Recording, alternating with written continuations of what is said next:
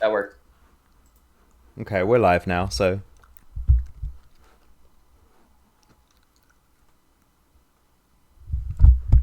just quickly do the announcements.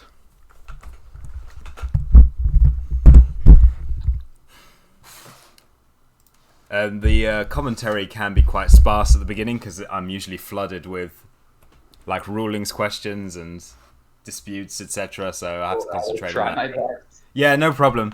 It's okay. It's really hard to commentate whilst you are concentrating on other things. See the stream.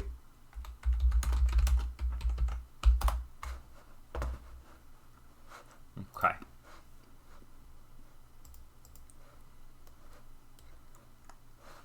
Okay, so what's going on here? I thought Loop was in the game, in the tournament, but obviously he's watching us.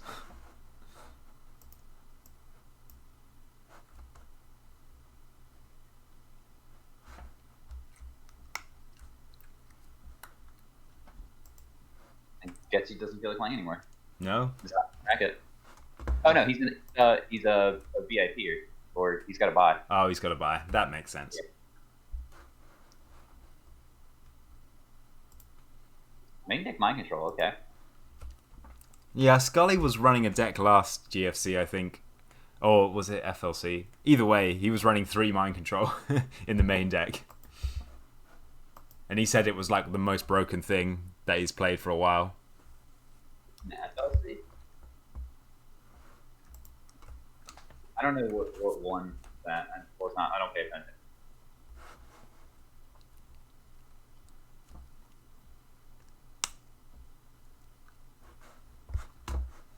I also still don't see the stream live. Oh, yeah, it's on a delay, so it will be live in 158 seconds. Oh, so I've been like doing it the whole time. Oh, no, like, well, yeah.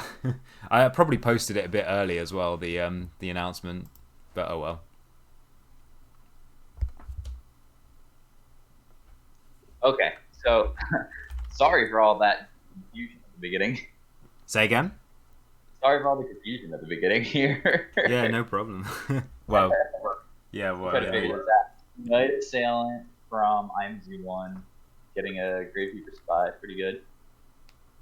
Getting rid of the spy in attack mode, I guess. I mean, how would I get rid of the spy in defense? Yeah, so would I. But, um, well, it depends what it's in his hands as well, I suppose. Yeah, I don't yeah. know. I mean, you But might just have an outfit anyway, but one thing about IMZ1, he's quite a good player, isn't he? I think, anyway. He's definitely qualified for Worlds. It's been a while since I've seen him play, though.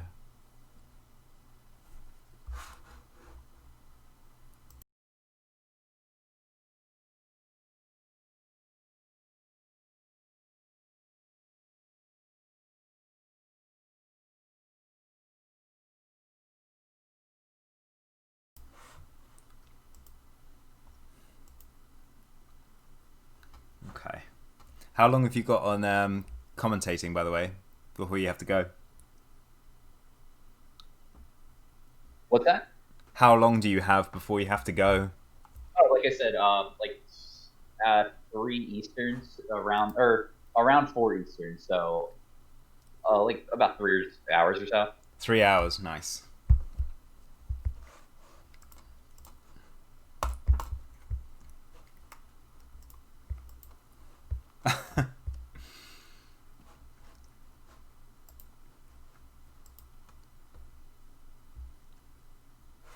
That worked out.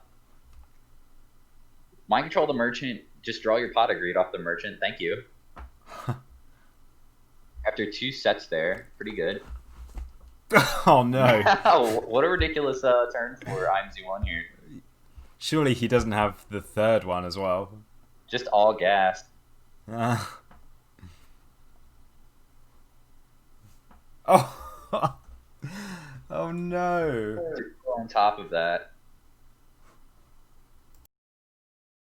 Knock it ajar earlier, too. So there's no way that like Woody's going to be able to come back from here.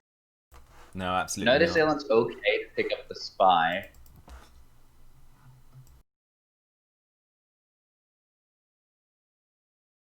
Sora coming down for IMZ1. That's going to deal with the spy on the board. So like we said earlier, I guess it really didn't matter. But if you do have an option to get rid of one of the spies there, I still think it's better to get rid of the defense one, just because you can potentially attack over the attack position one. Stuff like Book of Moon obviously blocks it, but No, in general, you're correct. no follow up though. I don't think Woody Cho can respond to this board though effectively. Yeah, especially sucks because like you booked one of your spies and you got back the other spy with Night Assailant.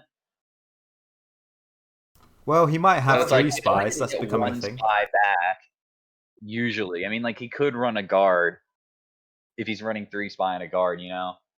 Yeah, he could just be running 3 spy. That's how I run it. It's just without the guard even. Yeah, that's another Another thing. chaos monster. Sucks that he's going to have to get rid of the Night Assailant though, but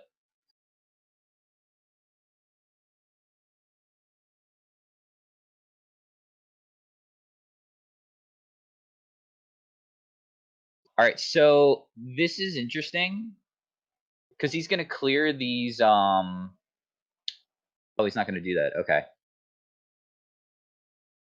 so he got rid of the face on spy that he knew about. Now he's going to trigger this spy, or he's going to kill that spy there.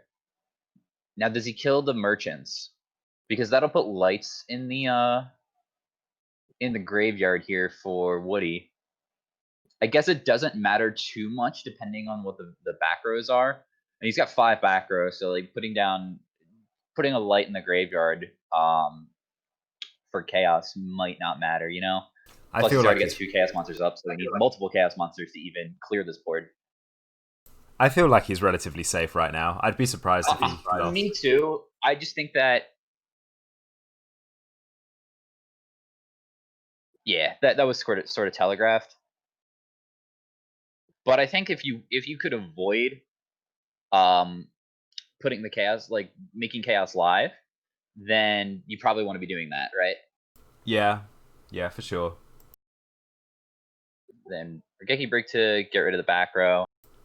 Yeah, he's got methods of getting rid of the face down monster, so it makes sense. Oh Yeah, no! and now when you draw the knock, that's a good sign. You just push this to attack.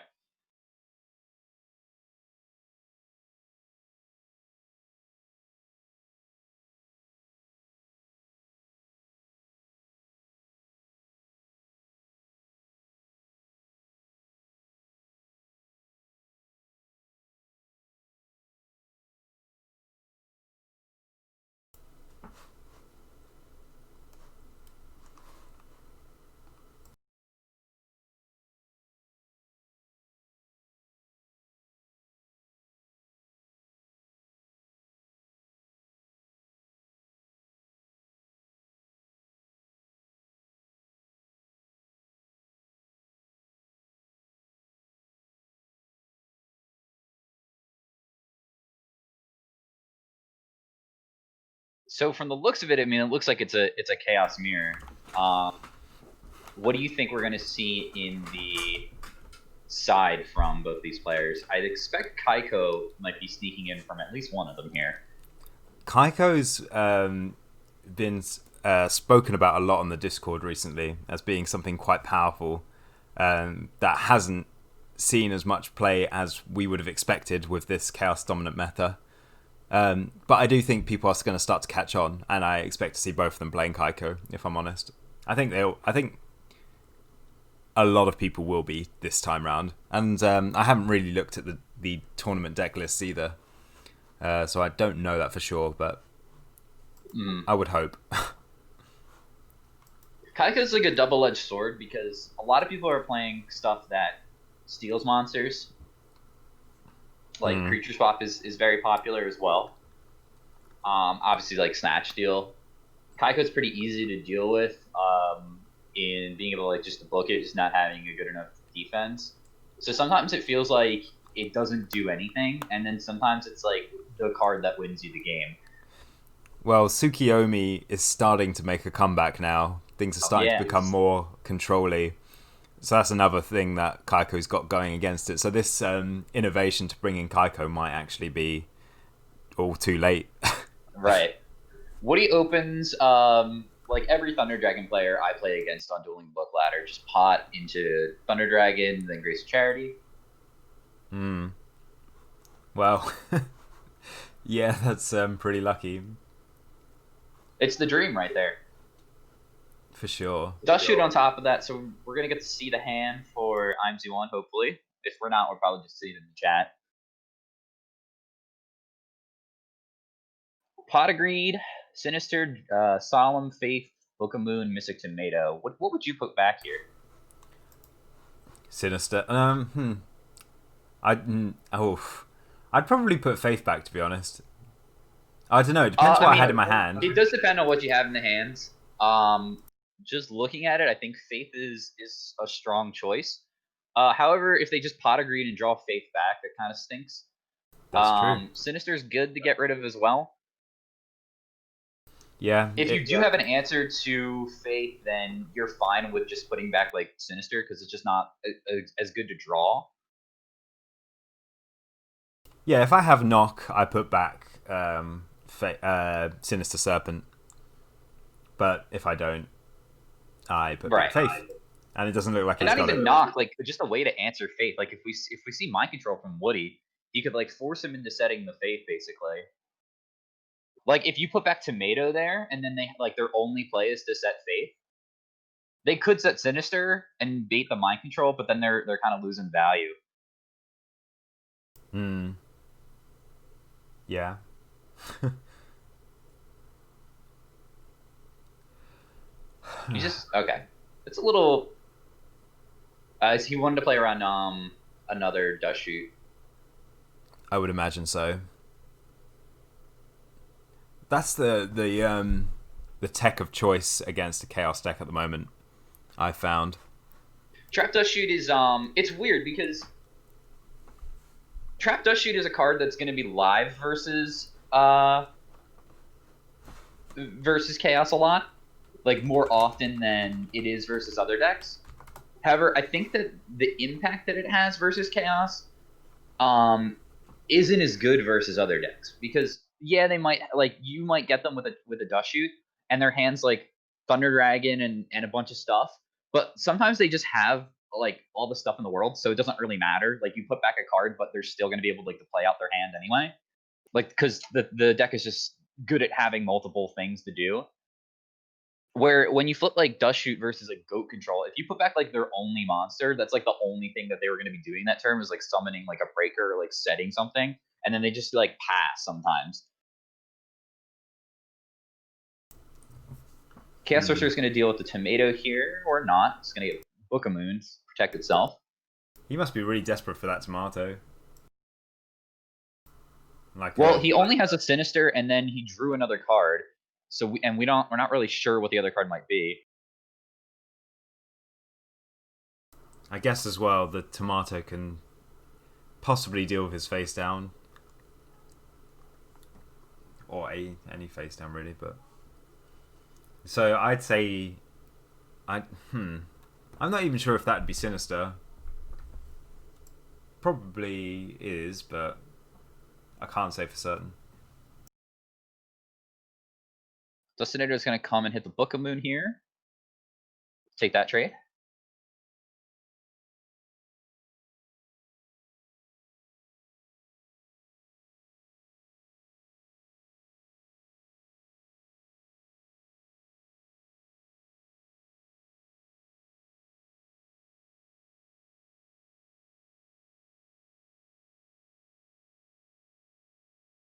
Yeah, the immediate set there kind of put me on thinking that he had a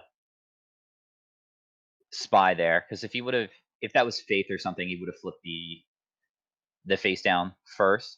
before he set another one. Hmm. So might be a spy. Or sorry, not a spy. Might be like a faith or a deco there if he already knew what like if he just was like, I'm not gonna summon anything else this turn, I'm just gonna like flip up my spy.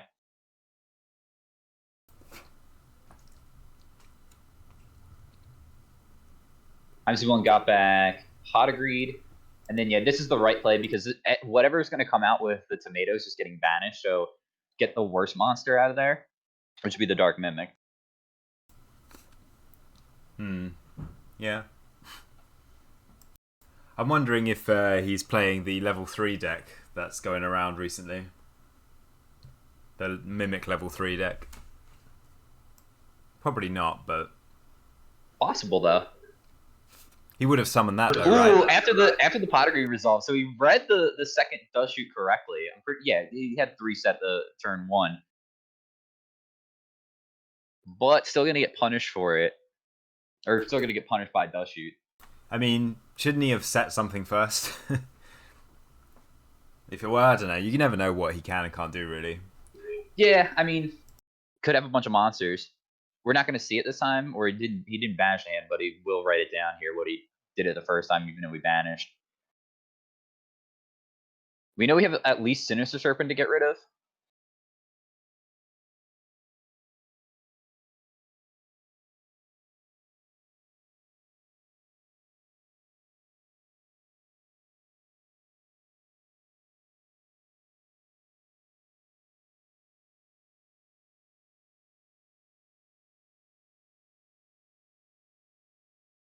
So Angel, Dekoichi, Serpent, Thunder Dragon, and Regeki Break. So he must have just drew the Thunder Dragon, and he's going to get rid of it.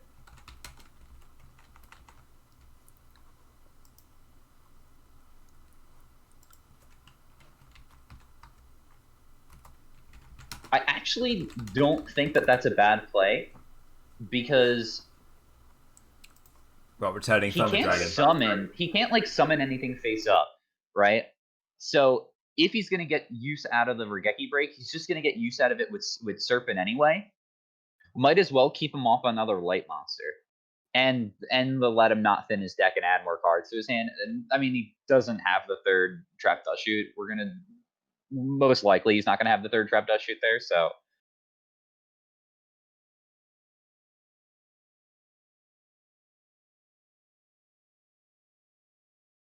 it just has to like set one of the recruiters that's in it, or the Deco or the Angel.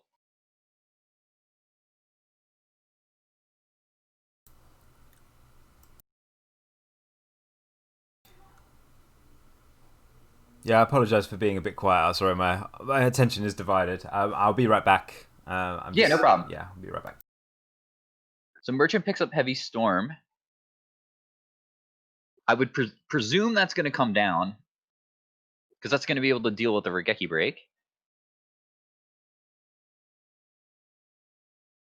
It's going to at least force the activation of the Regeki Break. We're probably going to see it on the Chaos Sorcerer.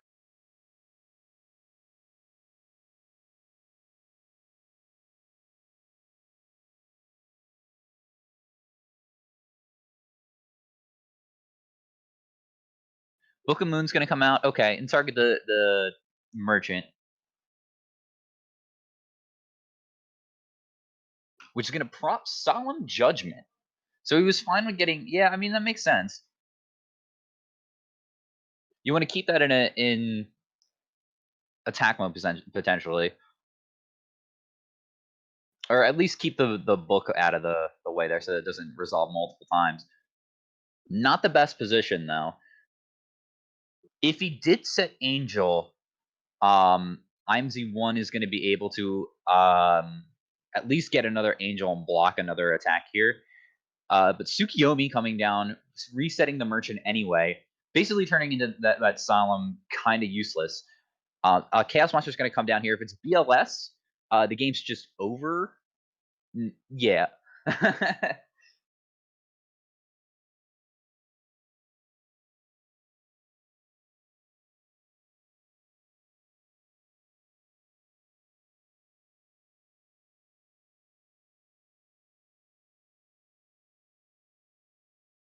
Yeah, and IMZ1 commenting that he couldn't beat that opening no matter how hard he tried. I mean, it is a pretty hard.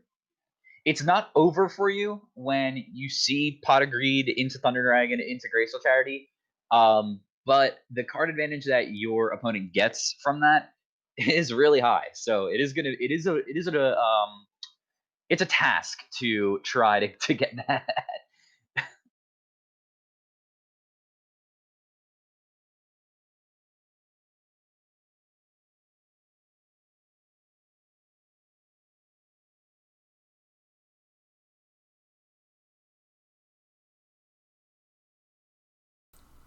Yo, I'm back. I'm just wondering, who do you think's gonna win? Asks Teeling in the Twitch chat. You see, I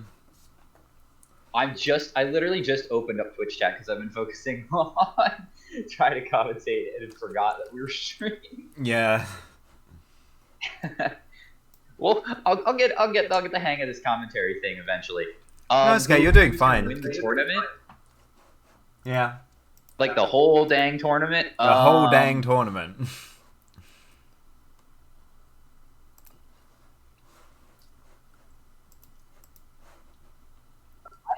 I have some of my favorite duelists that I would like to win. I think that they're. Let me see here. Who's who? I mean, you're always divided with your favorites to your who you think is gonna win. To who I think may win. I mean, can P-Tran like win another one?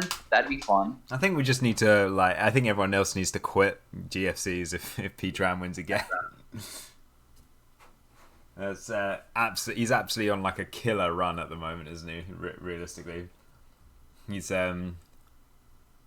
such a high performer in every tournament that he's been in. Oh well, I don't know. I think in the FLC, I don't know who I want to win, who I'm rooting for, but well, I haven't actually looked at who's here. Who I want to win. Well, IMZ1 is a really nice guy, for example. yeah, I think favorites have to go to like IMZ1, P-Tran, Rickler. Incidentally, the people I think I will win as well. I want to see Carl Waite win. that's one of my favorites to win. Yeah, I would like to see him win. I want Insidious to win though. That's who I'm rooting for. Oh yeah, Insidious as well for sure. Actually, which of those two haven't qualified for Worlds? Carl hasn't, I don't think. So that'd be nice actually if Carl will win too. That's what I'm basing my decision on. Who's already qualified and who hasn't. I mean, I'm friends with Insidious, so I will always want him to win. But I've met Carl in real life; he's great. So I'd love both of them to win. But I do think that it's going to be another P-Tran massacre. That's just an early prediction. Although, I don't know, it depends if he's actually put much thought into it as well. If he's put any thought into where the meta is shifting, etc. If he's coming in with the same deck, then maybe he'll fall flat. I don't know. We'll see. So both of them got Thunder Dragons opening, but Woody again hit pot early on, and now hit Graceful for both of the Thunder Dragons.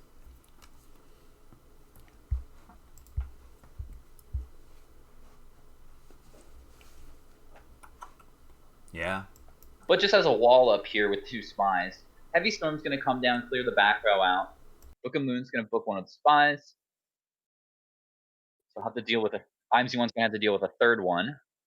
Royal Decree. That's a great side deck card versus all these Chaos decks that are using the Regeki break. Just have to discard a card and then do nothing. I'm wondering if it's this same old Messenger of Peace Royal Decree side deck that everyone's been raving about recently. Yeah, flip Night Assailant to destroy the face down. And then now he's going to summon the Chaos Sorcerer to get rid of the other spy. Attacking for 3,000. I never like having to remove my Night Assailant, but I mean, if that's the best play that you got to do it sometimes.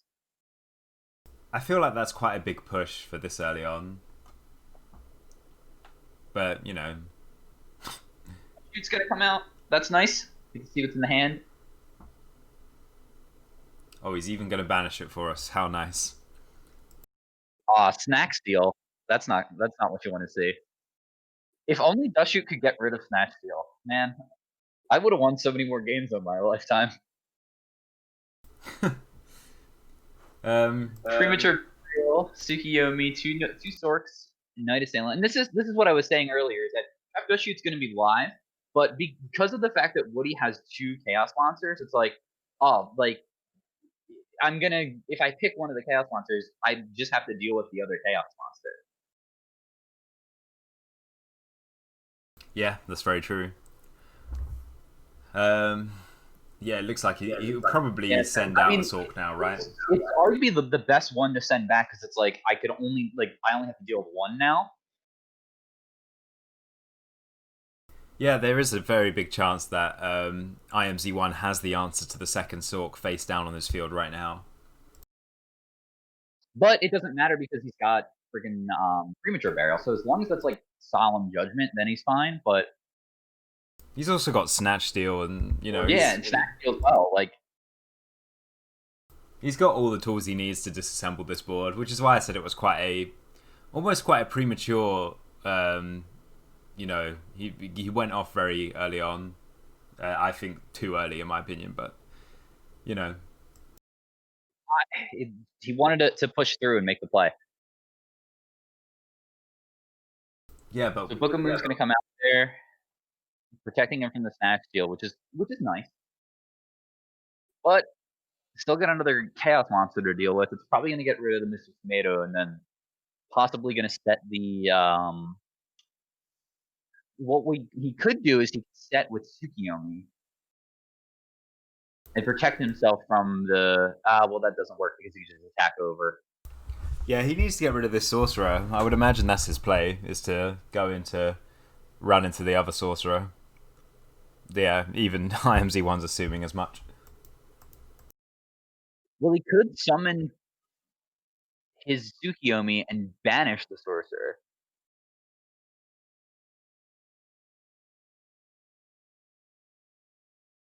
Like, attack with Tsukiyomi, deal 900 to himself, then Meifeisu banish the Sorcerer? Yeah, but... well, let's have a look. That probably wouldn't be a bad idea, to be fair. But... It denies a Dark in the graveyard. I don't know if you're too worried about that, because he could just crash his stuff and then get rid of it anyway, so it probably is just better to set your Sorcerer here. We know we're going to be able to deal with any back rows because we got the Kree.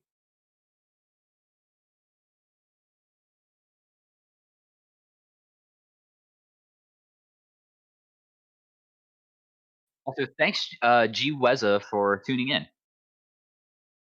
Really appreciate it.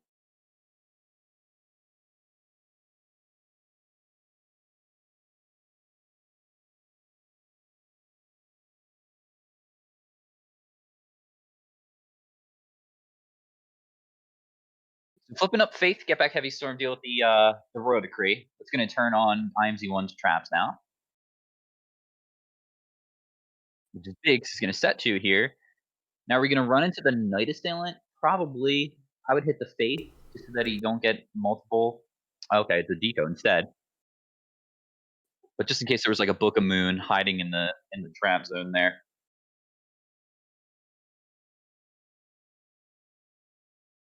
I have no idea who this is going to go to. I feel like IMZ1's in a losing position right now. See, the shoot was good.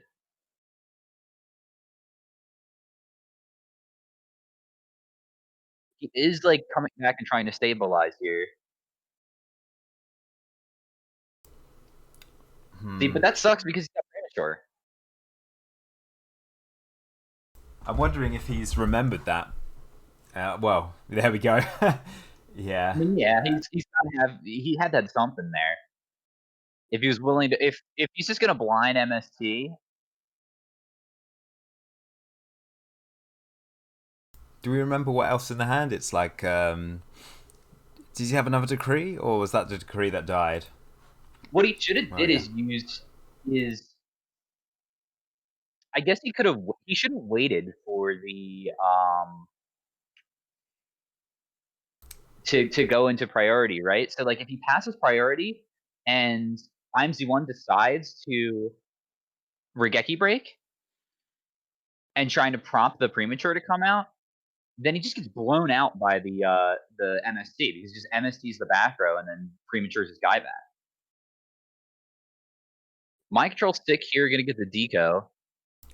I thought that was a bit risky of him beforehand, targeting, well, setting it first and then going into, the Night Assailant with his Thunder Dragon. Does that mean to say that he values the Thunder Dragon over Reset de Koichi, which I think is a bit weird, but, I think that he already had mind control in his hand, so he probably was just like, I'm gonna take whatever that face down is. No, I meant IMZ1 attacking the Night Assailant, or something that could potentially have been a Night Assailant, likely to have been a Night Assailant. It's possible. It's also possible that he wanted the to keep his Thunder Dragon, so he wanted to set that, and because it would be a dark in the graveyard. I mean, he already had a dark in the graveyard, but he doesn't really. He'd rather not get the Magician of Fate, Night Assailanted or Thunder Dragon because Thunder Dragon can attack. Yeah, but so could Deco. But he didn't know it was Deco. So if he Night Assailants and gets rid of the face down, then it's just like, okay, then the face down, I'm fine with that. Like I still have my faith in my Thunder Dragon. Yeah, like if I reset them, I'm getting a spell back here. Where Deco, it's just the next card in my deck.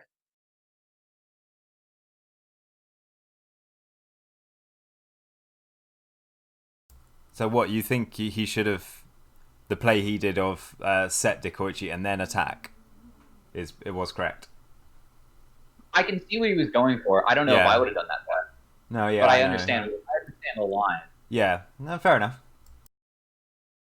I just wanted to make sure we were on the same wavelength. Yeah.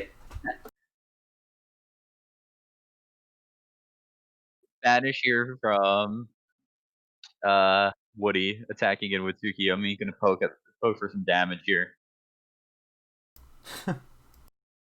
Top deck in the zone Chaos Sorcerer. Let's go. Very Woody cheeky. Having another mind control. Great.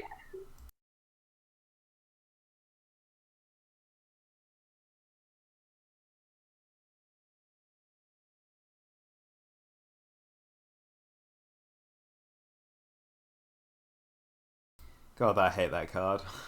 Upstart Goblin. I mean, I love playing against it, but still. Sometimes it's great. Sometimes it's not optimal.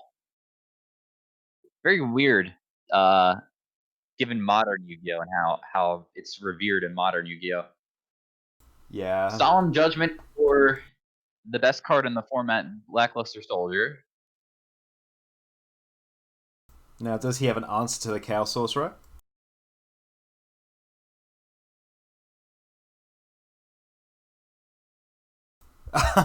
They were bluffs. That's brilliant. I mean, we don't know. One of them could be like torrential, so it might not actually be a bluff.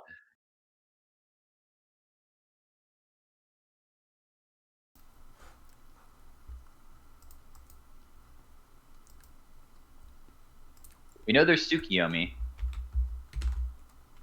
which he didn't set beforehand.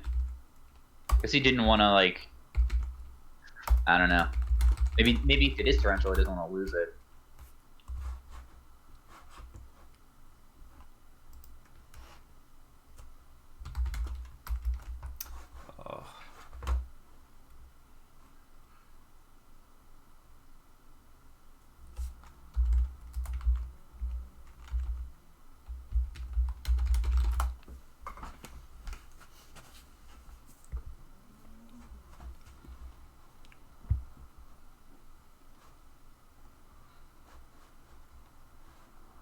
Attack into Merchant. Did he get mind control off of the Merchant? Sorry, I hadn't been paying attention. I think he got mind control. Maybe the log will... Oh, no, it's Watchers chat. Oh, we don't even have the log as Watchers. Nah. Heavy Storm picks up a Book of Moon and a Royal Decree, so one of them could have blocked the attack there. I'm pretty sure it was Mind Control. Whoa, Knock? Okay, this is sick. So Knock, then Mind Control, take the Chaos Sorcerer, attack Faith after you set Sorcerer back, then flip Sorcerer up and banish itself. Oh man. What is this game? It's coming right down to the wire. Wait, does he not have Tsukiyomi? I guess he doesn't. That play's actually bad. He actually lost the game. He could have took the if he has Tsukiyomi in his hand, like I thought he did, then he could have mind controlled the Faith,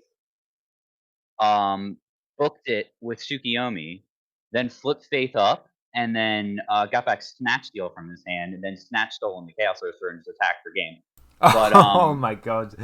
Yeah, you're right. yeah.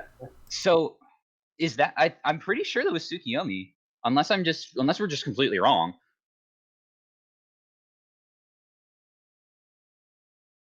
No, because he sent back or earlier we saw what's it called, the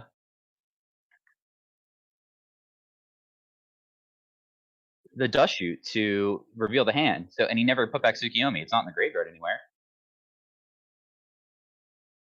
That is strange. What's happened there then?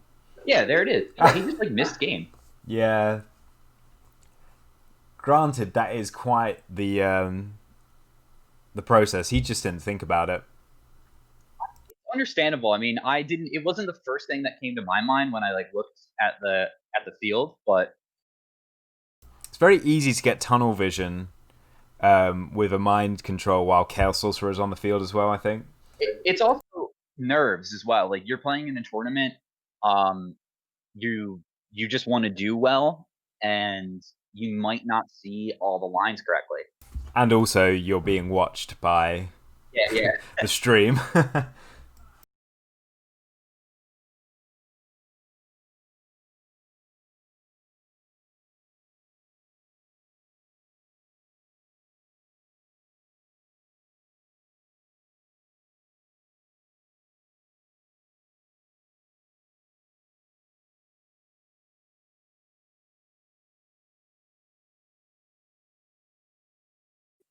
It's a precarious position because there's a Chaos Sorcerer down from IMZ1. I mean, can't Ring of Destruction back. If he even has Ring of Destruction, he's had all three of his Royal Decree sided in, so maybe he doesn't even have defensive traps.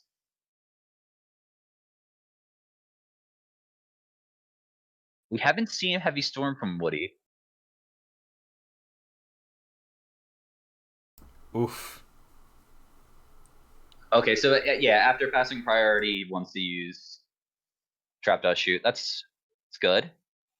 Good to see the hand again. Then we can figure out how he can miss game again. Oh, that's a bit mean, but yeah, see what he's got. Me Spy, Faith, and a Duo. So dead card. Sending Spy back. I mean, he already summoned the Tsukiyomi. Interesting.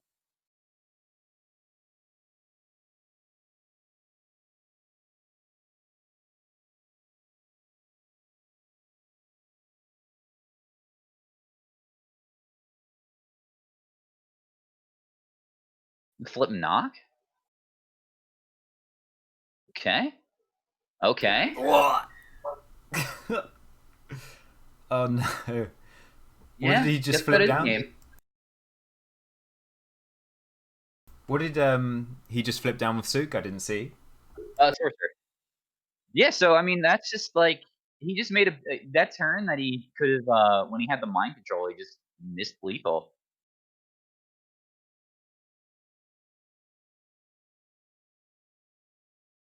Oh, I feel really bad for him. Yeah, it's tough. He's tough gonna to win a tournament. You got to really see that stuff. But that just shows also the power of silent judgment. It's just like it's so good when you're like it's good when you're in that position, right? Because it's good even in this sort of position, or when like you have the best information here. Like when you have the information on what the solemn with that trap dust shoot provides you, like it's still good for you. I guess solemning either the Tsukiyomi or the nobleman's fine, but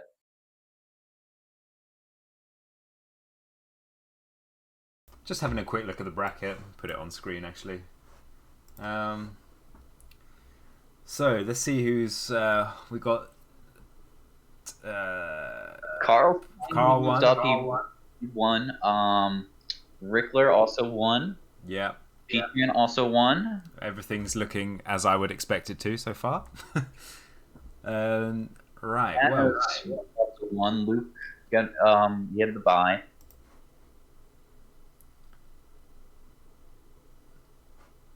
AJTBLS, one of my favorites as well. oh, let's have a look at him versus Yata Yata. That'll be a good game. Okay.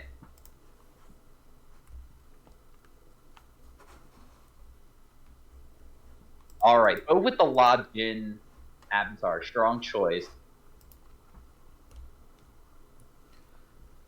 I don't like either of the sleeves though. Sorry, guys.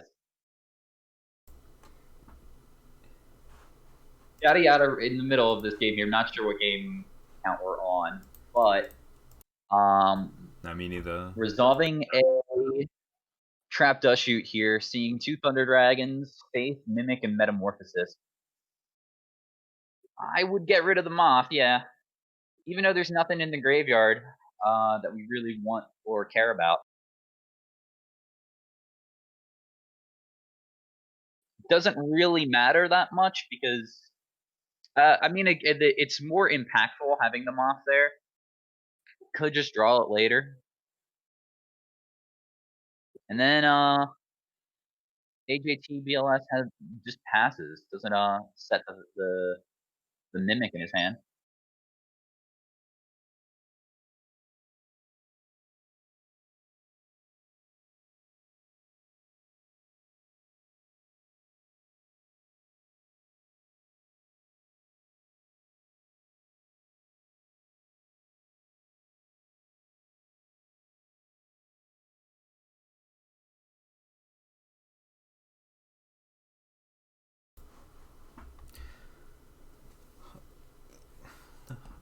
I'm starting to remember that these players could potentially be slow. I'm not 100%.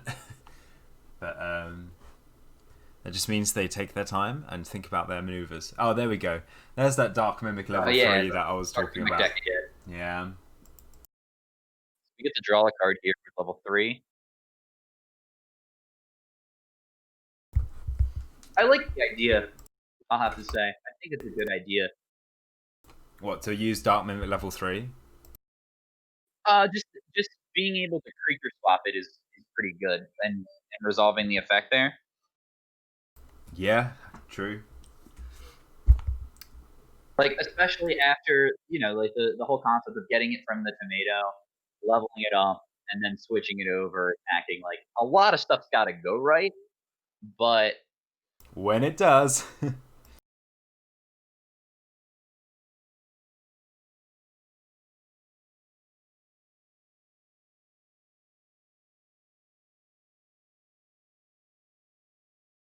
Ouch. So he's gotten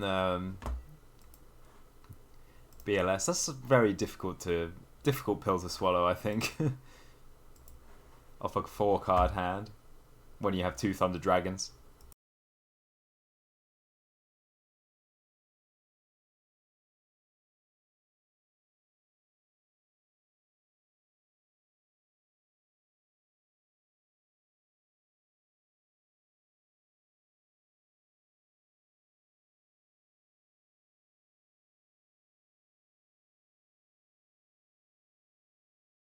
sure, priest coming through, gonna clear out the tomato and all of its friends.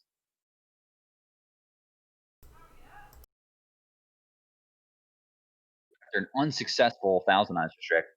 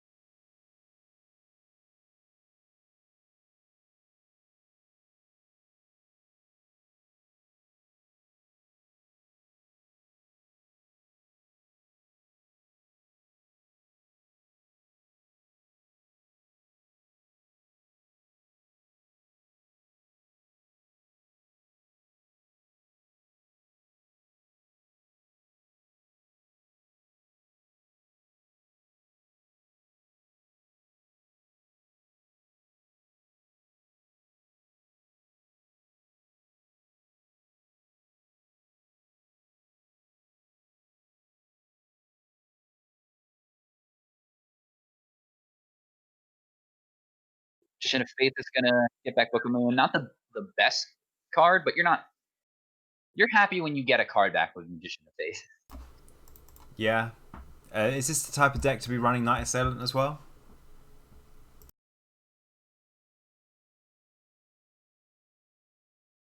I'm sorry, what was your question? Is this the kind of deck that would run Knight Assailant? With the Mystic Tomatoes? I mean, maybe. I'm not sure. Just seeing like Mystic Tomato and Thunder Dragon, your deck could be like 6 different versions of Chaos. Yeah.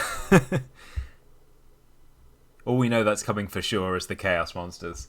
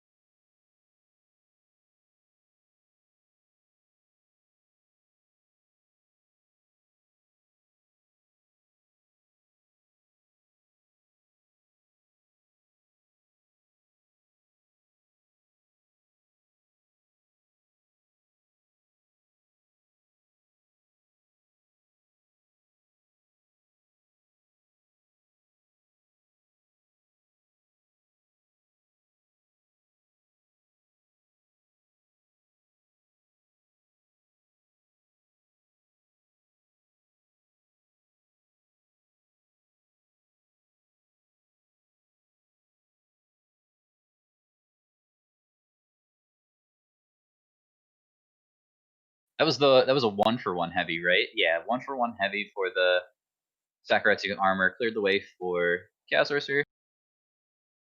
But this is tricky because if this is um the Mimic deck like we were talking about, a creature swap here could just like ruin Yada Yada's life. Oh yeah, for sure. It doesn't look like he has it though. Not just setting him passing. Goats is nice. I mean, you just sit on goats and draw some cards, not have to do anything, and then once you have enough cards, you just get them.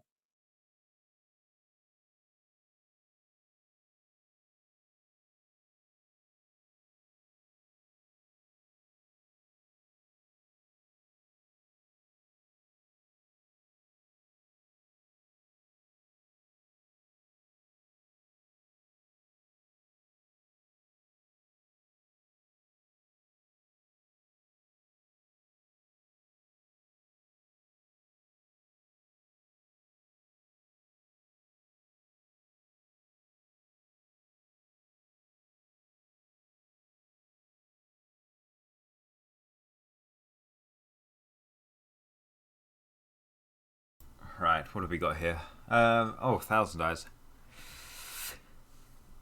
Yeah. Yeah, so he started off with 1,000 Eyes. He got Book of Moon, then meta the second 1,000 Eyes for the third one. Wouldn't you? Sometimes I like to just meta the other goat token. Yeah, I was gonna say. 1,000 Eyes. Because if they deal with one of them, like they're gonna have to deal with both, right? But if they're able to deal with the first one, it's like, I have another one. Sometimes it's correct to just get rid of the other 1,000 Eyes because you have something to deal with your own 1,000 Eyes to like turn it off when you want to be able to push for game. No, I'm with you. I think he definitely should Depends on the have used. positioning. He definitely should have used a goat token. He's not struggling for darks, so I don't see any reason why he did do that. He could have one of these 1,000 eyes in reserve. If he has any tribute monsters, he could have tributed off that other 1,000 eyes. I feel like it just offers you more flexibility. If Chaos Sorcerer here was his only play, he'd still have the other 1,000 eyes face down. It just offers more flexibility to Yatta. See, now Yatta would have been forced to deal with the face down 1,000 eyes if he'd have had the set one. Yeah, he probably would have had to like summon whatever this is and attack. Yeah, but now he's got a set which is much more powerful. I would say it goes far as to say that's probably a misplay.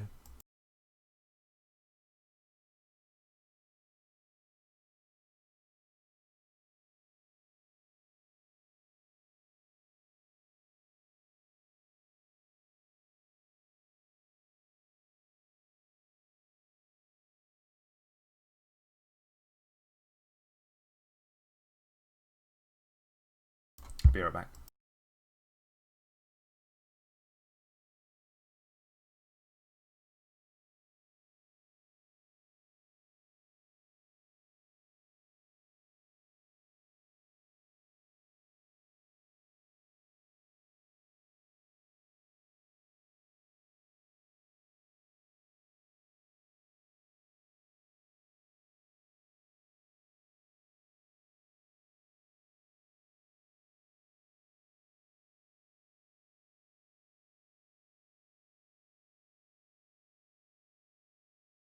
Break during standby phase, discarding Sinister, good play. Getting rid of the Magician of Faith, even better.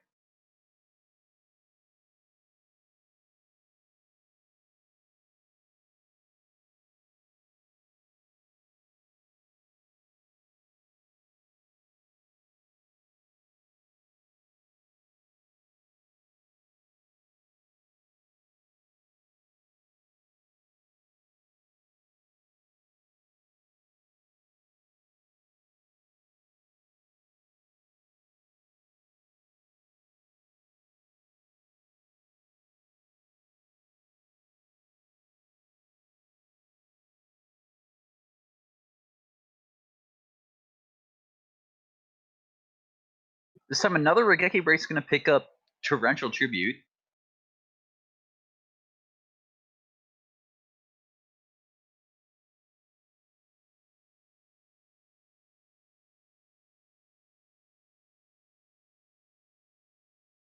Both of them have the same amount of cards, but AJT is on the draw, so he is going to be able to have that extra card during his own turn. I would presume Chaos Sorcerer is just going to get rid of this goat token without attacking. We didn't see the face down here get flip. But now seeing the Torrental's gone, maybe he does want to flip this up. Depends on what this is, though. It could be like a Tsukiyomi or something. Not sure if switching this into attack mode's correct. If you're going to summon a monster and try to swing in, could be running into potential Mirror Force if you decided to set both Torrential and Mirror Force there since Heavy Storm is gone.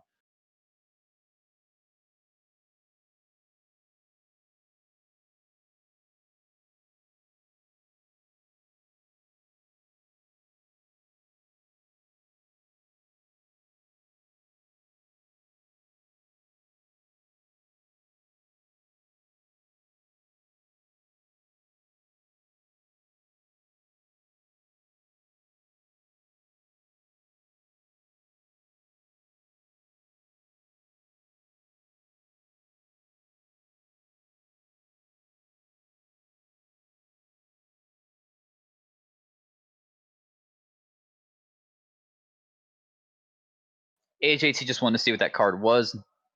Summoning the Ashura Priest and poking it, kind of not really fearing any removal if it does get removed. And it's not going to get hit by Chaos Sorcerer, so you're okay with doing that. Yada's going to play a little bit conservatively by not putting any of this these guys to attack. Just going to try to swing in with the Chaos Sorcerer here.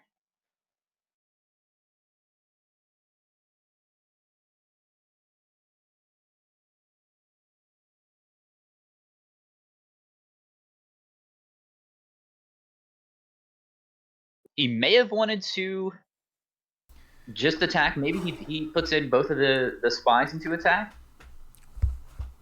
Puts the Chaos Sorcerer into defense. Do an extra 100. If he does have Mirror Force, then okay, you get rid of Mirror Force. It would put him down on cards, but let me double check that actually. 4, 7. Nobleman, great pickup on the Sinister Serpent here. I wonder if he's gonna have Heavy Storm or something, go for game. Or is he even used to it? Yada. Oh, he doesn't have it. He won for earlier in the game. Oh man. But yeah, Looking in with Sorcerer, valuing the defense of Gravekeeper Spy.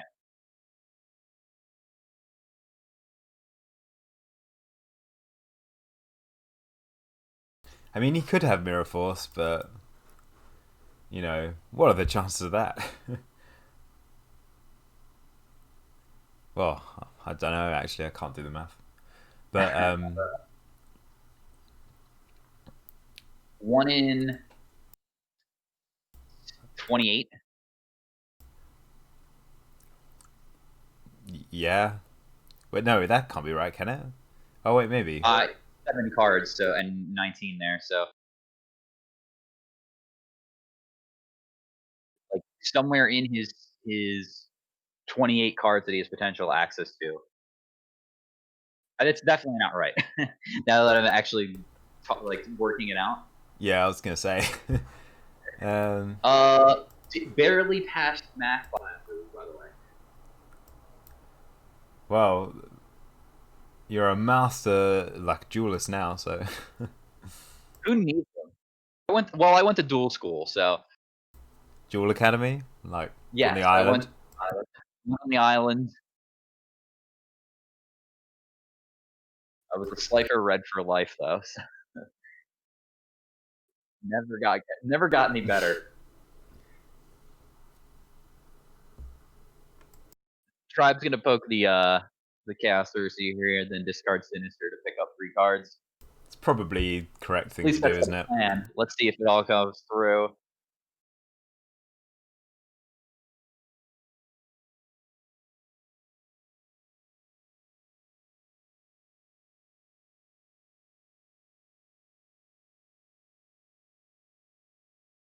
You know,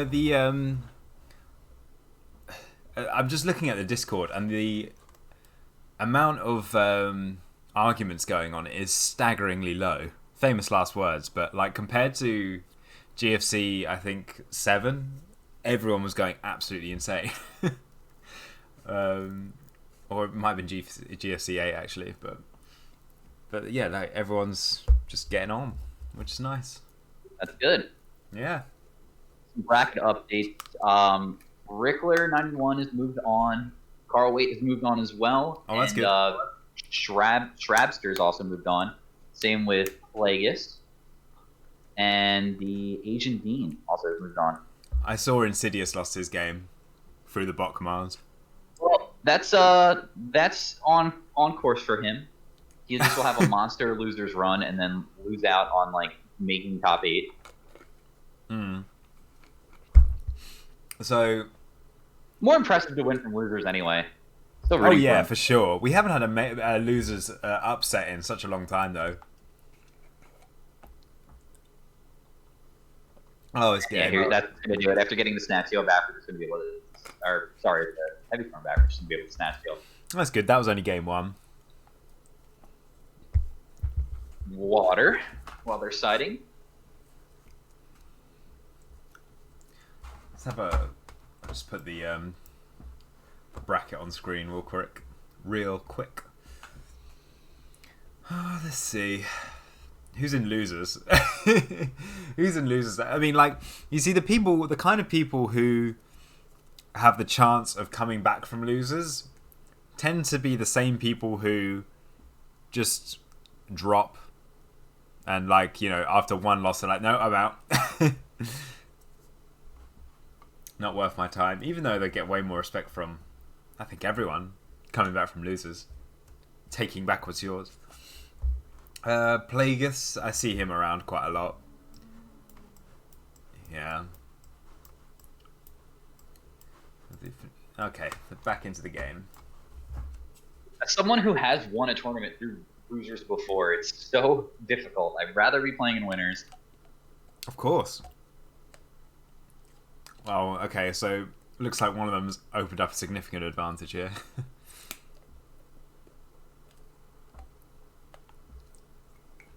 Well, having to discard Torrential and Sticky Enemy isn't ideal. Yeah, he may have triggered that a bit early for my taste, but I'm quite a conservative player. Done the same thing. You I mean, I've played the Pot of Greed. I'm not the type of person who just hold Pot of Greed, but no, I wouldn't pull the whole Pot of Greed. I would hold Charity though for especially when I'm playing Thunder Dragons.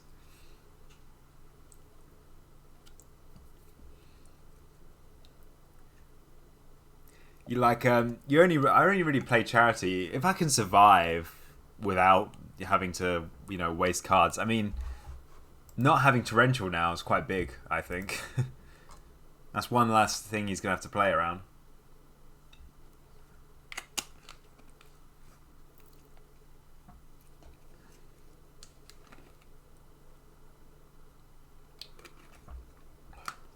getting a draw off Mimic. So that's like what kind of sucks about this deck is that if you just like draw your Mimic, it's just like you never get to do anything cool with it. True, but it's like that's why you only play the one, but it feels like really bad to draw it. Well, if you bait out a Nobleman or you still get the draw, I think like in the end of the day, as long as you're getting the draw, I mean it's not as bad, right? Like if you get the creature swap off of it, it's still better than giving them like a flip. Yeah. And like it's better than it's comparable to giving them something like Mystic Tomato. Yes. Though Tomato is obviously better to give them from creature swap. But like the deck is supposed to do the dream of drawing too with the card. So where that doesn't happen is not as cool. It's definitely unfortunate. Nagin and Tomato here, they're the favorite pair to chill together on the board with. Once you get these two monsters, you don't got to commit anymore. You can just keep these two up, and you're gonna get value somewhere.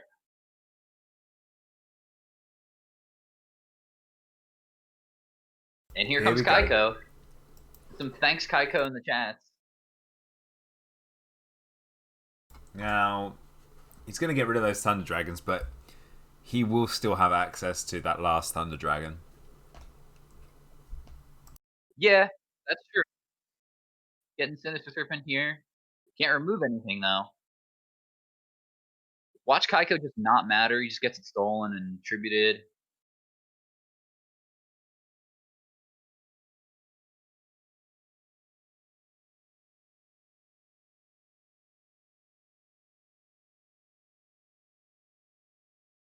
I'm not happy where that text chat is on the screen. Like the white doesn't really play well. I'm gonna see if I can. I might move it or make it smaller a little bit. And like I said, just Kaiko gets stolen all the time.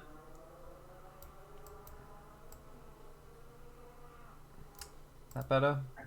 And Mirror Force. Yeah. I'm not gonna see it until 30 minutes later. So. Oh. Oh yeah.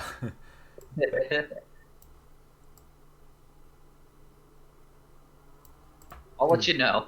Yeah, okay. Well, fingers crossed. I think it looks slightly better. Marginally.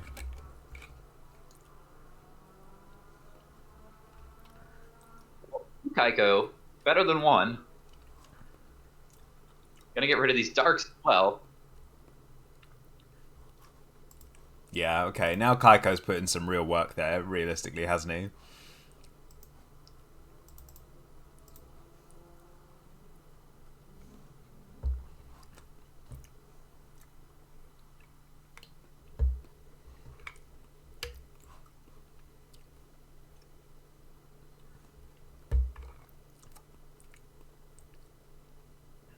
Yeah. But it's already kind of done his job. I think AJTBLS has slowed him down enough.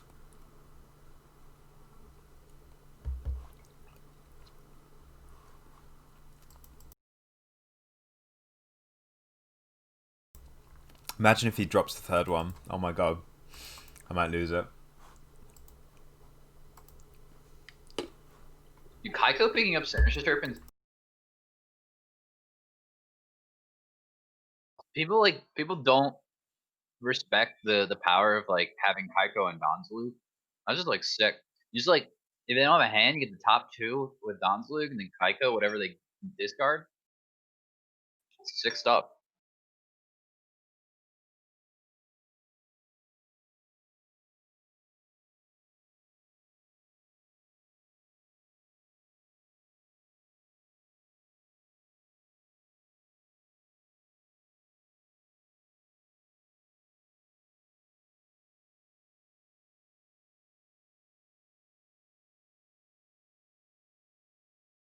The Smug Nobleman hitting Magician of Faith.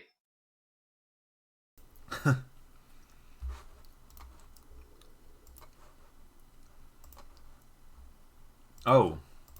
So he almost certainly has one in his hand. Interesting. Oh, you see, he's gotten rid of Torrential. He's gotten rid of Mirror Force. He's got nothing left to fear. Well, he discarded Torrential from Graceful Charity. Yeah, I know he did. I'm saying that he pulled the trigger on Charity too early. Yeah. Like way too early. Not ideal. Especially as Torrential is the kind of card that could give you more time as well. But then again, you can never really know what another man is thinking until they tell you. People are cutting Torrential from their decks entirely, probably because they keep discarding it for Graceful Charity.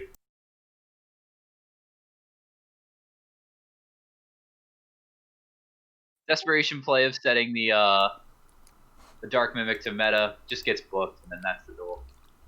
Wait, what? I thought that was game one before. Yeah, it was game one. He yeah, lost one, and then lost again. Yeah, good game. Right, let's have a look. What's on the board right now?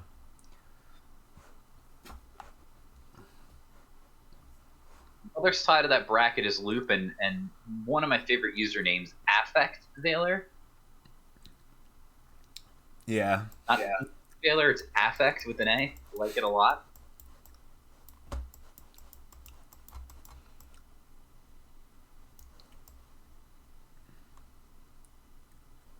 We could jump ahead, look at Carl Waite's game.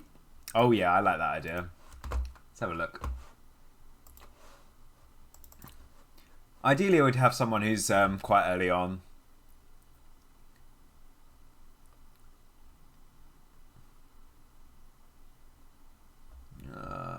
Carl Waite. I'm in game, and not sure where the game kind of is. Looks like Carl's on Chaos to deck. Oh, you found him. Some sort of Monarch deck. It looks maybe. I mean. Oh yeah. It's pretty interesting. He's got Jinzo here, and then he has a Grandmark in the graveyard. Some warrior stuff, Kaiko.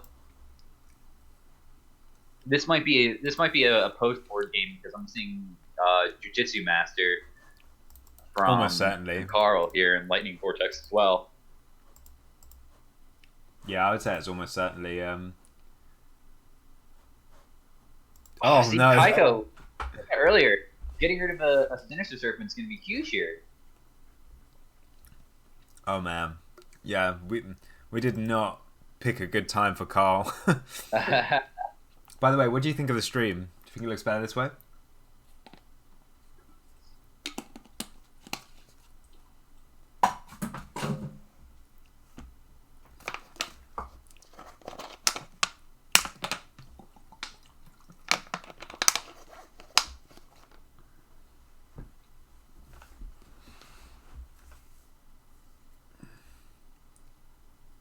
GD Warrior Lady. Ooh, and the Premature Burial. Wow, disrespectful.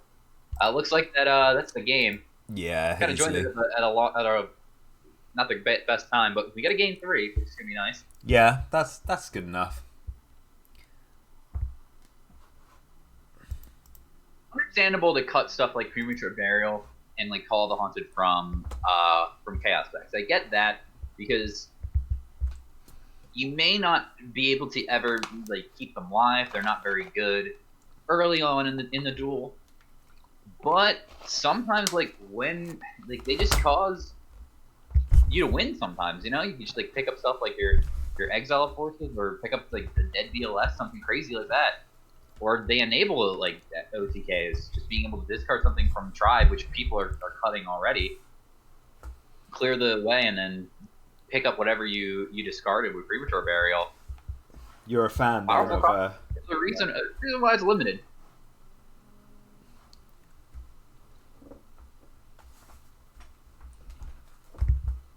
I gotta admit, Alright. I'm not a fan of revivals really. Hey, that's okay. I understand the where everyone is coming from on that one, but I'm in the opposite camp. It depends on the deck really as well. Oh yeah. I mean, I definitely wouldn't want it in all my chaos decks, but I think if you're not going that route, you should definitely consider it in your deck. Thunder Dragon Graceful Charity open, the dream for every chaos player. Going to be met with a reinforcements of the army for the little guy coming through, getting rid of the face down here. If he can do it. The discussion at the moment is Mystic Swordsman versus Sasuke Samurai. What camp do you fall under? Sasuke Samurai is like the worst card, but do you think? I'm talking about Sasuke Samurai number 1, not 4. Yeah, you played Mystic Swordsman. Why? Because he's cooler looking. Okay, take aesthetic out of the equation. What do you pick?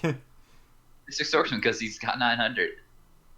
Yeah, but you see, I'm in the other camp. I think Sasuke Samurai could be better because what stats on that? Yeah, the stats are 500, 800.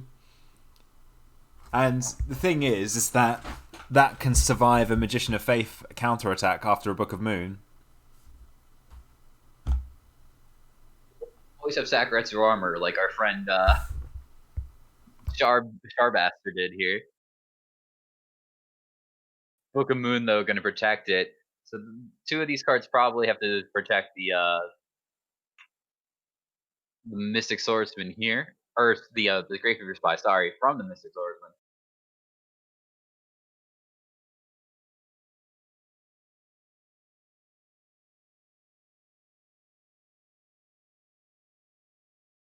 And he's going to do the nice thing and banish here instead of causing the glitch to happen. So, we got Abyss Soldier, Nobleman, Shura Priest, Heavy Storm, and Solemn. I like the 1-for-1 heavy here.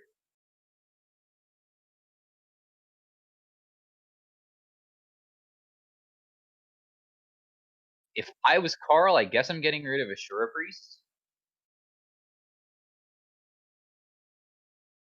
Carl says, I guess Ashura, like I said. Probably should just 1-for-1 heavy, attack with the Mystic Swordsman, and then Abyss Soldier attack. And then you can set the Solemn Judgment. This way that if like the ever clears, like you get to keep this Nobleman for later.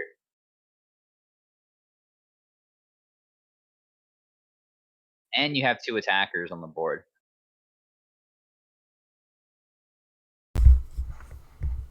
You know that Fate is probably going to be able to protect the spy.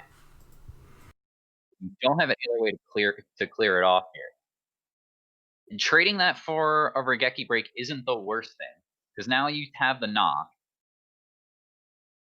The DM is definitely simplified in your down cards at this point.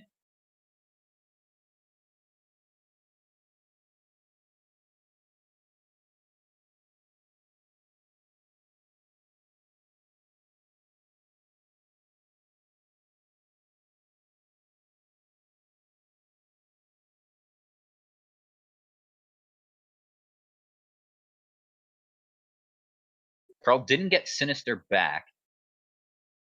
Ooh, Jujitsu Master is really good. Gonna set Trabster back a turn. I keep having trouble saying his name.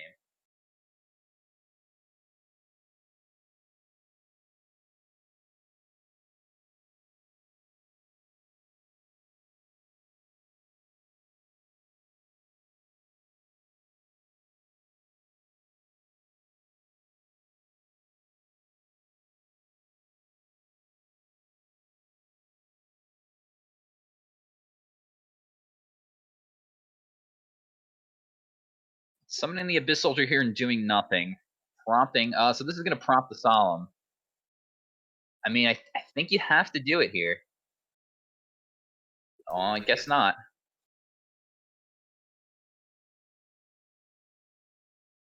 I think I would have left it too. Well, actually, that's like not very good. Well, if you're just dead, never mind.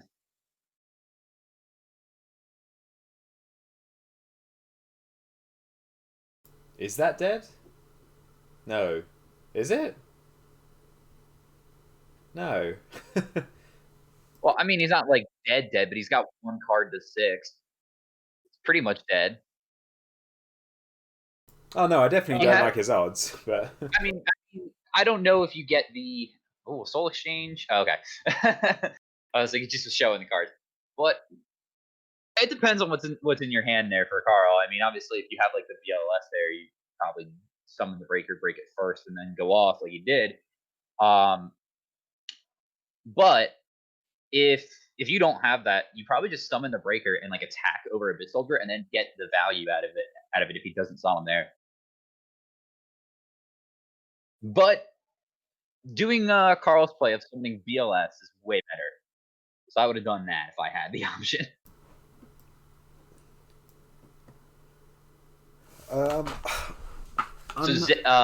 Someone asked if Zazel won, and yes, he did. He actually beat P-Tran, so knocking P-Tran into losers. oh my goodness. I'm wondering if. Wait, one sec.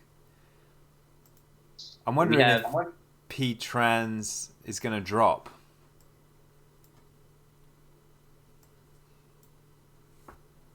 Let's see.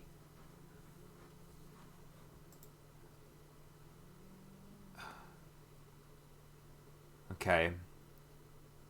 In the meantime, I want to go. P-Trans is actually starting now, so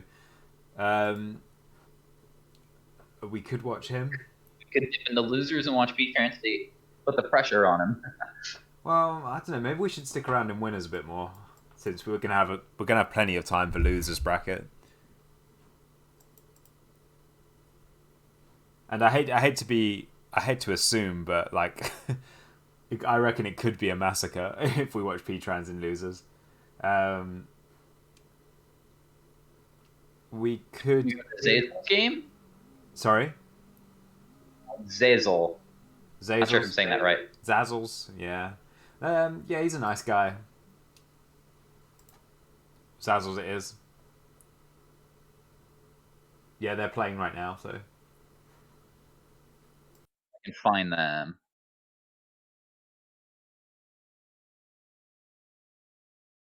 There he is. Yeah, it's just a game that just started. That's why I wanted to hop on.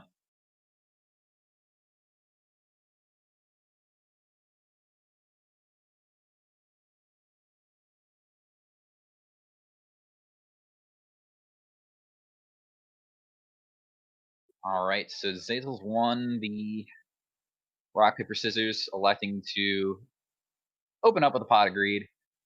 STLF not having an extra deck. Could be a number of things there, but it's a big flex.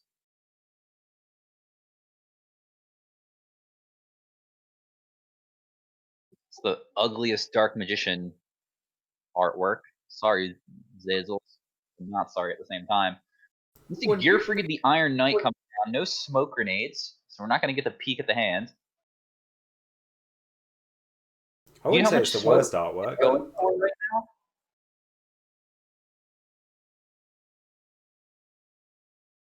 The one sec. Let me see if I can find worst Dark Magician artwork. Definitely this one. So Trap Dust Shoot, getting a peek at the hand. Looks like we're on a Gravekeeper style deck. Rid of the Breaker there. Hand not very exciting, just Necro Valley terraforming. I believe there was a Solemn and Knock there.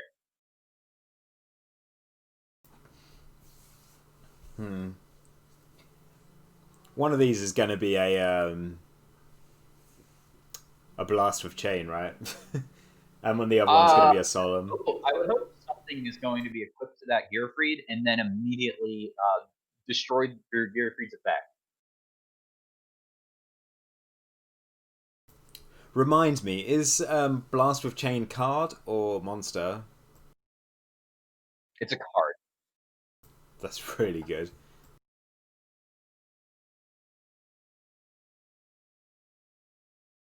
But he doesn't. I don't know. I would have probably have set it off there in the end phase if I was going to do it at all, because I don't want to run into a Spire or anything. Although we got a Knock coming down for this Sangan here. Oh yeah, we saw the hand, didn't we?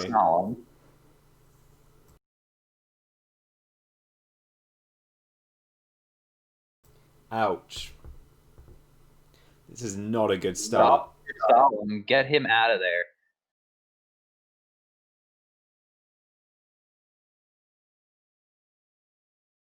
What? It's Tomato? I thought it was Sangan. Yeah, what was in the hand again? I mean, I don't mean to test you, but I guess it could have been either one. I might have just not be remembering correctly. I knew Breaker was in there. Terraforming was also in there. I thought it was Knock and Sangan as well. I could not. That Tomato and Sangan, I could just mix them up. But he did put back Breaker. Oh man, it's not looking good for STLF. Stuff. It's a problem with Necker Valley is that it just doesn't do anything.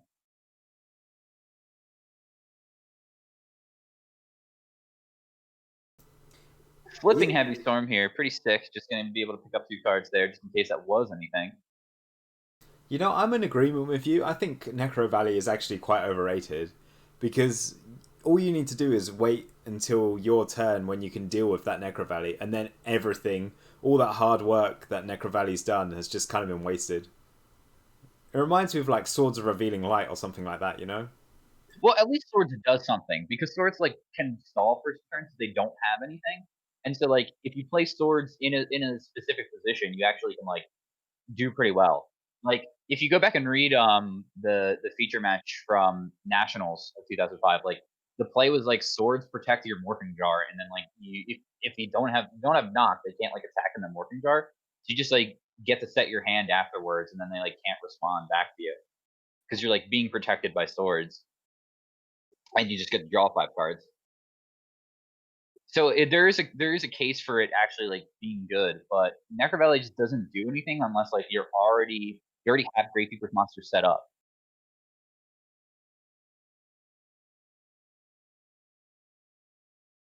Like yeah, it's annoying and blocks the graveyard out, and there are like positions where it's affecting the opponent more. Well, with Revivals being less popular as well. Yeah, that too. I mean, shutting off Faith is nice. Yeah, that is very nice. Very, very nice. He's just going for it. Give me your lunch. I need that tomato for my salad. Yeah, it's over.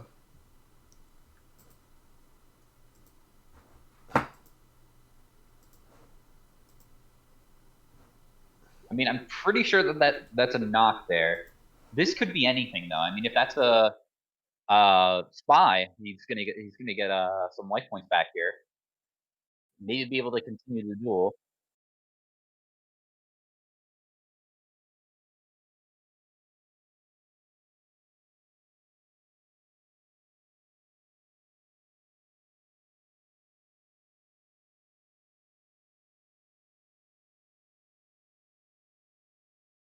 Ah, it's his own Sangan. Okay.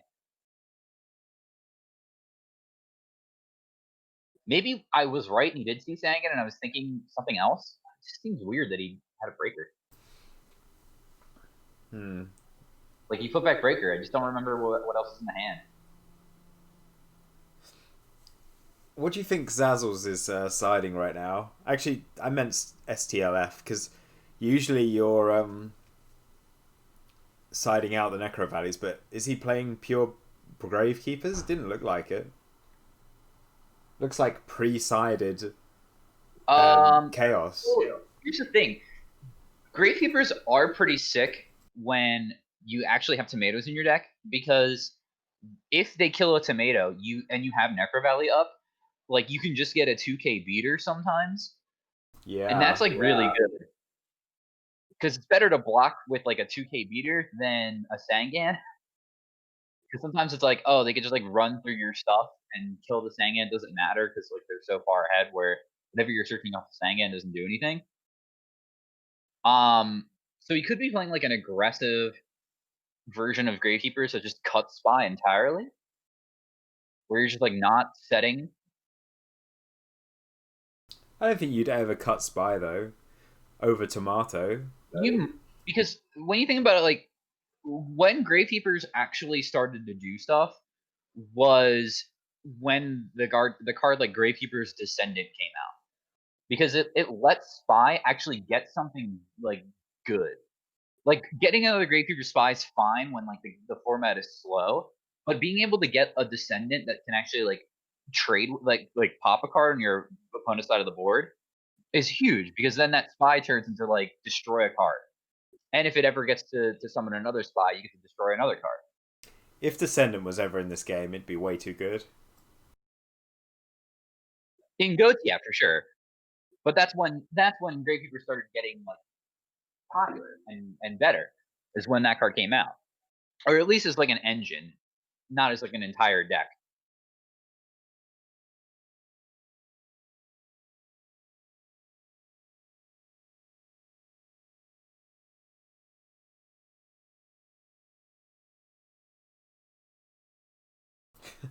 That's rough.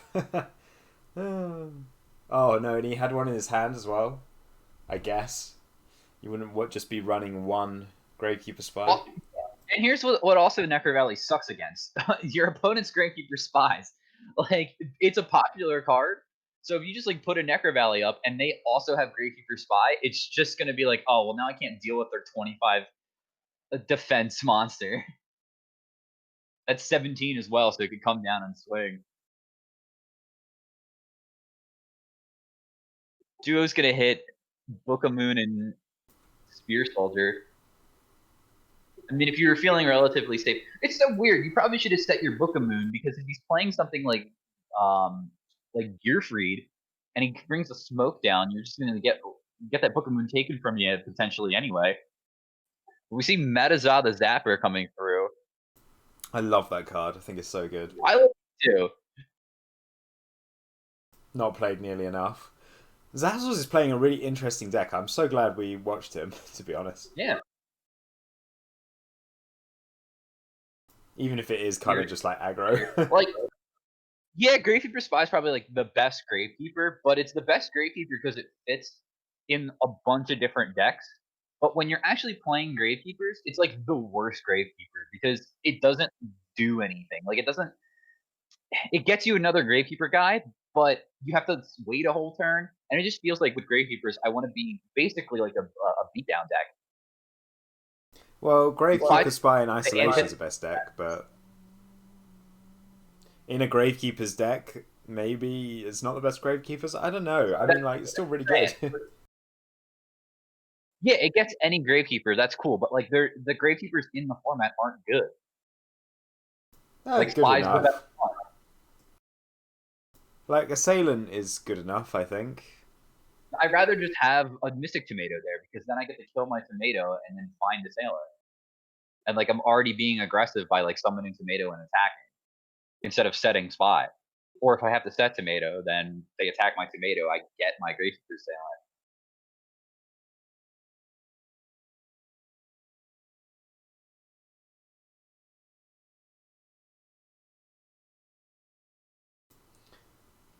What about on its own?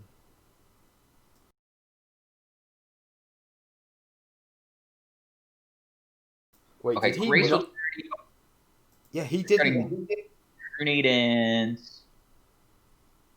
Sasuke. Why wouldn't you discard the other spy?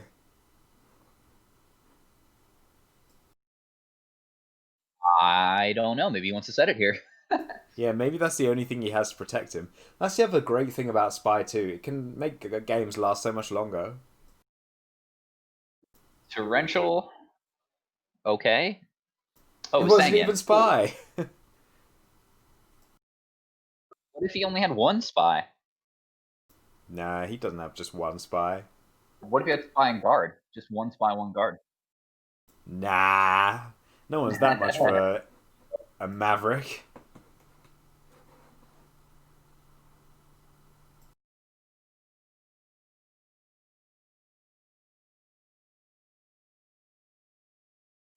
From ST, LF, down in card advantage, but it didn't seem like Zazzles was doing much.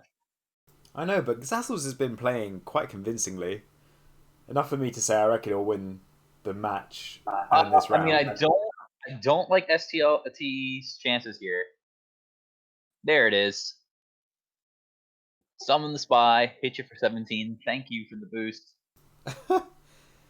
It's just, yeah, a lot of bad manners How there. are you gonna deal with Great Fever Spy? Probably with a spear soldier or something. Yeah.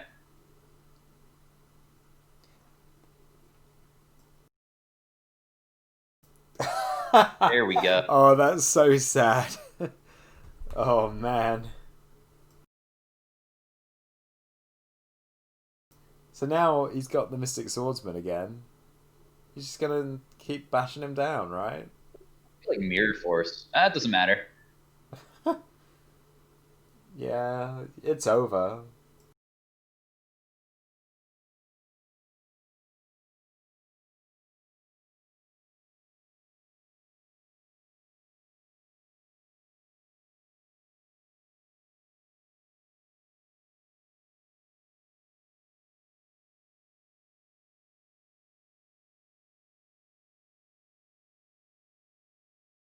No Cyber Jar to get him back into the game. Yeah, I was gonna say that's the one thing he needed to turn this game around. But you know, now he really can't turn it around. I mean, imagine if like the Cyber Jar just lost in the game though. Like Zazzles just hit like 5 good monsters and just killed them. Yeah, I mean, that would also Lang be of quite insane. Destruction is gonna seal the deal here. Yeah, it's over. That's it. Yeah, sorry. Zazzles going through with a swift 2-0. I'm looking at the Where bracket. Oh, Carl Waite is doing well as well. He's killing it. he's waiting on the winner of um Rickler versus the winner of Tofi and Mario Jose Enriquez. So that'll be a while before he has to play again. I guess we could dip down on the losers. Uh,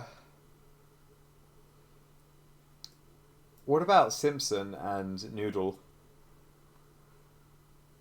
Where are they in the bracket? Winners. Okay, we can go through there. They're kind of far behind, but Oh no, wait, no, I think they're losers actually. One sec, let me get my they're head screwed winners. on. Where are they? God damn it, where did I just see them? I see them here. Okay, well, they're on the bracket somewhere. Let's go find them. Um, Game Simpson and Maya.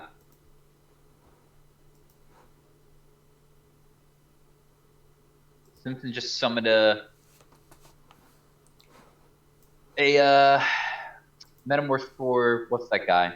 You know, the guy that everybody likes. Thousand Under Strict. Yeah, that guy. We got Book of Moon though.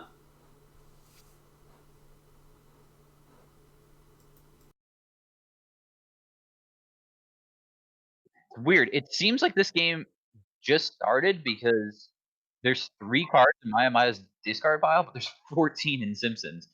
Okay, so I guess weird. Not sure what was going on in the whole context of that game, but we'll get to see a game 3, which is nice.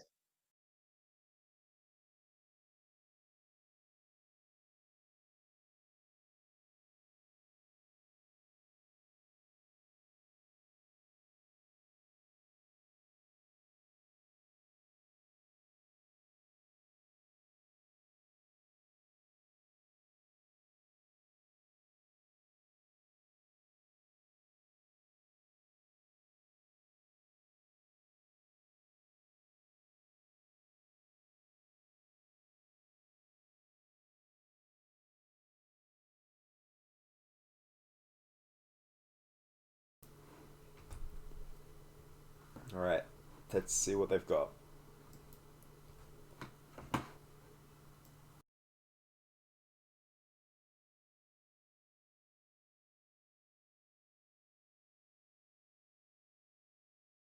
Plagius is here, scoping out the competition. He knows he'll be playing the next winner of this game. Thunder Dragon T set for Simpson. Maya has a Pot of Greed.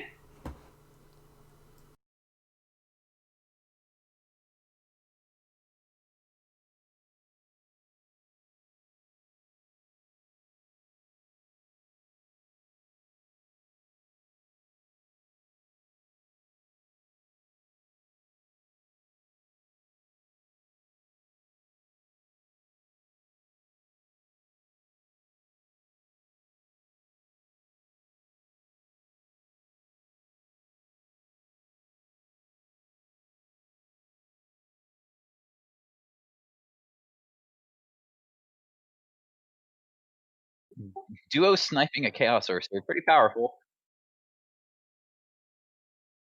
The MST cleared the Ring of Destruction. Now he's just gonna get the creature swap here. Take this face down. Good stuff. Probably get to see what the face down is on Maya's next turn. I don't know if Simpson's going to be able to deal with it here. I'd say that was a pretty successful turn for Maya though.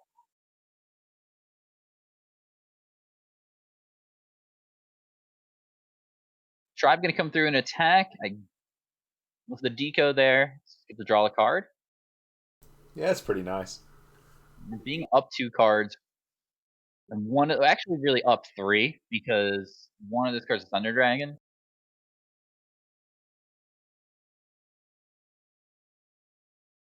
Isn't particularly doing anything at the moment. I like the restraint on the Dust Tornado because you weren't sure what you're going to have.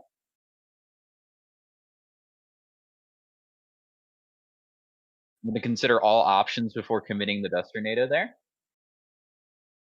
And then Assura Priest gets the cleanup. And now your opponent's basically on 2 cards. Which is the power of Creature Swap with combined with a Spirit Monster in this format.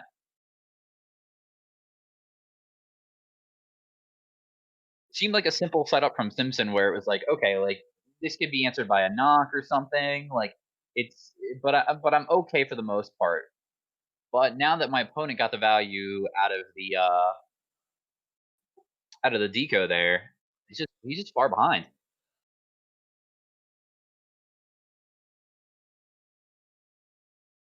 Vicky Break's going to deal with the back row instead of the breaker.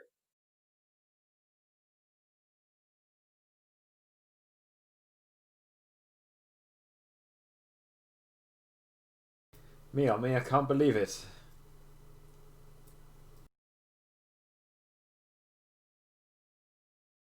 And hit a Ring of Destruction there. I don't know if I would have done that. I think I would have hit the breaker.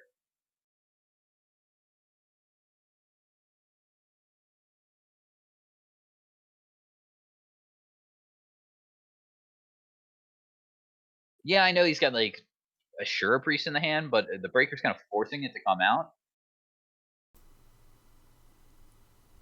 I guess if he knows he has Chaos Sorcerer, it might be better because it's like, I'll just deal with it with the Chaos Sorcerer there.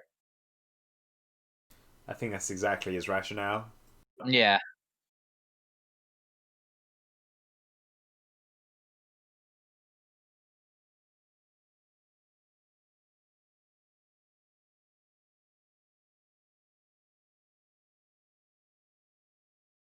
you can have 202 asked earlier, what are the best field spells in GOAT format? I mean, there's not a lot to pick from. Like I Legendary said, that Fusion Ocean. Gate was good. Legendary Ocean is not very good.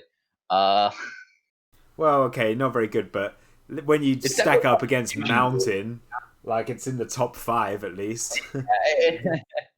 It's just the power of those cards is just not very good at GOAT format in general. There's got to be Necro Valley. Yeah, Fusion Gate and Necro Valley are up there. I mean, Necro Valley hits more meta stuff, but Fusion Gate does like more ridiculous things. Snack Steal again, stealing Chaos Sorcerer. I think it goes You get Necro the Valley, block. Fusion Gate, Legendary Ocean, Pandemonium. Wait, actually, probably Gaia Power above Legendary Ocean. Mystic Plasma Zone's like way better. Sanctuary in the Sky, first off, too. Sanctuary in the Enables like Sky? Lord Zerato stuff or the Zerato stuff. Does Sanctuary in the Sky is total nonsense? All the agents, it like turns their effects on or something. I don't know. Yeah, I mean, they all suck. I don't think so. Attacking their stuff here. Cool, cool. Yeah, just attack through Sangan. Not really gonna get you much here. Unless you have like Cyber Jar.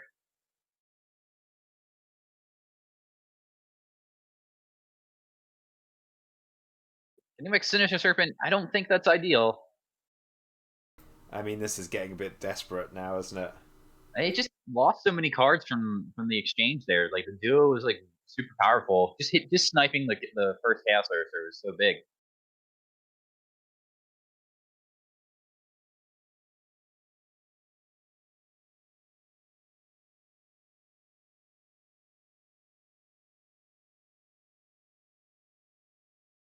Doesn't have an answer to the snack steal either. Yeah, the Sinister's gonna be able to block the attacks, but if he ever just draws knock or something to deal with it, he's just losing.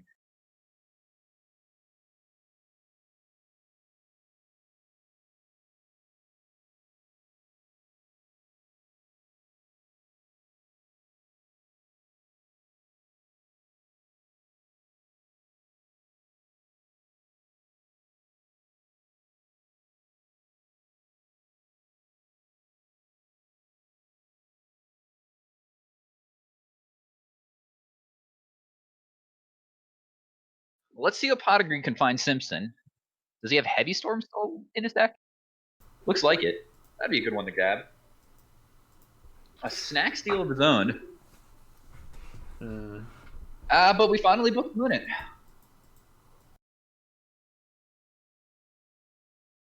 Having to knock your own Sork, not ideal. And then setting the Sinister. But there's Dust Tornado for you. So we're looking for Nobleman from Maya here.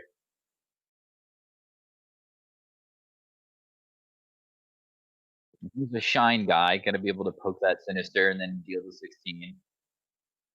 Again, not looking too good. It would seem pretty okay when we saw the Pot of Greed. Like maybe we could have saw something from Simpson in a comeback, but Maya just having both the answers.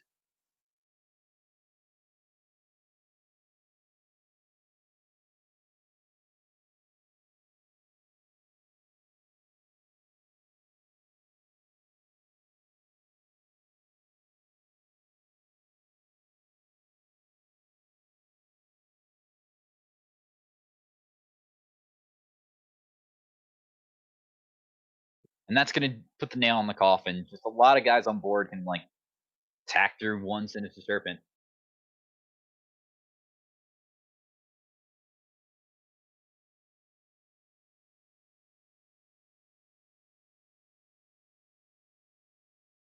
Well, there we go. I actually went into that. I have not heard of Maya. I didn't think they would lose. a lot of To people in win, here sorry. not too familiar with. Like I haven't seen their names in the Discord discussions before. There's some people I've seen before. Some people obviously know. No, I agree. Yeah. So I'm hoping someone that I'm not familiar with does well and gets the invite here. Oh, I don't. It usually means they're But at an the same alt. time, I would like Carl to get the invite, but Yeah, I'd like Carl to get it, but like Humongous Noodle, for example. Like no, I just want no to. accusations to At the be end of the day, I thrown. want to see some good matches, some cool decks, some good games. Yeah, for sure. I mean, it doesn't really matter, but like Humongous Noodle, like to me, I reckon that's an alternate account of somebody else. But like, that's I don't feel strongly on that. It's just like quite an alty name. That's the it's only speculation. I don't have any evidence. I I don't like where you're going with this. I don't like that you're presuming alternate accounts from people here. Well, whatever. And it's still proven good.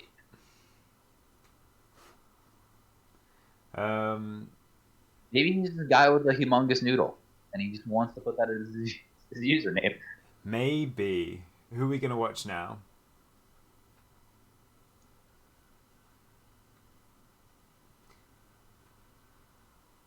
We could spy on humongous noodle. We want to see how big his noodle is.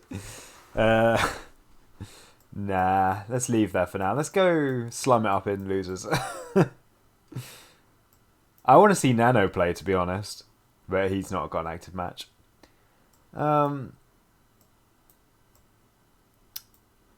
We could go and look at Yata Yata versus Affect Veiler. Affect Veiler, that is. Affect Baylor. I do love that name. Well, that settles it then.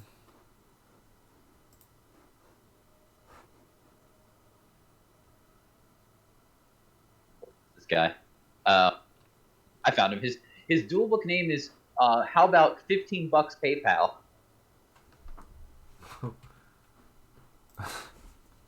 What the hell? This got great names. Yeah.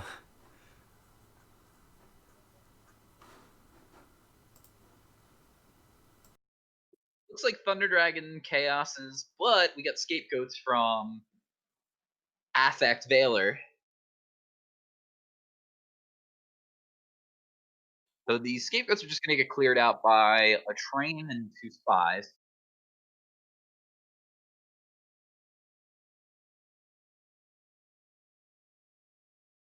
And then the smuggest knight in the land is going to get rid of these other trains.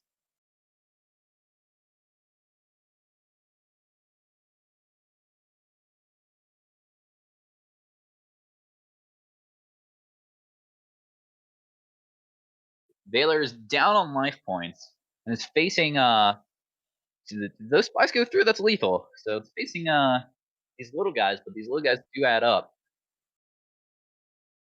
Will we see another scapegoat or like a mirror force or something? No monsters to set to block anything here.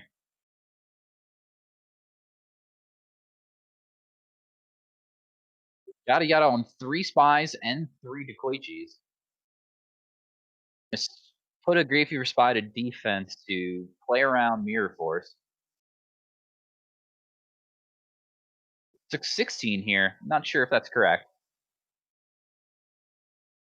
Yeah, only took 12, and then here comes the second scapegoat. That'll block the train from running him over.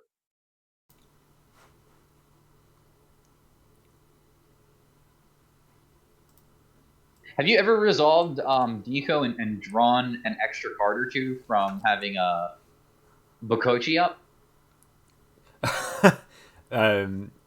No, I haven't done that. I've never played Bokochi in my entire life. It's very difficult. You have to like get Bokochi and like machine boost it, and then you gotta flip your Deco up.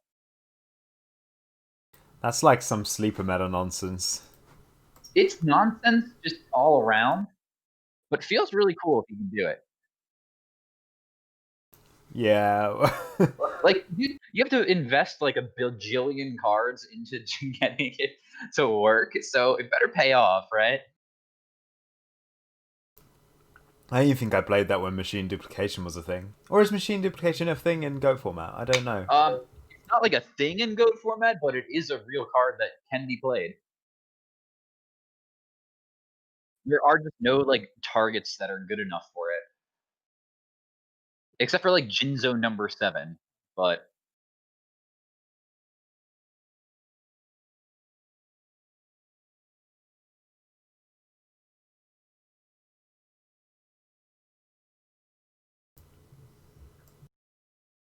so I'm just passing the turn here. Clear the last Go token. Now attacking in, trying to do the final 12 to Affect Veiler here. But Affect Veiler just is going to have to double Book of Moon. Not ideal, but it's better than dying.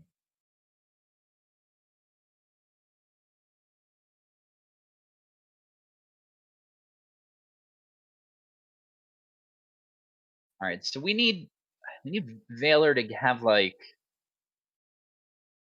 Is there a card in Go format that can just like destroy the entire board? Because that would be ideal. Torrential, I suppose.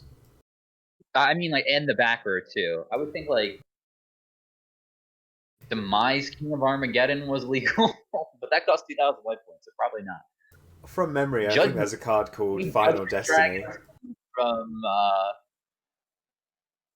our boy here. Summoning Tribe, declaring priority. I don't think Yada has Solemns to prevent this.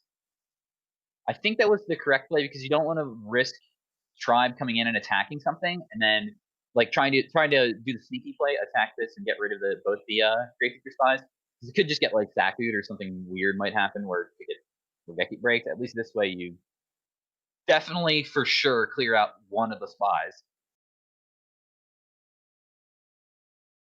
But Regeki Break's going to catch this Ring of Destruction, which wasn't doing anything anyway. And then we're going to steal the lunch money. So that was game 1. Yeah, there we go. Quite convincing victory there.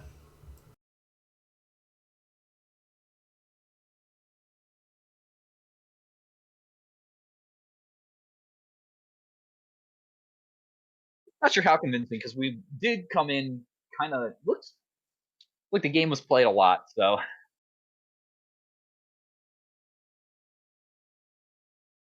kind of caught like the tail end of it there.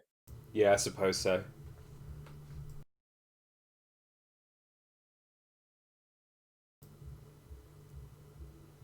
I didn't even catch what he was playing. It's still another.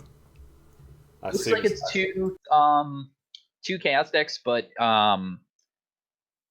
Affect Veiler has scapegoats and meta presumably.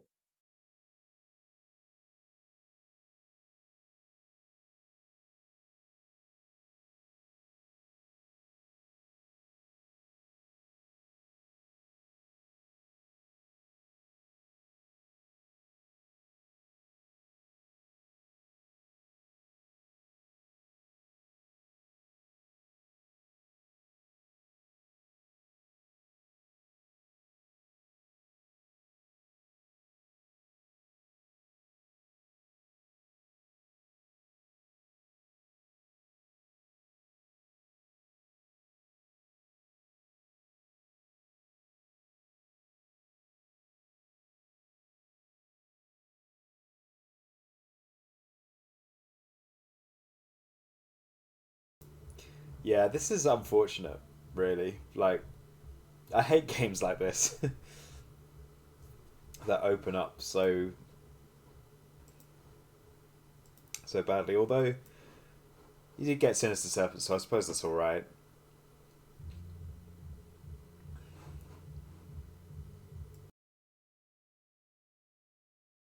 Probably should have waited till Yada actually returned Sinister Serpent to the hand. For sure. Because you might want to send back Sinister Serpent.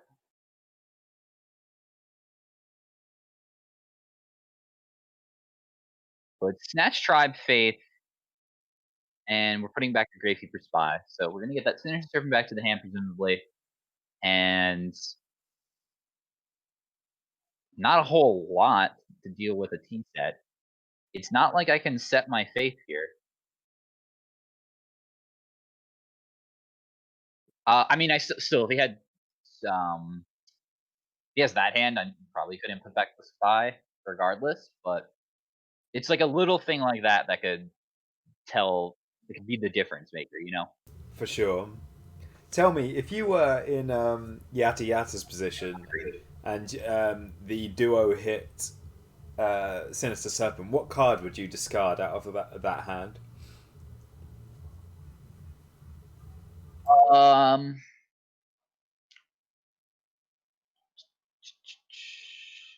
so it hits Sinister Serpent. I I guess Thunder Dragon. I mean, I don't know what we drew there, right? If we drew the snatch, then it depends because I'm not sure what, like, I know what's in his hand now, but I'm not sure what he drew for the turn.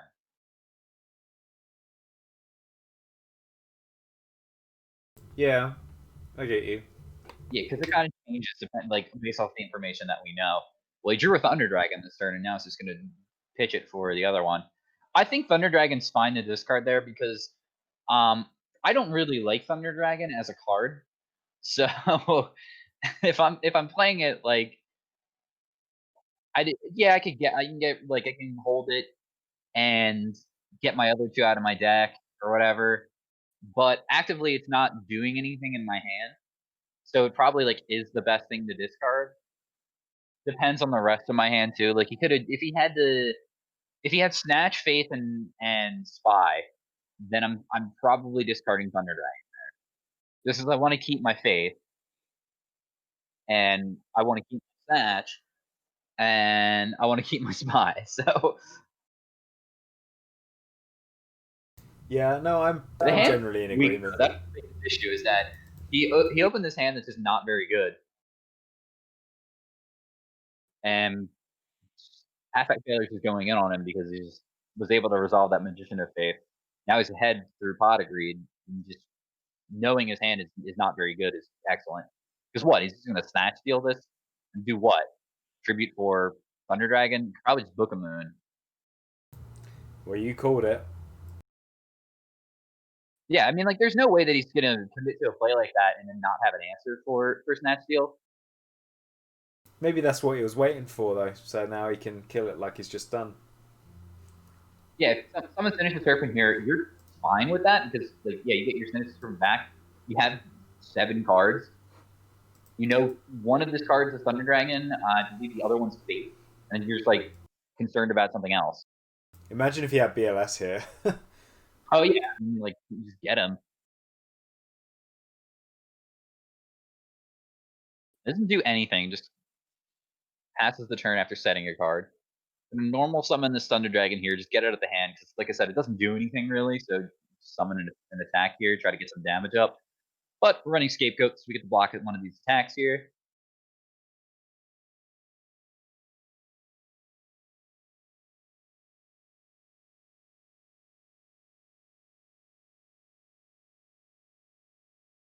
Comes a Thousand Hours Restrict to lock the game down a little bit further. Poke in for 16. Set something of my own.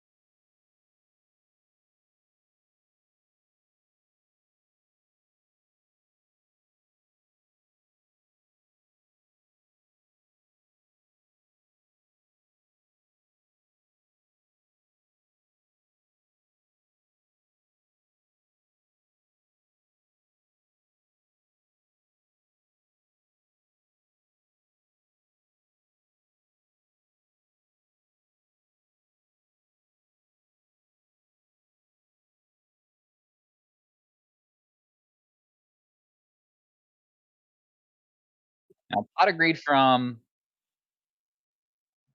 Yada here. It's gonna make the Magician of Faith alive for one of the power cards, one of the power spells. Already used a knock on the Gravekeeper Spy. But if he has something like a Tsukiyomi or a Bookmoon to put this Thousand Streak back down, it doesn't really matter too much. But we do have the Regeki Break here, where it's going to catch the third Spy. It's a good play by Yada to bait out the removal so that he can potentially resolve Magician of Faith later.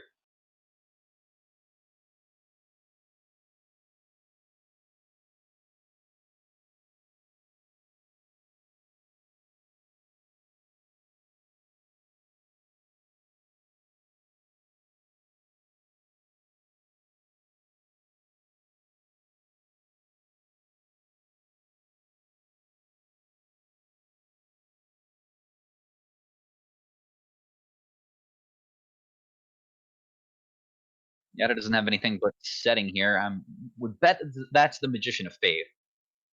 Unless he set another card to bait out another piece of removal. Here comes Heavy Storm. That's going to unlock the Thousand Restrict. Will he show us what it is? Yeah, he will. So was Magician of Faith after he uses Book of Moon. I'm not sure how much I like this. I guess I like when you're winning here. Yeah, if you didn't have something to get value out of heavy storming yourself for those cards, then not sure if I agree with the play, but we had a Chaos Monster, so we are just going to do it to lock up the game.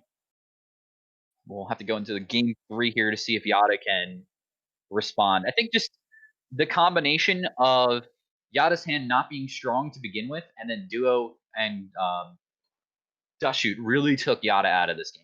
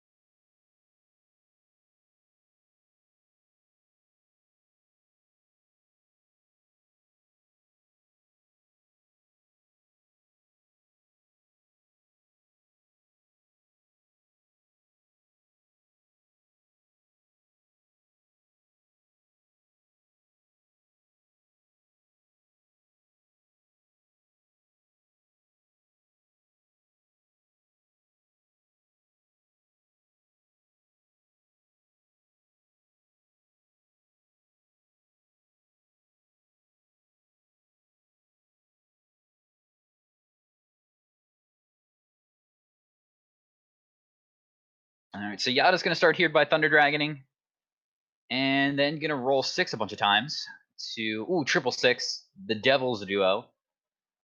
Before he hits a 3, hitting the middle card in the hand, which is going to be a Book of Moon, and going to get rid of Heavy Storm. Interesting.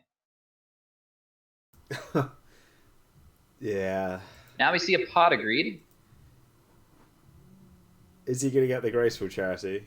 There's a debate in the community actually about what you should sequence first, whether you should duo your opponent and then Pot of Greed, or Pot of Greed and then duo, thinking that if you show Pot of Greed and then you duo them, it may depend on what they or may affect what they discard. That's absolutely outrageous. I think it doesn't really matter. Yeah, no, I don't. Here comes Graceful Charity though, presumably off that Pot of Greed, which is going to be able to draw 3 cards and then discard.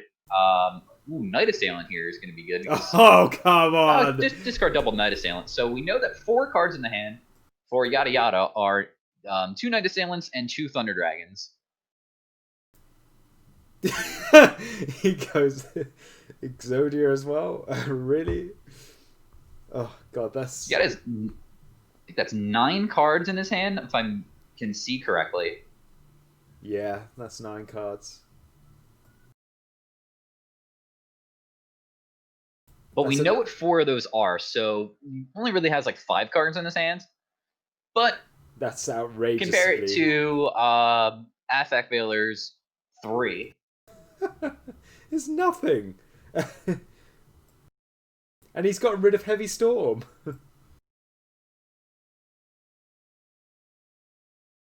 I think this is going to be the It's hardest just an game to come embarrassment back of from. riches here from Yada's part. Thunder Dragon's going to get discarded for Valor.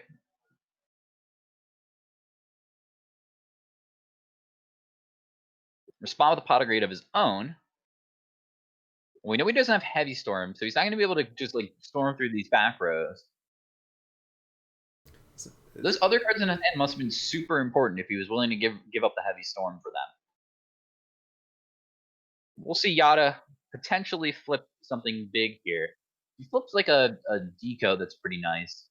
Spy would be good too. I don't think he's got much of a chance of coming back here, though. Like, I know. Well, I don't know. It's quite. They've got quite large hands now. Like, he's. I mean, look at it this way, right? Like, we know, yeah, Yada has had like 9 cards there, but 4 of them we knew.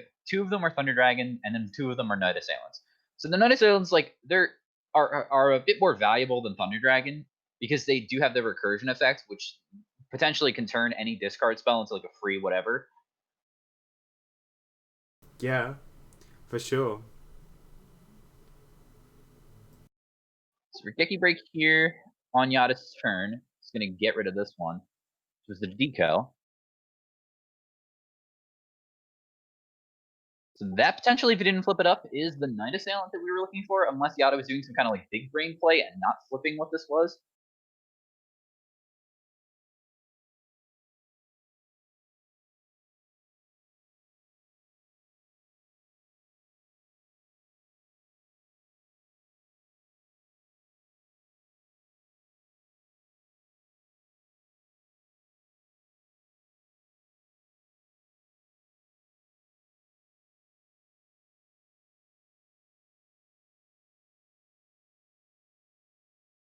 Ooh. Main phase Regeki Break, gonna respond here with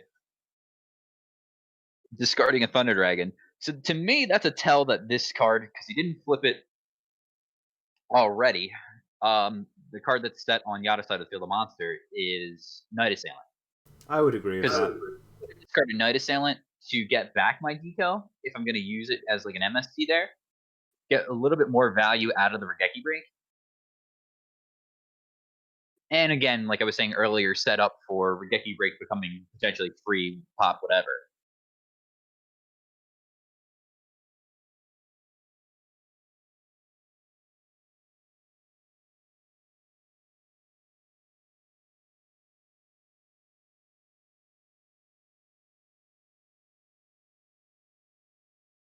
Delinquent Duo coming down from Valor. It's not the best duo because it's got a lot of stuff that Yada doesn't mind getting hit. But well, he only had the Night Assailant and the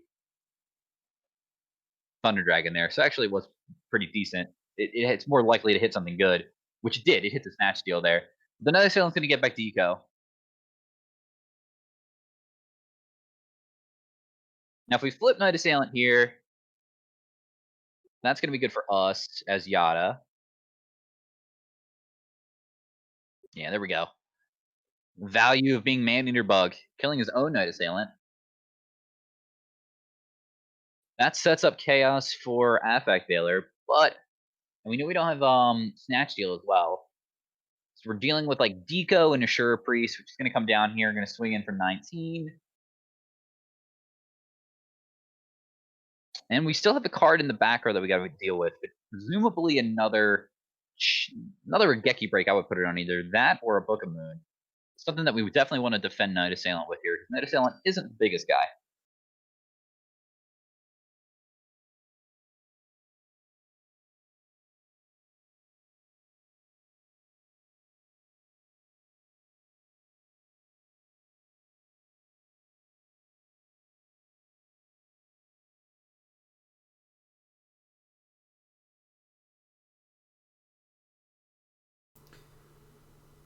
Yeah, unfortunately for Affect Valor, that was an opening of Trinity with Thunder Dragon, but also and Double Night Assailant. Let's not forget that, but also from a very skilled player as well.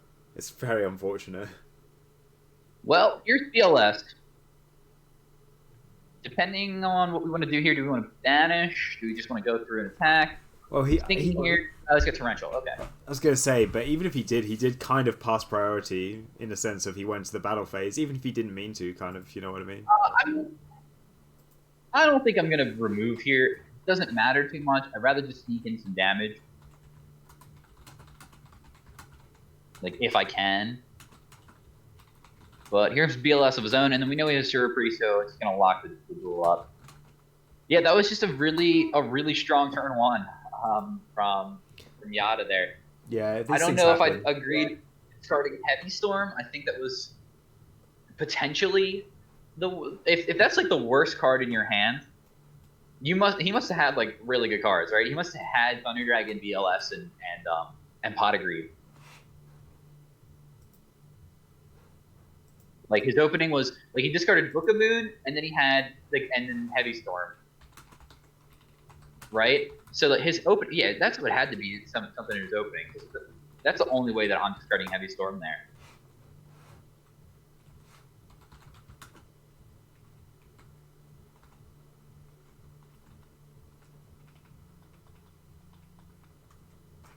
So congrats to Yada, moving on in the tournament.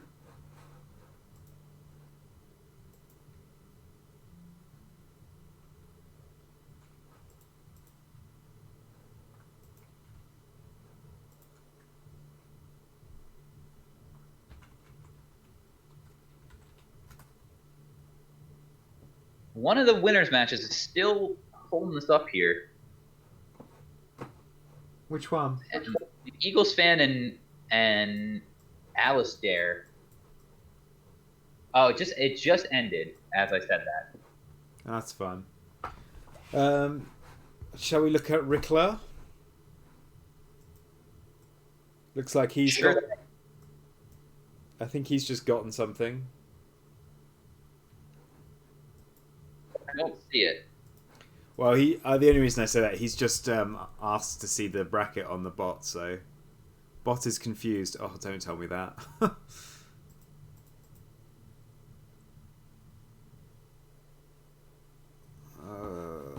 Yeah.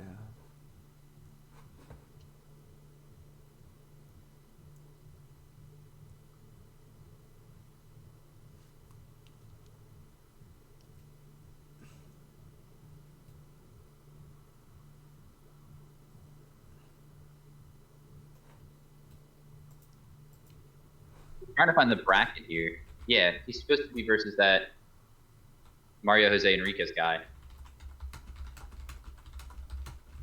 That's what it says here.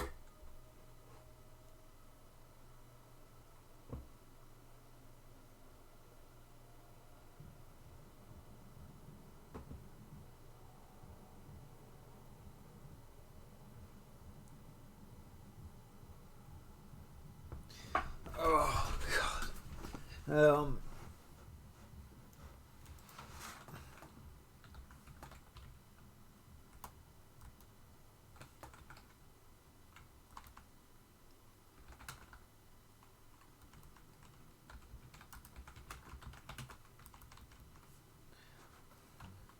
While you mess around with that, I'm gonna BRB. Yeah, no problem. Sorry, guys. But yeah, I'll be have back to sort this out. right.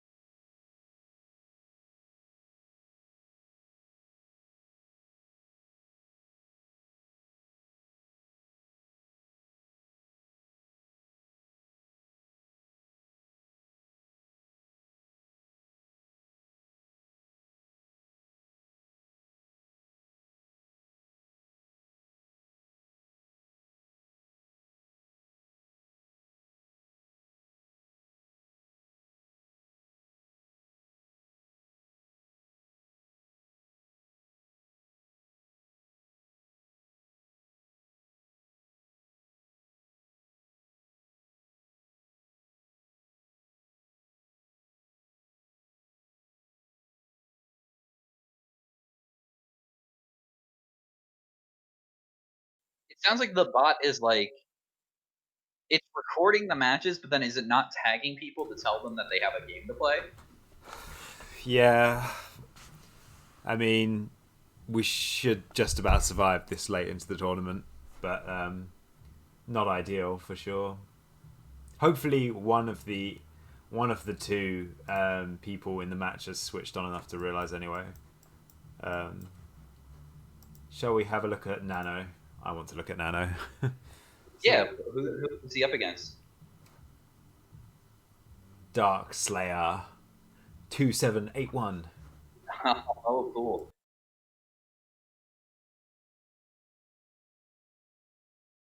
Already got 9 watches. All right, so this is a loser's game. Darkslayer here decided not to banish with DD Warrior Lady. Going to keep the pressure going in. Not sure what game this is on, but I do see a Kaiko in the graveyard for Darkslayer. Looks like it didn't resolve though. Nano seems to have a lot of traps in the graveyard. Phoenix Wind Blast, Double Solemn. Pot of Greed though as well. Though he's down right now. Oh, no, yeah, he's down one. Or they're even. But Darkslayer has the draw. Late Night coming down, but it's just gonna eat a Ring of Destruction. Yeah, I mean, unfortunately here as well, like I noticed Dark Slayer may not be too. I don't know. He's not got the extra deck, which makes me think he might be a newer player potentially. I haven't seen him around. Nah, I don't like that presumption because there's plenty of times where I don't put an extra deck. If I'm trying a deck out, usually I don't put an extra deck if I don't need it. But for a tournament, like People just are like, hey man, I'm gonna tell you that I don't play Metamorphosis, and you're just gonna deal with it. They're gonna find out like one way, right? That I'm not gonna play Metamorphosis in my deck. yeah, but like with the same breath. Ooh, there's a Manju coming down. Interesting. I wonder what he's playing. Relinquish? I guess, yeah. Dario? Did he copy my Dario list? Did he actually not add anything? Or did Nano not wait for him to add something? I would at least. He might know what he's playing up against, right? Oh yeah. This is game, right? Yeah. You're right. By seeing the monster there, just knowing that you're dead.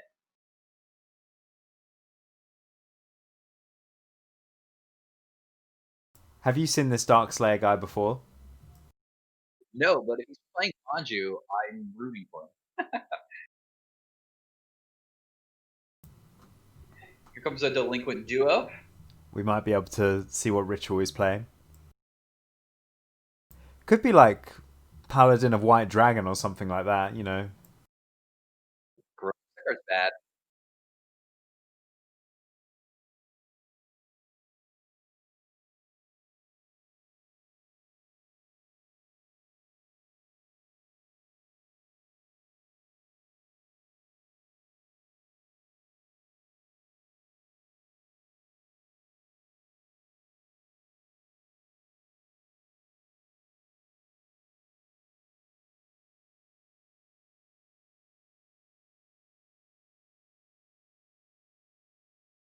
Interesting. Book Faith. Now, that is interesting. What could he have in his hand that's more valuable than Faith? All 3 Trinity pieces. Agreed. PLS. Heavy Storm. Yeah, that's my guess.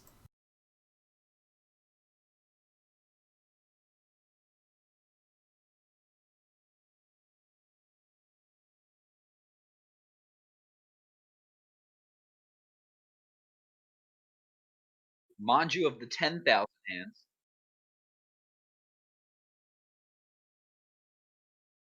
Way more important than Magician of Faith in your ritual deck, right? Well, yeah. Except Big not really.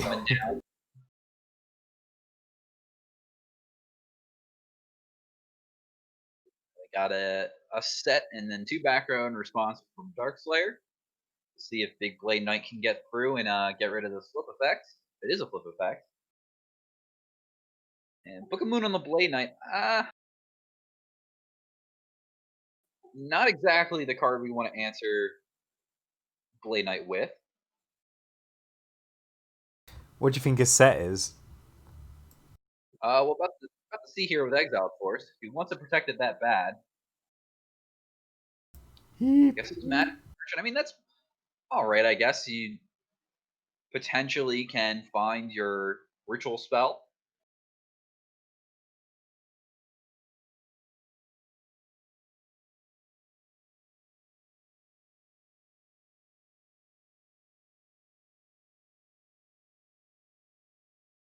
All right, here's the play.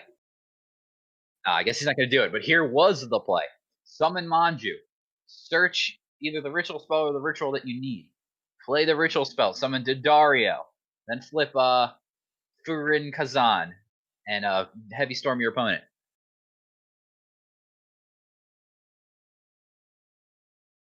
But it doesn't seem like that's happening here. We're just going to get a Mystic Swordsman coming down, attacking this set card here. You're going to run it into the Mirror Force, but there's a Solemn Judgment.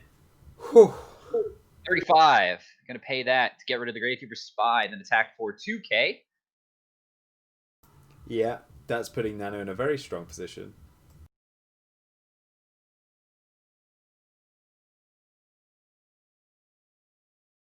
Here are my warrior friends.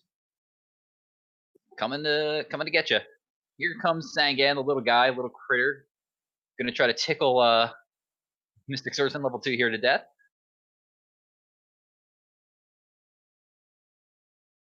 Just slightly bigger. Poor guy.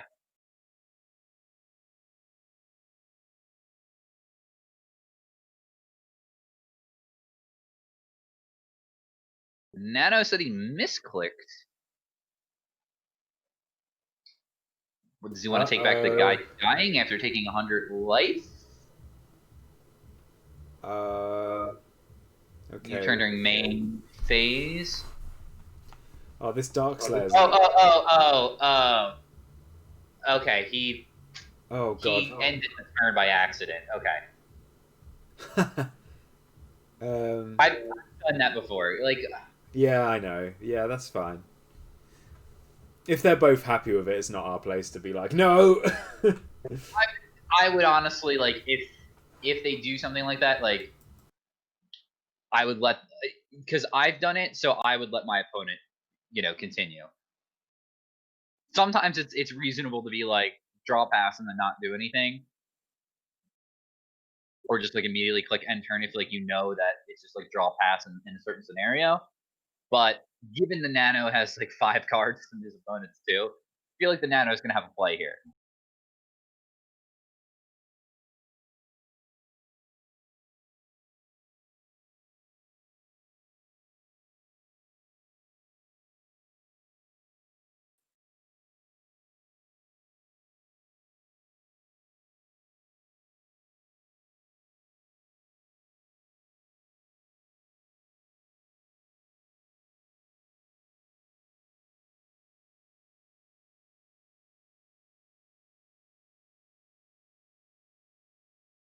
All right, so repairing the game state. Nano gonna swing in there for. Is the game state repaired? Yeah. It was weird. He like ended the turn by accident. Darkslayer drew, so he had to put back the card that he drew, then shuffle his deck, and then pass the turn back to Nano, who made sure he didn't draw, like had the auto clicker turned off. Cool. But everything's Gucci now. We got a premature burial coming down from Darkslayer, but he searched a Gravekeeper Spy. What are you prematuring here for? Well, he can't go in defense. Yeah, I don't think he realizes. I don't think he realizes.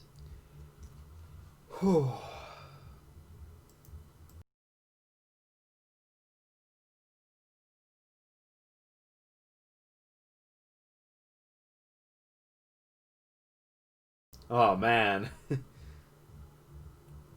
Is this just like a bait? Oh, I guess it's not. It's just a mistake.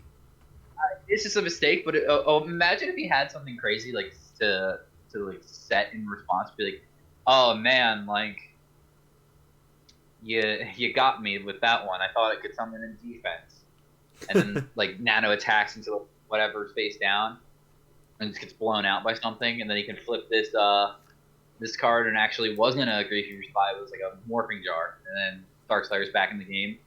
I mean, we knew it was Great Fury Spy because he searched it off Sangan.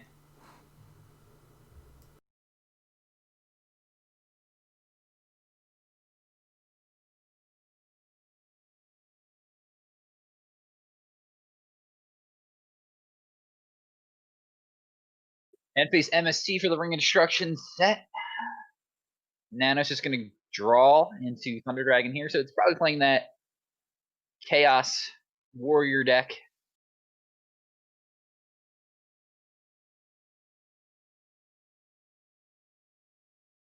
And Snack Seal is going to take that Spy, switch it and crash.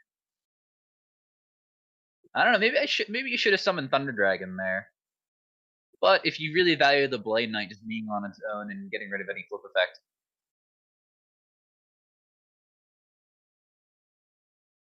instead of doing 18 to my opponent, summon Kaiko here. Try to swing in for game. We know there's no Mirror Force. And there was no torrential. Unless there's pressure here. And it looks like it's the third Book of Moon. Let the Kaiko go through, which was interesting. No, it's just going to take both of them. GG. Slow roll it there. Yeah, good on him. Yeah, just weird play with Burial. Obviously, we just think it's a mistake.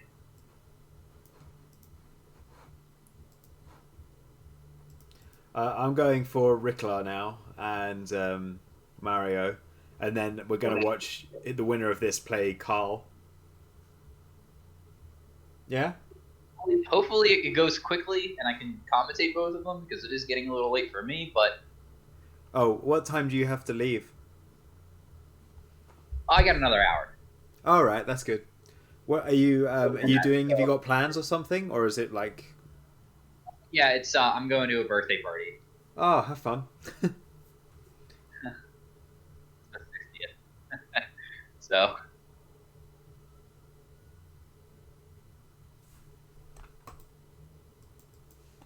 All right, so Mario Jose Enriquez, great name. First off, is on Bazoo. It looks like 2 returns already in the graveyard that he looks like he discarded for card destruction, and a Bazoo this.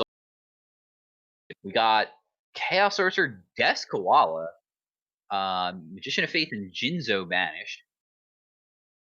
Like the Des Koala idea, because if they like attack into it, it's comparable to a Spy in defense. Like it's got comparable stats to it. Yeah, 200 less doesn't get you doesn't get you another Spy, but trades that off for damage if they just like attack into it.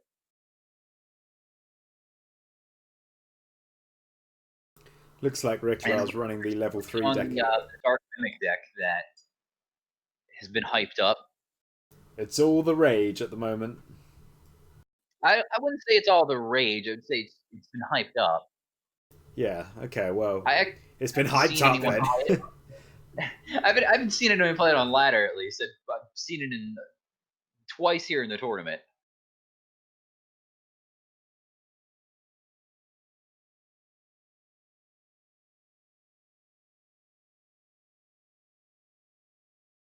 I guess both, like all the rage and hyped up though, they're kind of similar turns of phrases. So. Oh yeah, you were definitely splitting hairs over word choices there. Yeah. Maybe I'm making too much of a big deal about it. It's not all the rage. It's just all the hype. Yeah.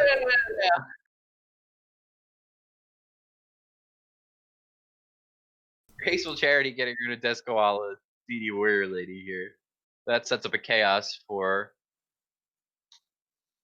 Mario Jose. You know what's quite interesting? Now, I was just going to say, what's quite interesting is that I was speaking to Jinzo and Tonic, who's obviously a big fan of Des Koala. He says like it's one of his least valuable members because people are just tending to set their hands nowadays.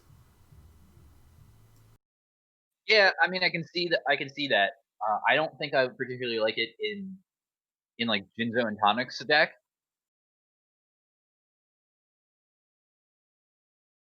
Better because if you set it and like your opponent like T sets or like does what you're saying, like sets a bunch of cards in their hand and then sets a monster. If like you giant Trunade and they're like, oh, okay, and then like they put all their stuff back, then you flip your koala and you get like your value out of it that way. And then you're probably doing something on top of the giant Trunade, like besides just flipping koala. So then you get like some free damage in, and then you do whatever you were doing.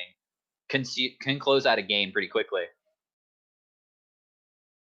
But in this case, Giant Trunade is just going to clear that Ring of Destruction that Rickler misclicked there, giving some free information here to Mario Jose.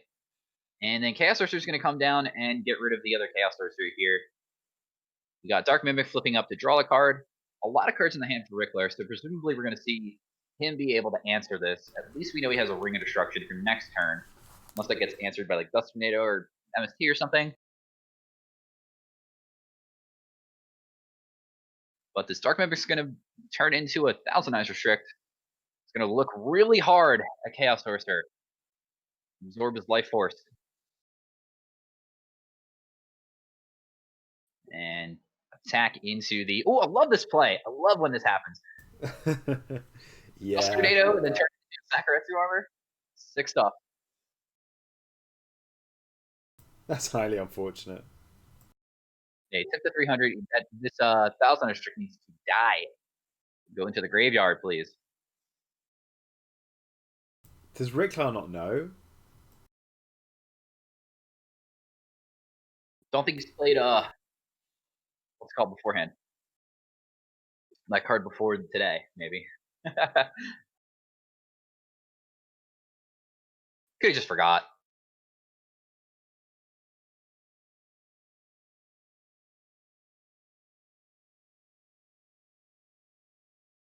Mayface 2, we see Thunder Dragon coming out. Fails to find. Now it's going to summon a Chaos Monster here. Another Sorcerer. Banish the Faith.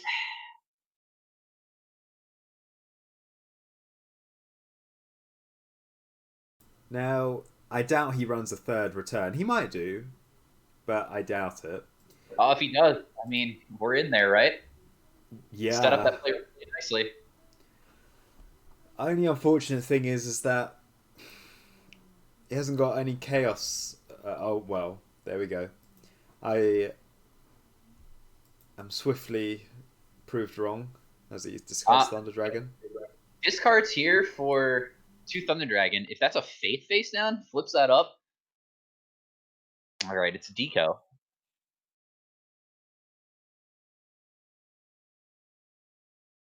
But if it was Faith, would have got back to Graceful Charity, be able to pop off there, draw 3 new cards, discard those Thunder Dragons, and then see what kind of trouble we can get into. He's looking at his banish pile. It can only mean one thing. Some cards might be coming back, joining the party. God, is that really? Is. Do you really think that's a return from the different dimension? He did set it off with Dust Tornado, so it is live.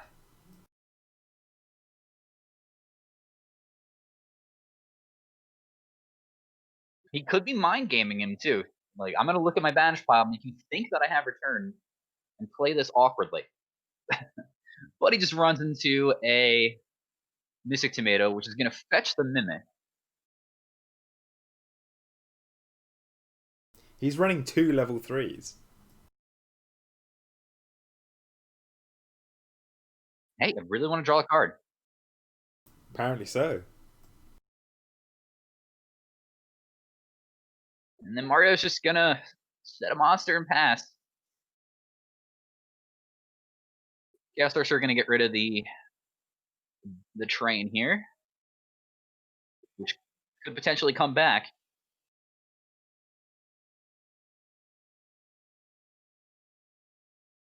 So I think that Chaos Sorcerer was banished.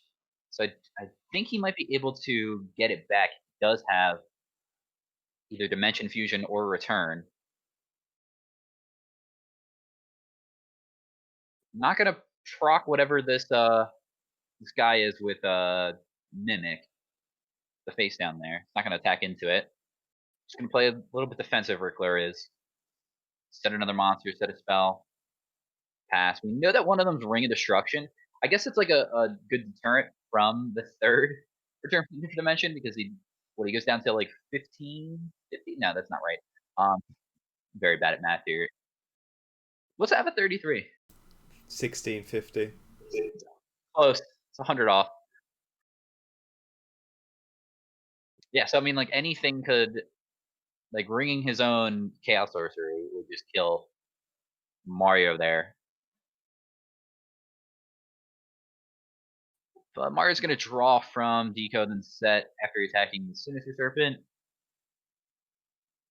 to get banished again. Chaos Sorcerer just doing what it does best, keeping the board clear of face-up monsters at least.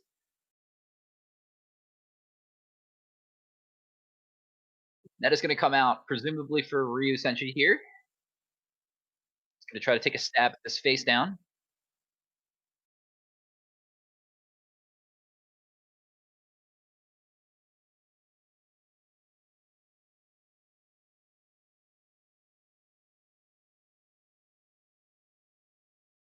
I mean, I don't know if it was in it. Well, yeah, I mean, this is going to be able to target it there. Yeah, we knew we had the ring.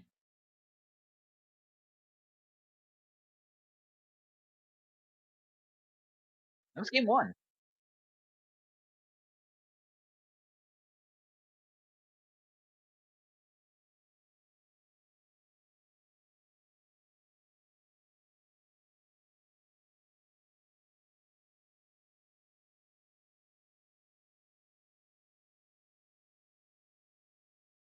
I just spilled water all over myself. Oh, good job. I have a problem.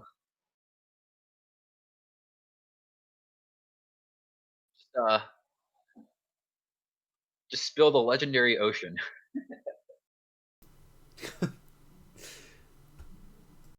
That was my first deck of Goat format. I was the water structure deck. Well, but yet you're saying that Legendary Ocean's a bad card. It didn't win a lot. Did it? It didn't win a lot. Did you say? It was my first deck. I went to locals with my deck, my Legendary Ocean deck. I bought it from the locals one week. The next week I went there, and I was like expecting to win with this pre-constructed deck, and I just got trounced by like Spear Dragon. Like, well, for the longest time. What does this card do? I was gonna say the longest time, like Neo Daedalus was played incorrectly. So, I mean, I didn't know that I could summon it off of. Can you summon it off of Reasoning? Wait. Well, no, but the card says you can, especially at the time. It was misprinted and didn't have its main summoning restriction. It's just like, yeah, you can do this with this card, and that's it. You can just, wipe out your opponent's hand and field for nothing.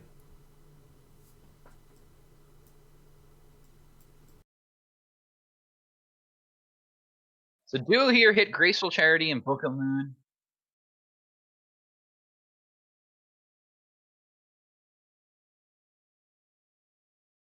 And there was a Thunder Dragon follow-up. Just some sets in between. We're going to draw some cards here with Deco. The Battle Enchanted Locomotive.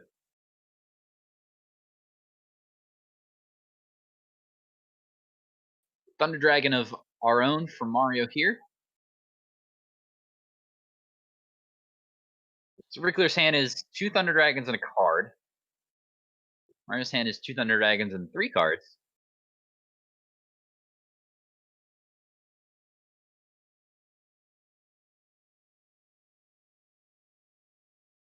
Heavy storm coming down. Double chainables here. Everything's getting chained. Book of Moon's gonna be able to protect from Ring of Destruction, but Scapegoat's gonna come out.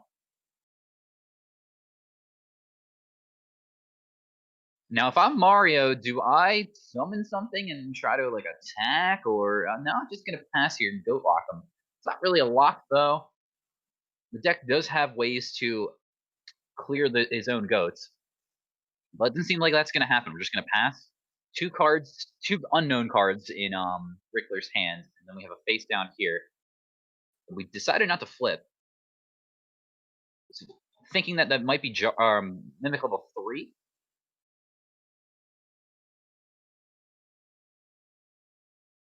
And now we're going to unblock him with the goats here. I don't know if that was ideal.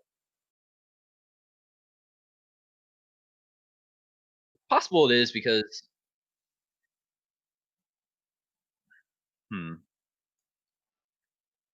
Mario's just going to be able to Sook Loop no matter what. If he sets another card, you're not too worried. And he is playing Return from the Different Dimensions, and maybe does want those goats on to set up easier game shots.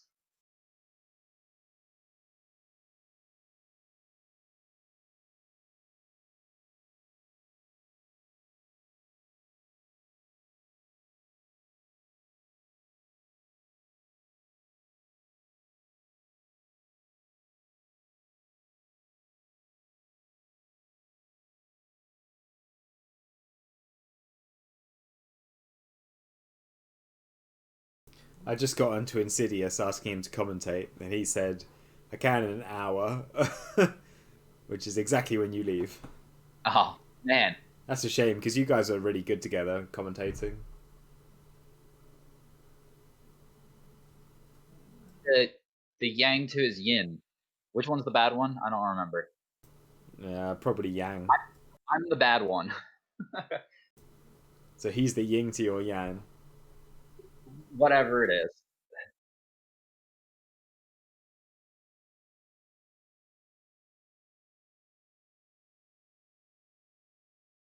Breaker clearing the sack of Retsu armor. Attacking in with some goats. Now, Rickler's going to come down with his own breaker.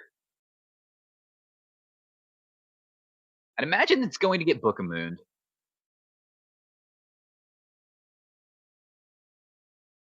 Just kidding, it's Ring of Destruction.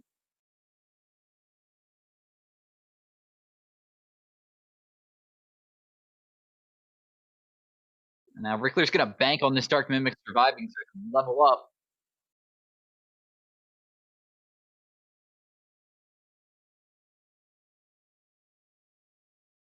I think we're likely to see Tsukiyomi come down here to set the deco again.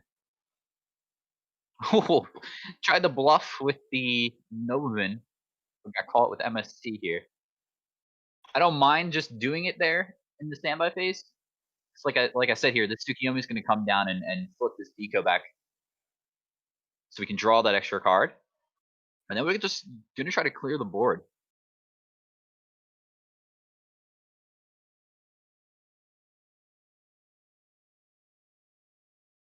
I'm pretty confident at this point that the set is Mimic level 3. But we're going to keep it on the board, I guess. Guess he really doesn't want it to resolve. It could be Tomato, but I feel like he would have flipped and tried to crash at some point.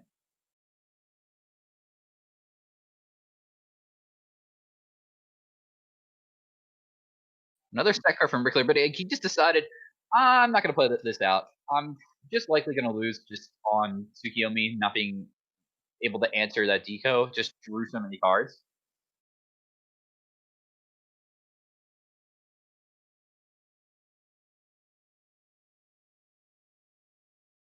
And we'll see what Rickler could do here.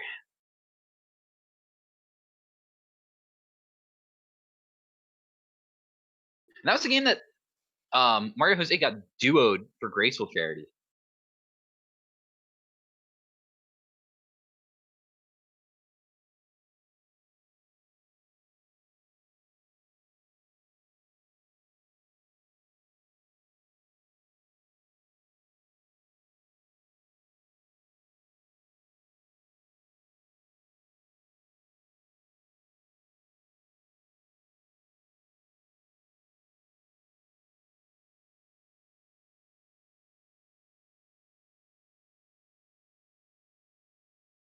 So onward to game 3. Rickler's gonna T-set. Not as exciting as opening of last game.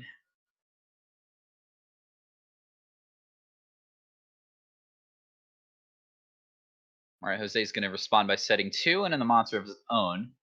No Thunder Dragons just yet. Don't get your hopes up, sports fans. Pot of Greed turn 2 from Rickler. Did he do the cool play and set up holding Pot of Greed, flipping Faith so I get to draw 4 cards on my turn? Ooh. Well, here comes Thunder Dragon, everybody's favorite thunder monster.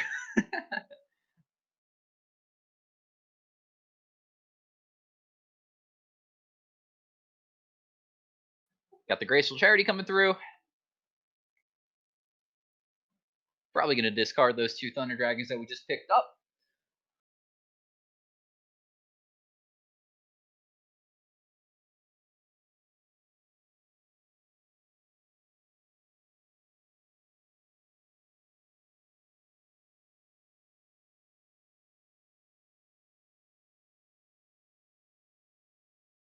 And Rickler's just going to set another monster and 2 more back row. And we'll see how Mario responds. Hits in the end phase and MST, the back row that was just set, which is Trap Dust Shoot. Very good because Mario was going to draw to 4 cards. So now Rickler's not going to be able to peek into his opponent's hand and see what's going on.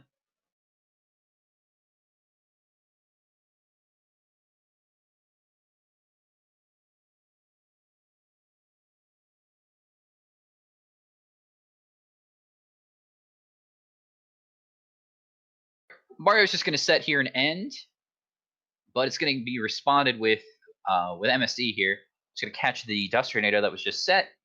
Not going to flip the monster here that he had set. Mario wasn't. Dark Mimic's going to come up for Rickler here after he draws return.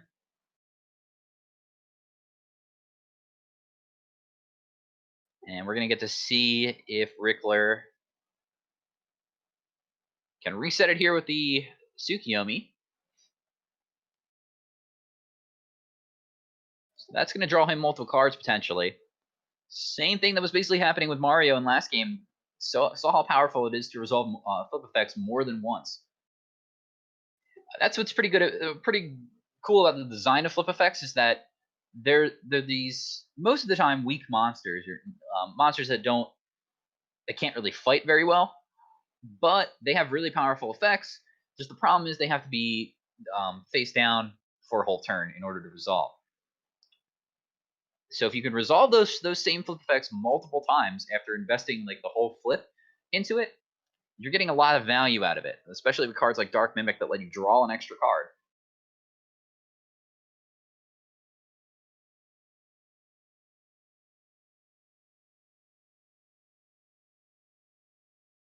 So Tsukiyomi is going to come down once again.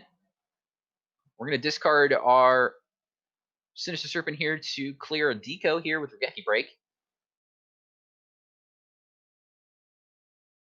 And set a bunch of more cards. Attack into it here.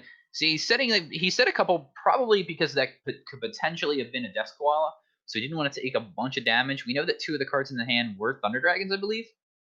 Oh no, I apologize. They were not because you discarded them for Graceful Charity, Rickler did. Pot of Greed's coming down for Mario Jose. Looks like a turn too late for Faith.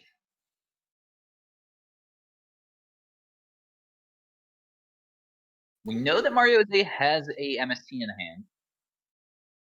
Just your 2 new cards off Pot of Greed. But elects to do nothing. Only has 2 cards in the graveyard for Bazoo Food.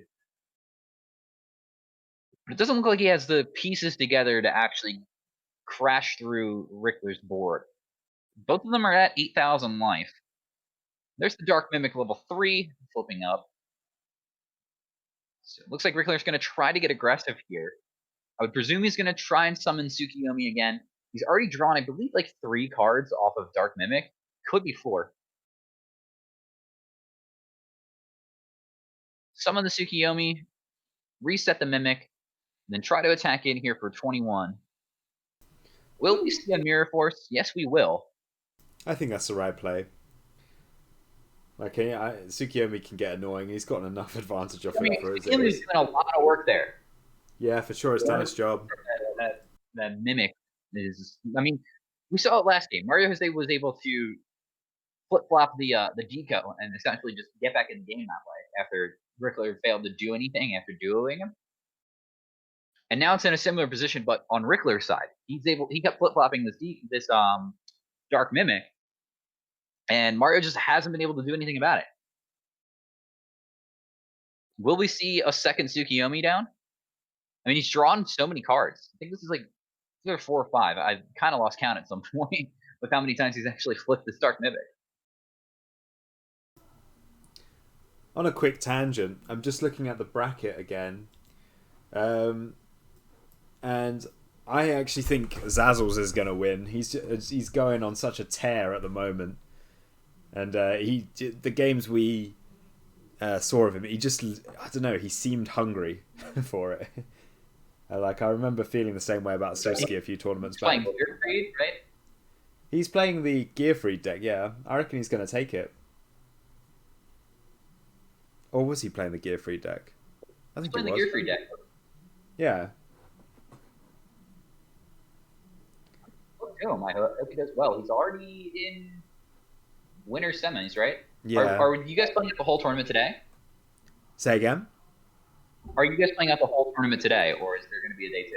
Oh, it depends. Ideally, I'd get everything done today, but I will largely be led by the remaining 4. Gotcha. Remaining 8 or 4? Are you doing top 8 or top 4? Top 4, probably. I think the stream is frozen. Oh, really? It did good on my end. Oh, no, it's not frozen on mine. Let me reset. It might just be my connection. Yeah, probably. 1000% with my connection. Okay, back to this game. Yeah, sorry. Heavy Storm down. Then we saw some Thunder Dragons.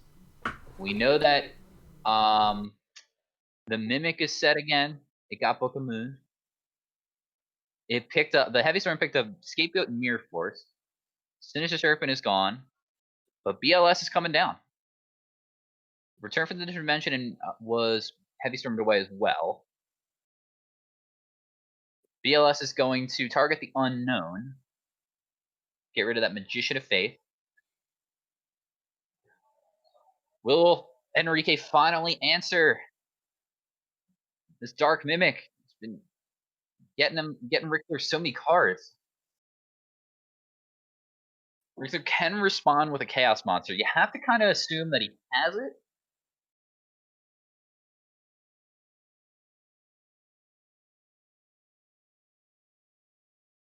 But that wouldn't be the end of the world for Mario Jose, because he does play Return from the Different Dimension. So if your opponent summons a Chaos Sorcerer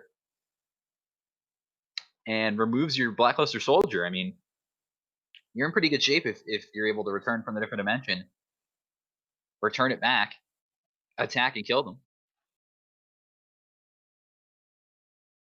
Snack Steel is going to try to take BLS away, but it got MST'd before it could resolve. But that a Dark Mimic that was put in work is going to pay off here by turning into a 1,000 Restrict. Going to suck up BLS. Try to swing in there for 3K.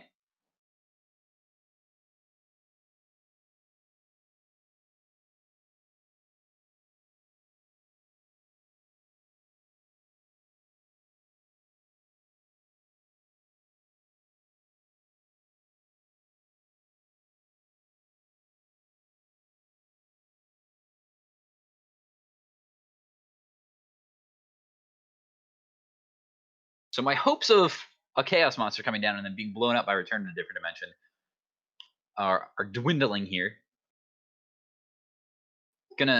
Mario's gonna have to do a little bit of extra work to make that possible.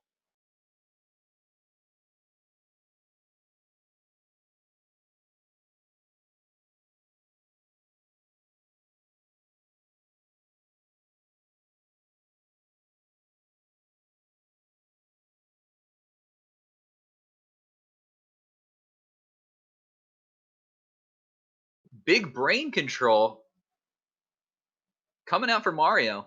Gonna try to attack here. Gets the Faith.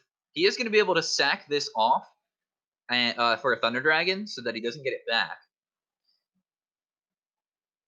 However, it might be better to keep it. Probably not. You probably want to just sack it off here. Magician of Faith getting the Graceful Charity is really good for Rickler here. The reason to play this Mimic deck is that Mimic lets you draw a lot of cards, right? Like if you resolve the Mimic into, like if you level up level 1 into level 3, you're drawing 2 cards. Just any of the Mimics dying gets you a card. And Rickler has drawn a lot this game. Duo here is going to help out a little bit, but I mean, one of the cards, it hits Sinister Serpent. We knew there was a Sinister in the hand. Knew it was probably going to hit it there. Gets rid of a Sangan. Was probably fishing to try to hit the Graceful Charity. Don't like the odds, though. We know, again, that this is a Thunder Dragon after he said it. And Heavy Storm's going to come down here. This is signaling to me from Rickler, and there's Return from the Dimension like I was talking about earlier. That's why I didn't think that like he had any fear, because if he was going to summon the BLS, he likely had something to protect it with, or something like this that could combo if it does get removed somehow, right? So Heavy Storm came down, cleared both the back rows there, prompted this Return from the Dimension. What Rickler now needs to do is fish for like 2 Chaos Monsters, clear the board out. I guess, yeah, no, 2 of them would do it here. Yep.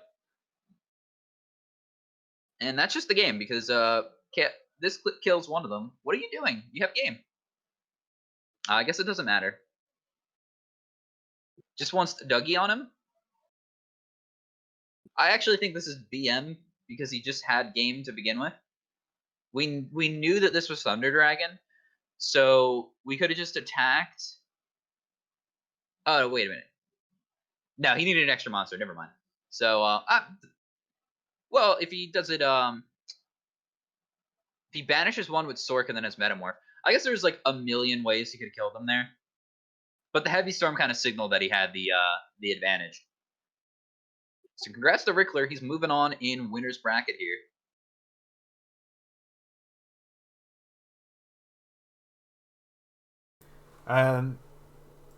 Okay, I'll just find another game quickly. There's some drama going on in Discord, so we'll wait for Carl and Mario to. Oh, sorry, Carl and Rickler to play it, and we'll watch their game. Yeah. Yeah, I might have to dip in the middle of it, but Yeah, no problem. yeah, that's good. That's what I'm going for, I think.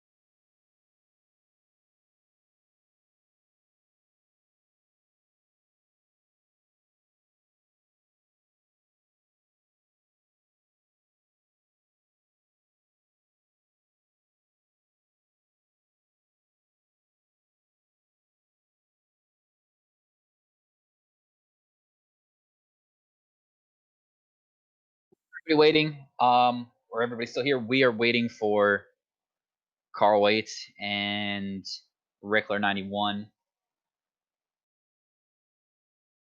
Gonna watch that duel here.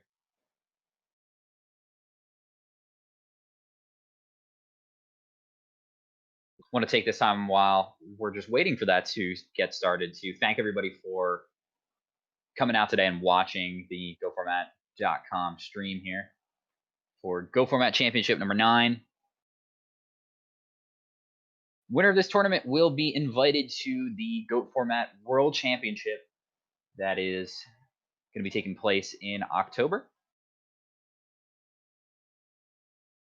I believe that there is going to be one more tournament in September. I might be mistaken on that one, so don't hold me to it in order to qualify.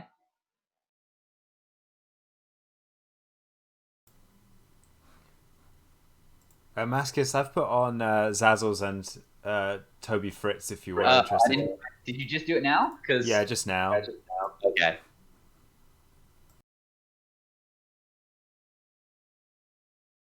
The delay is fairly severe, so yeah. I was watching it while I was after I got back. I was just kind of waiting for them to start. But all right, so Zazzles is it's not his turn, but he's got board control here. Doesn't have any cards in his hand, but that's okay.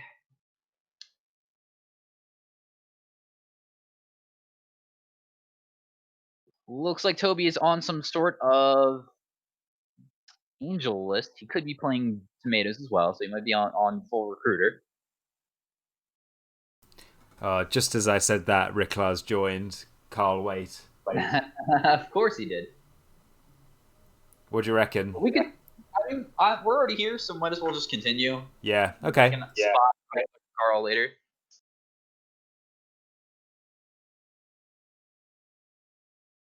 Out of interest, though, who do you think is going to win out of Ricklar and Carl Waite?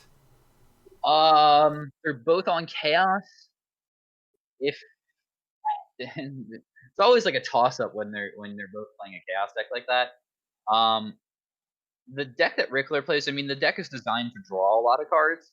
So if it can get the engine going, I would think that it's got a better shot at winning. Just because, like, again, it's designed to just draw everything.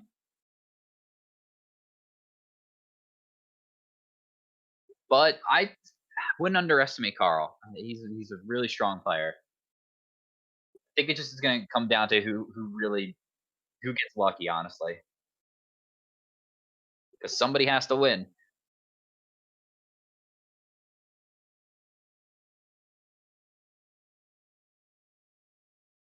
So Toby set 3 here. And Zazzles drew, looks like he set, and then is going to tack in. Toby lost 18 from the exchange there. But we get an end phase MST on the fresh set. Zazzles is thinking about it.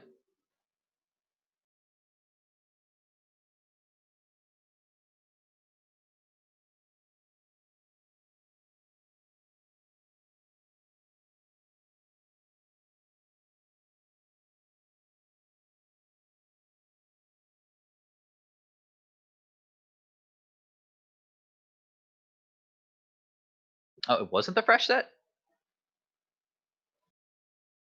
Interesting. Okay, Ring of Destruction on Abyss Soldier, dealing an additional 18. And then a Royal Decree afterwards. Interesting. Guessing this is not game 1. Considering also Roulette Barrel is in the graveyard for Toby.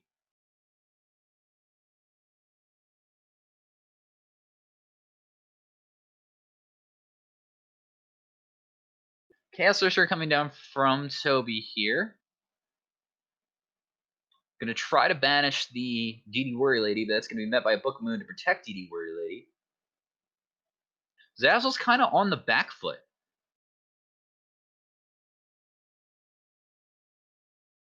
Down a lot of cards here. The DD Warrior Lady is going to be frustrating for Toby to deal with. He really wanted to banish it with Chaos Sorcerer.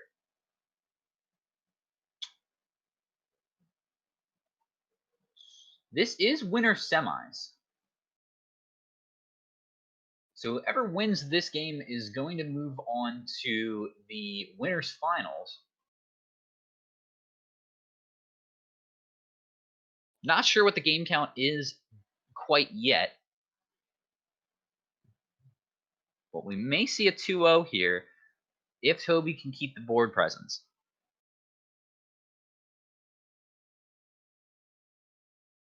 Now, if Didi Warrior Lady exchanges here, that's not the worst thing that happened for Toby, because if Zazzles drew a trap, it's blanked because of the Royal Decree face up. Zazzle's already committed now to possibly attacking into this here. Gonna take the 800 damage, banish it off, saying that's fine. But we saw last turn then, or the turn before that Toby didn't have a monster to follow up with. Zazzles is a little bit better off the rip, just as the monster quality is a little bit better. But when you're facing down something like Shining Angel, Blade Knight doesn't do it.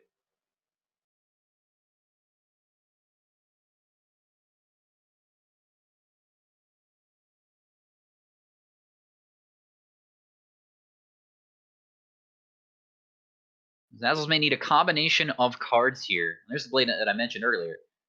It's going to be able to attack in for 200. If the attack's successful, we don't see like a Book of Moon or something. But it's going to get the it's going to get Angel in response. The board presence is still going to be there. If Toby has something like a creature swap, he's just ahead. Just going to be able to take that Blade Knight, swing in for 2,000. I'm going to do 600 to the yeah, like I said, the creature swap coming down.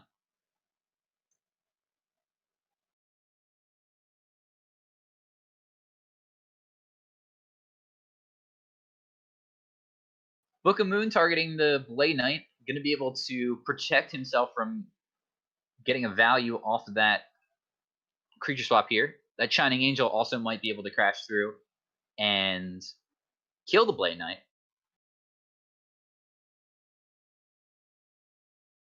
But we normal summon a Deco here. That's going to be able to pick up Shining Angel and get Didi Warrior Lady. Coming for 15 here. Leaving Toby drawing the one card. If that's a trap, does nothing. And it's Ashura Priest. That's a really nice draw. Because what it's going to be able to do... but there's the Book of Moon. Going to be able to protect it there. And that should seal the game up unless it's something like in the back row here.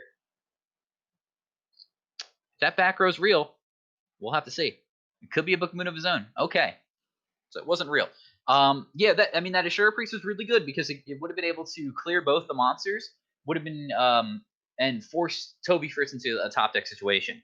And what's good about the recruiters is that when they die by battle, you get to recruit something out of your deck. Yeah, like they get you value that way. So you can't really kill them by battle. You can, but you don't get the same value out of killing a monster like a breaker or something.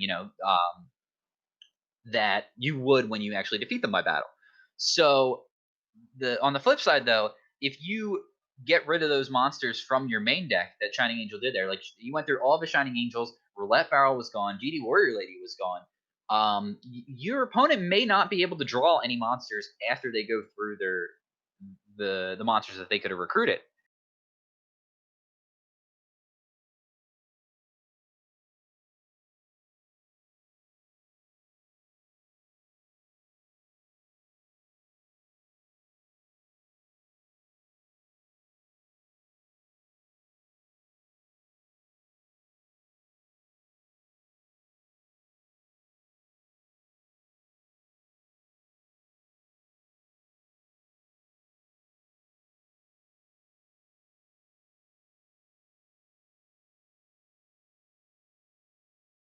Let's see if Zazzles can turn on that Gearfried charm. Summoning Gearfried here and getting a smoke grenade off.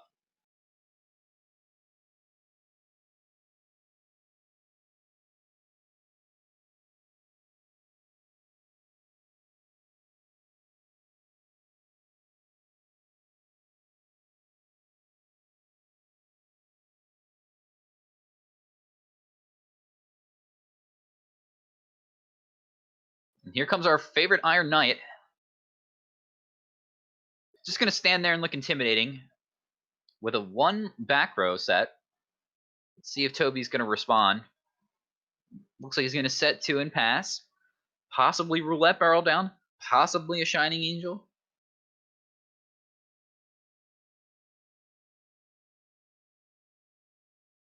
Gnome across, that's going to reveal that it was roulette barrel.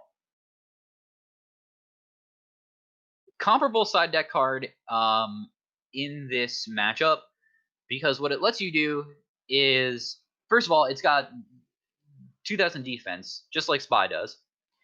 Second off, unlike Spy, even though it doesn't get you another monster, it can wall up versus these warrior decks that can't really go past 2000.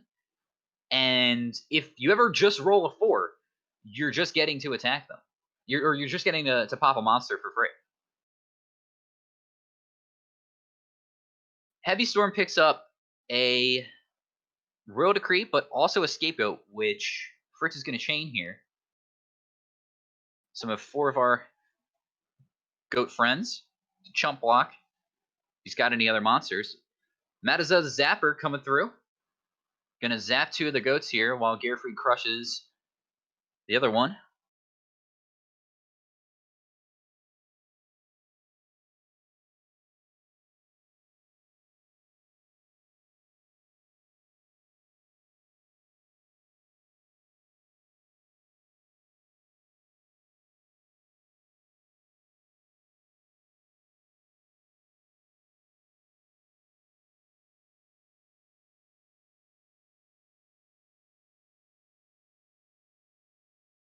So what's interesting here is that a clause on Matazuz the Zapper, it's the last line of text actually, it's that control of the card cannot switch.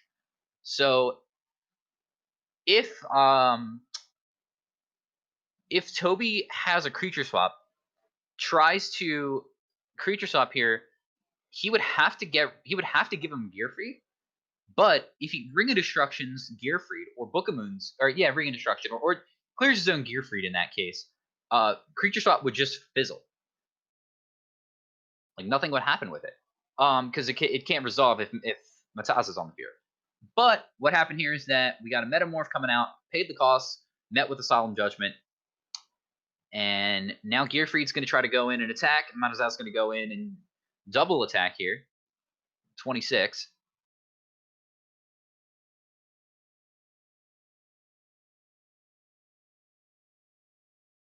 And Toby says, no fear, haha. But here's the thing. If you didn't have any sets before and you weren't setting after you got, like, if you had the Scapegoat turn there, well, nah. He did set a Royal Decree and a Scapegoat earlier. So potentially could have, like, a second Decree down there. Maybe not going to have another, another thing to deal with it. Yeah, so, like I said, all these cards were just bluffs. He just had creature swaps. Maybe he should have tried to do the play with the creature swap, like I was suggesting earlier, instead of the meta. So what could have happened essentially is that if Toby used creature swap, it could have got Solemn Judgment, and then he could have just used the second creature swap that he had in his hand and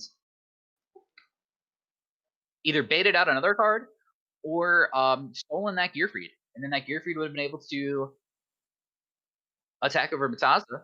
You just had to try to clear that Gearfried somehow. Sorry, Mascus, I've put on... Congrats to Zazzles pulling it through. Just kind of seeing right through Toby there. And just pressuring him with the big monster Gearfried and 2600 from Matazza. It's going to go into winners finals. I've put Ricklar and Carl on now. I'm just making myself a sandwich, so I'll be right back. Yeah, so Zazzles is going to play the winner between Pro Weight and Rickler 91, which we're going to tab over to. Or I'm going to tab over to. I think the stream's already on it. Which I may have to hop off in like a second here, but I'll do my best.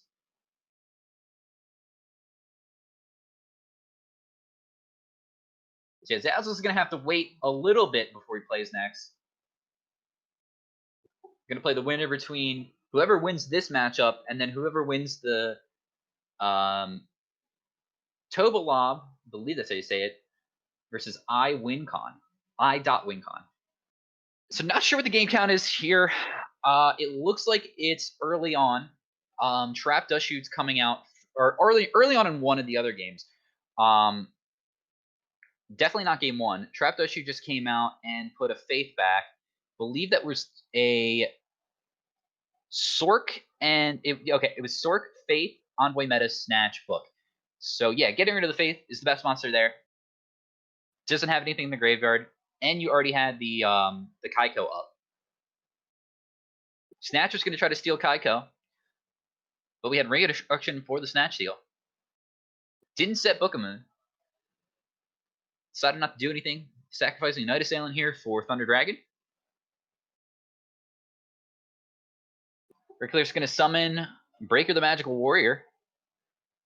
Attack over the Thunder Dragon.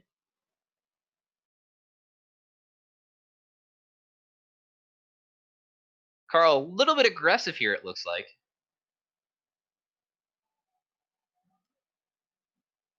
Activating Breaker definitely was going to be a chainable if he was going to set into it. Breaker's going to get destroyed.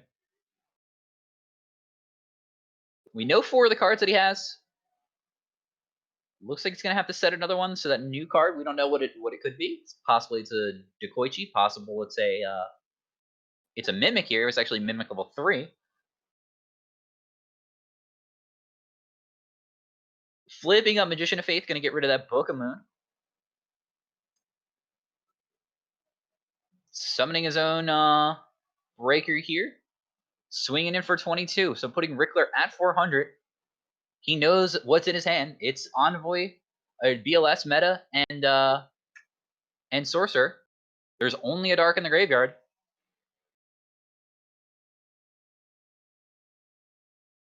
And Rickler is forced to do this play here. He has to attack this this Magician of Faith, and then Metamorphosis off for the Wicked Knight or Wicked Dragoness, presumably in defense position, so that he doesn't take any more damage because it would just kill him that way.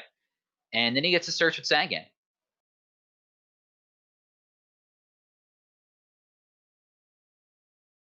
And it all depends if Carl could draw a monster or not, and he doesn't. He drew a spell or trap, sets it.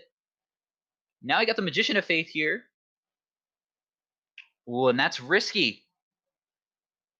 Oh, that was so risky. He could have summoned and attacked. Oh, man. He could have summoned and attacked. Oh, no, he couldn't have. My bad. I got a little too overzealous there. Forgot that Rickler was at 400, so there was no way that he could have summoned an attack there. Had to search the light for the Chaos Monsters that was in his hand, but Carl had the Regeki Break, drawing on his own turn.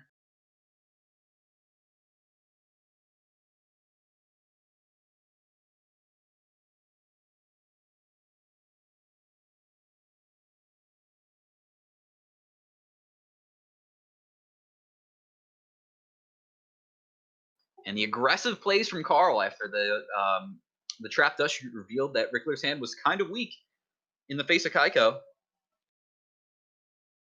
Seals him game 2. Now for the all-important game 3. I can't do a Lithium impression, but I tried my best there. Duo coming out here, going to get a Magician of Faith and a Bookamoon, followed up by Thunder Dragon from Carl. After Rickler set one, read on that is that it's one of the Mimics.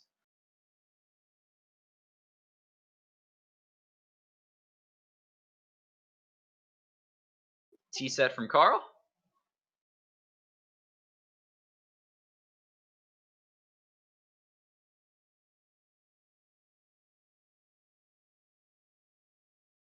And after Rickler passes player priority, we're going to get a Regeki Break on the Mystic Tomato after discarding a Thunder Dragon. We are at even card advantage here, but Carl has a card on the board that could potentially float or get him a plus here. It's not going to happen. It's going to get Nobleman. We're going to banish our Night Assailants. Looks like Rickler doesn't play any. Rickler already set up for Chaos. Gonna set a monster and pass. Carl top decks Pot of Greed. Good one to see. One of the cards in his hand is a Thunder Dragon. Sets 2 in this scenario. Goes in the standby phase for Rickler here. We'll see if we get another Regeki break. Looks like nothing's happening. If he does flip a Mimic here, if it's Mimic 1, that will set Carl up for a potential Dust Shoot play.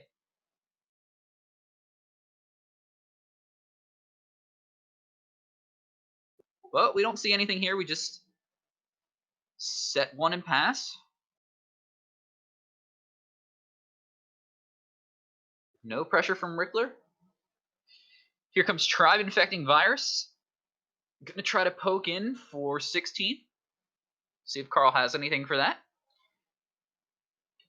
Sice is gonna take it. Now we're seeing a setback from Rickler here. Carl sets in response, sets a monster in response.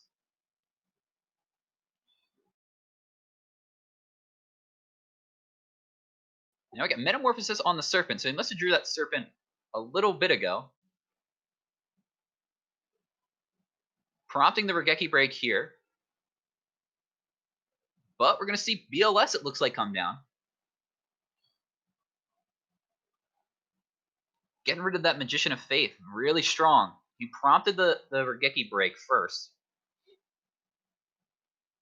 That's what's so good about Metamorphosis into Thousand Eyes Restrict. Thousand Eyes Restrict demands an answer, but so do these Chaos Monsters. So it puts players on, how do I answer both of them? Carl doesn't have access to a Dark right now.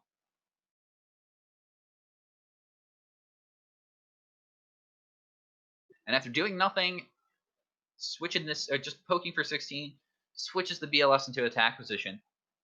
Just so that if a BLS does come down, he can't crash into it.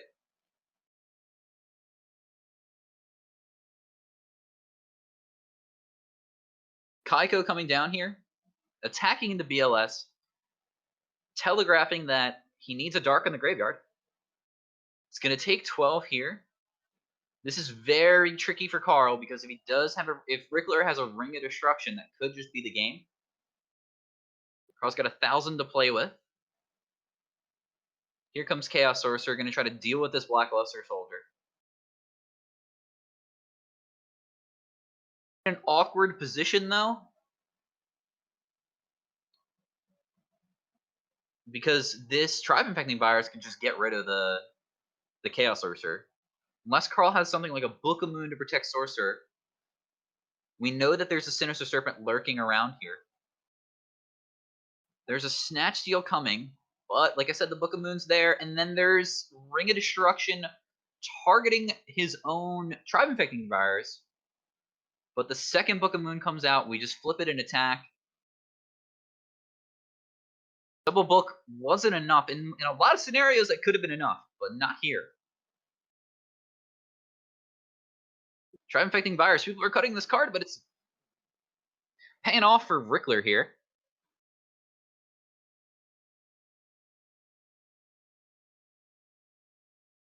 Carl doesn't look like he's in the best position, but he just top decked the Chaos Monster. We'll see if it's he might not have top decked. He might already had the Chaos Sorcerer there, but he got it there. Got that Chaos Sorcerer down after baiting all the other stuff out. Gonna guess that face down that hasn't been flipped yet.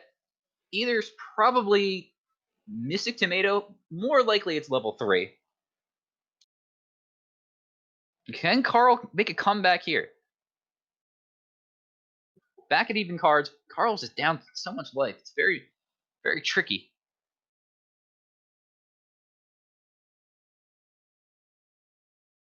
Heavy Storm from Carl now. It's going to trade 2 for 1. Unless Carl does have something down here. No, it's just a Trap Dust Shoot. Trading for a Scapegoat here. And like I said, this is super tricky because what could happen is that... Okay, that was Sagan. Interesting. Not going to be able to search something that can kill Deco can kill Deco and then also and do enough damage for game.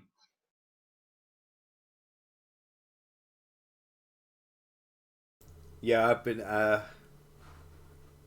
paying attention to this game a little bit. It looks like it's about ramping up now. Looks Yeah, like I mean, Carl's- Carl had to do a lot of work, but he's coming back here. Assure Priest is going to be able to clear Mm. all of the stuff that Mystic Tomato is going to bring out.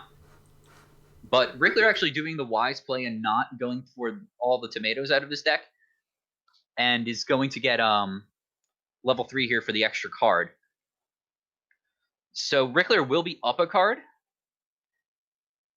and we know that he is Sinister, and I believe he searched for Magician of Faith. No, he searched for another tomato, I think. Anyone's game though. We're looking. Yeah, just a Storm there. Gonna summon a Sure Priest. Dia got it.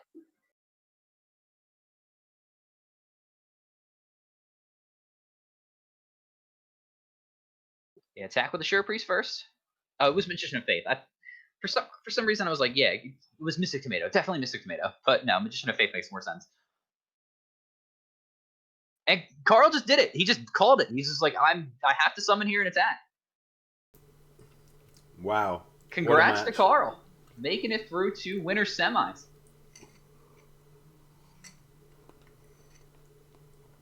That was a great comeback too. Yeah. He was able to get through. Well, Rickler was in Carl a is really good position. He could be more hungry for that world's placement than we think. I think he is. Glad I got to see that. I'm gonna have to head out now. But good luck to all the duelists who are still playing. And yeah, thanks again for everybody for watching. Mascius, you've been a pleasure. Thank you for coming on stream and commentating. Yeah, on your own as well, which isn't a very easy thing to do. So thank you very much. That's easier for me. I can't shut the fuck up, so. All right, nice one. See you later. All right. Later. You guys have a good one.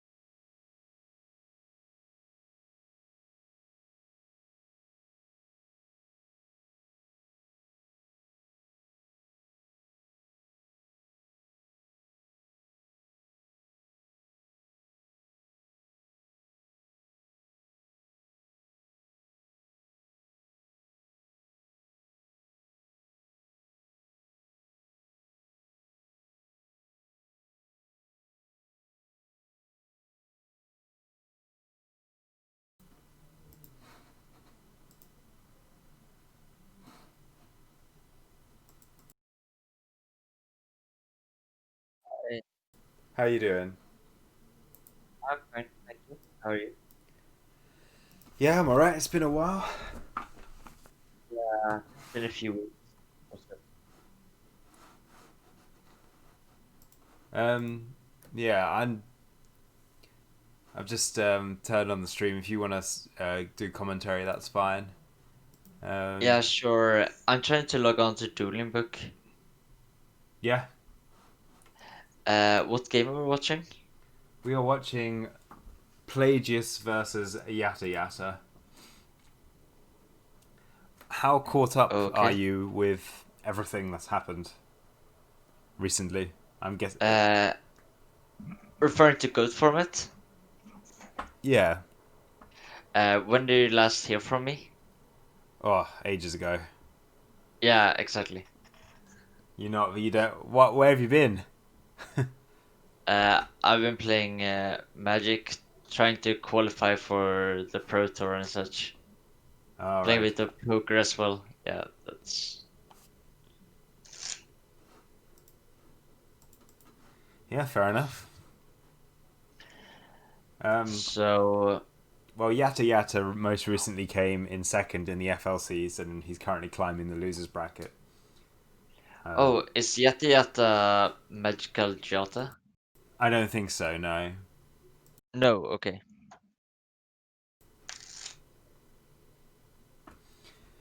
Carl Waite has gotten his world's invite finally How? after playing for ages and ages. He's a really deserving person to get there, so that happened. Yeah, I mean, everyone has held him in high regard, but how did he get there? Undefeated in winners bracket so far. Cool. So where are we right now? We are losers bracket. Got the winner of this versus I win Con. Winner of that versus Tobalope, and then the winner of that versus Zazzles, and then the winner of that for Carl Waite. Okay, cool. Are you on? Have you managed to log in or? I'm trying. So, what's the HTML address right now? Or For what what? do you call it? For For Dueling Book? Dueling Book. Yeah, There you go. I I forgot the number. I've linked it in the chat. H. Okay, 5, sure. Okay, cool. So, are we on stream right now, or... Yeah, we're live. Okay, cool. So, Duel Room, and we're watching Yata Yata. Yep.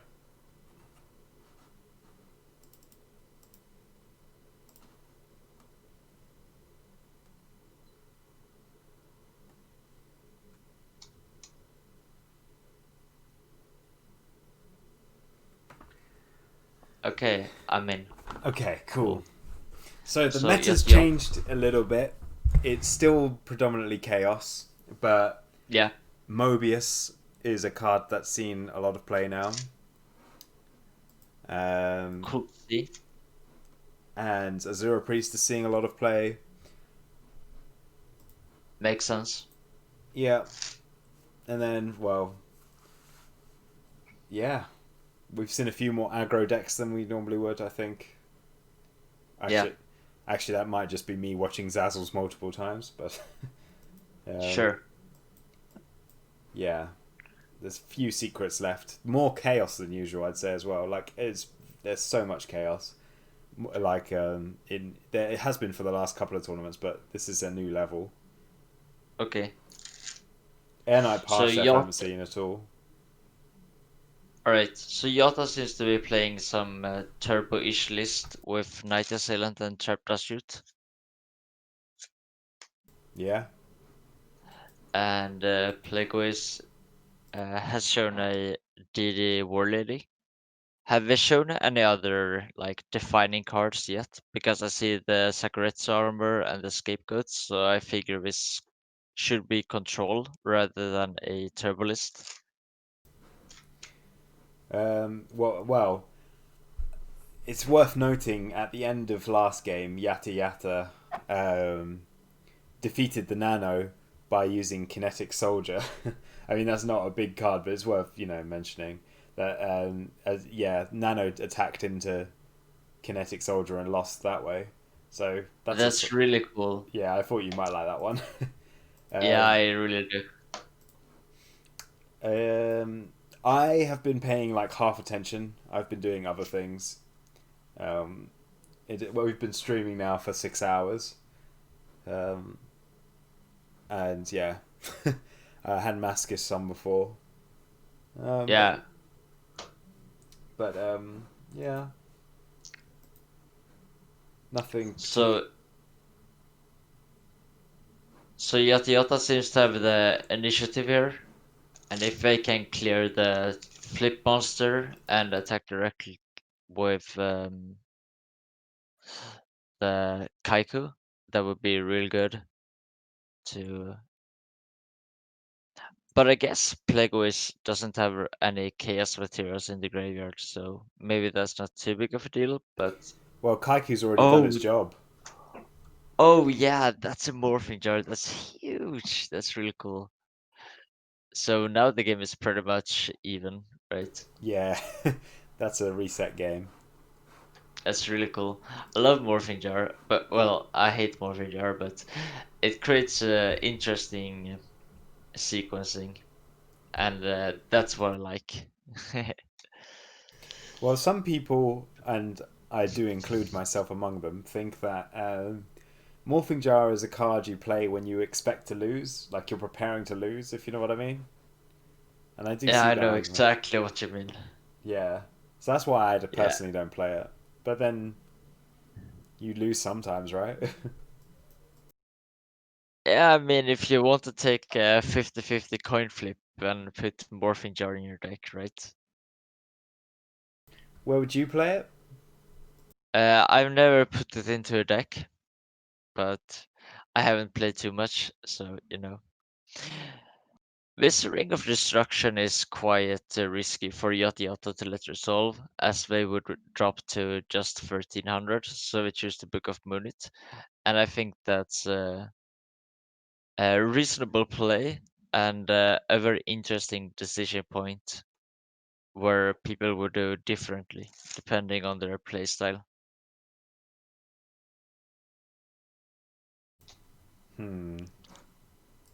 So Yata has all the chaos materials in the world, also has the Night Assailant to loop with a potential second Night Assailant.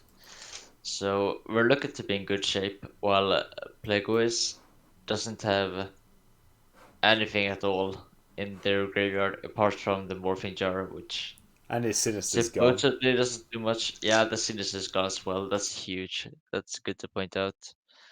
Along with a couple of lights, and if you're playing a Merchant and did War Lady, I wouldn't expect to see Thunder Dragon. Could still be Thunder Dragon, but I wouldn't expect it. So that's potentially an issue long term, that quite a bit of lights are already gone without having done any work in the way of enabling Chaos Monsters.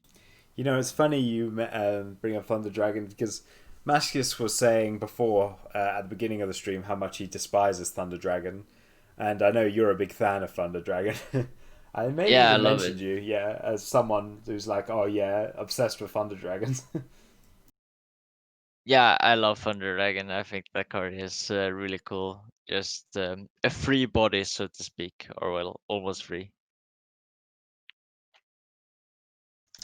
So Sangan running over the Kaiku, I think, is about the cleanest answer Plagueis could have had to the Kaiku, Yeah, and that just shows off the strength of um, Morphing Jar, enabling you to be able to answer their board efficiently in a way that uh, you probably wouldn't have been able to if you didn't have as many options as the Morphing Jar allowed you to have.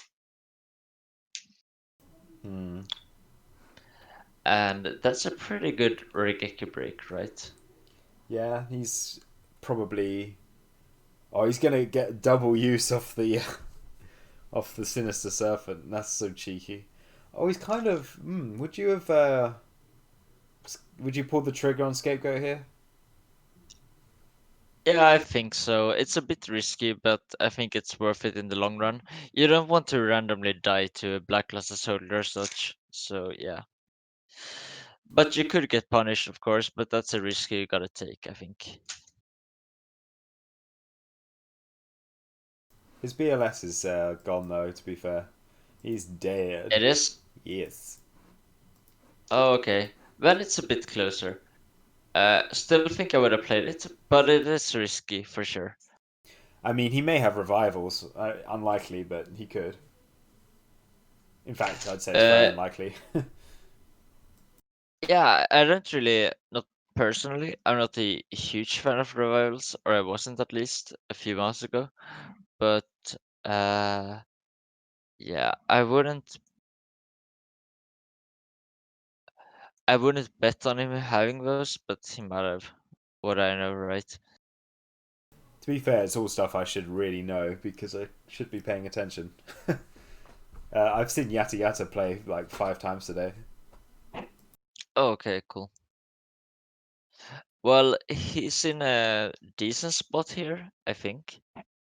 It's hard to evaluate these positions, right? Where both players have a few cards, not too many, not too few, and the board is relatively clear. If this is a Chaos Sorcerer banishing the Sangan, that's pretty huge, unless there's a Torrential Tribute, but that has already been used by Plagueis, so this Chaos Sorcerer is going to be really, really good. Yep. And Plagueis doesn't have a light in their graveyard, so they can't respond with a Chaos Sorcerer themselves. So it's unclear how they deal with this board if they do not have a Metamorphosis, which is quite likely with 2 Scapegoats in the graveyard. I think you'd expect them to play 2 or 3 Metamorphoses, right? Yeah, I think 3 Metamorphoses. I don't think we've seen Pelagius play yet, but this is definitely airing on the more kind of go control-y build. In fact, this has all the markings of a Perovic standard detox scopes kind of build. Like Yeah, very true. like there's no there might not be any chaos at all. Well, okay. Oh, is this a creature swap? Yeah. Oh, I love it. That's so great. Yeah, this is really good. So we're gonna swap the goat for a Dekoichi, I assume. The Dekoichi is going to run over the goat. And then maybe he has ring face down? Well, didn't they use the ring on the Yeah, Kaiku? they did. Yeah, they did. So, but still, like a Tsukiyomi here would be absurd. Or an Mobius. Oh, that's really good. That's so good. That's really good. Uh, Oh, this is so great. oh, that's Okay, not so that's a great. good answer. That is a good answer. But if we do have the Metamorphosis here, yeah, we did. That's so good. So this is game. This is game. Plagueis wins the game. That's great. Oh no. What do you mean? Oh no, Goat Control just beat Chaos. Isn't that what we're all wanting to see? Yeah, actually, you're right. It is. It is. Yeah, it. I mean, so good. Yata Yata's already kind of had his time in the sun from the FLC. Time to get in some. Time to get in some Go Control. I mean, that was a prediction made by. I think it was Dale. I think even Dale said like he predicts that Go Control is going to make a comeback. Yeah, I wouldn't bet against Dale. That sounds like a bad idea. Yeah, for sure. Isn't he like one of the legends of the game? Yeah, he is. He's he's told me he thinks he can outplay 99.9% of the player base. So that's probably true. Yeah, I mean everyone but Perovic, right? Well, I'd say he's on par with Perovic. Between the two of them, I'd probably I'd say it's an even match. Maybe even Perovic loses to Dale. I don't know. Like I think. Well, I mean, Dale's achievements are greater than Perovic, right? I don't actually But- know. But Perovic is Perovic, right? Perovic So- definitely gets more love than Dale, but Well, does Perovic deserve it? No. Does he get it? Yes. So I would say Perovic 100%. what would win over Dale in a match? Well, Dale is better, but Perovic would win. Well, we'll be able to find out when it comes to Worlds. Yeah, I guess. Oh man, I should really try to qualify again. Yeah, That would man, be like so you, great. you've got one more chance. I mean, I've been drinking too much lately, but I'll try. Oh my God. I'll try to make it. You need to get back I into the mean- goat scene. Well, thing is, in Sweden we don't care about Corona, so everyone's just drinking. It's too bad. Yeah, but like, forget about Magic. Come back to goat. Yeah, sure. I should. Yeah, there we go. No, it's always Yeah, a pleasure there we to go. have you like on stream and well, playing as well. To be honest. I'm flattered, and I'm glad to be here. So the Liquid Duo from Yata Yata, probably the best tournament play in the game. Sniping the pot of green. So absurd. Oh, That's so good. that made me cringe a little bit, to be honest. What do you mean? Well, getting Pot of Greed with like, it's so unfortunate because if Play just went first, he would be able to activate the Pot of Greed and then it wouldn't even be an issue. But the fact that he's going second and he also gets the 1 in 5, it's just really Yeah, no, this is like 2-3 in Yata Yata's favor at least. Or I mean 2-1.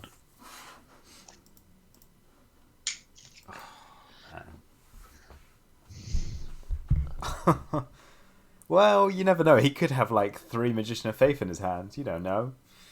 Well, he just wrote he had double Thunder Dragon, so. No, I meant Plagius, but oh, here we go. Oh, okay. That's okay, another sorry. that's another card Yeah. that's seen a lot more play recently. Is Gravekeeper Spy. I don't know how much play Yeah. we've seen before. It's now in literally all the decks. Well, it makes sense because I think the card was consistently underrated. I was a huge fan, but not many played it, so I was uncertain.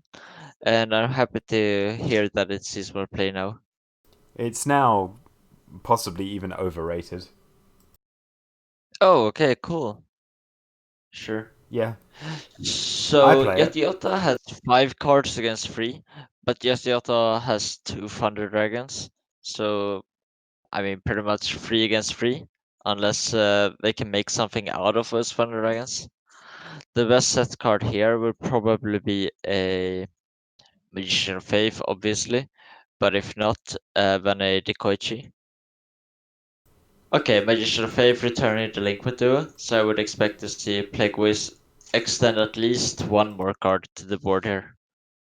Yeah, and now if Yata Yata has a Heavy Storm, I think it's game over. I'll say. And this is not a mistake from Plagueis, it's just an unfortunate circumstance. Yeah. So Yetiota decides to just go for the Liquid Duo, which I think makes sense, but I would probably try to challenge the Sangan first. Although the Sangan is very likely to get the Sinister Serpent, but I would not want Plagueis to get the option to add anything else. Although if you can't challenge the Sangan, then I guess just setting a monster is the best you can do, so might as well. Just fire off the Delinquent Duo. And this coach is great. This is why I love the coach. It just survives Sangans and such. And then it's just a free body, similar to Thunder Dragon. Yeah, it's okay. I mean, I prefer Spy now. Like, in the greater scheme of things, Spy has always done a bit more for me. Like, yeah, it can stand up to Sangan, but Spy can stand up to everything. Yeah, sure, that makes sense. The coach is a little bit less of a commitment in deck construction. It just fits into most decks, while Spy requires a bit of work. But yeah, I agree, Spy is definitely more powerful or so. Sure. Hmm. So very interesting of Yata Yata not to do anything but attack with the Dekoichi. But that's kind of what I like about the Dekoichi. It's just going to take over the game unless the opponent actually extends to answer it. And that's kind of the role of the Koichi. Just forcing your opponent to extend first onto the board, and then you can be the first to answer their board. As the Dekoichi is a free body of sorts, similar to Thunder Dragon. Yeah, I see what you're saying. I guess he does have to kind of do something now about this Dekoichi. He's playing very defensive this whole time. Well, we're not in a rush, but yeah, eventually, definitely, yeah. Defensive's not even the right word. It's more like Plagueis has just not been on the back foot, which is, out of his control. Yeah, definitely. It's not that Plagueis has done anything wrong. They got Dude on the draw, and Dude sniped the pot of greed. So yeah, there's not that much to do about it.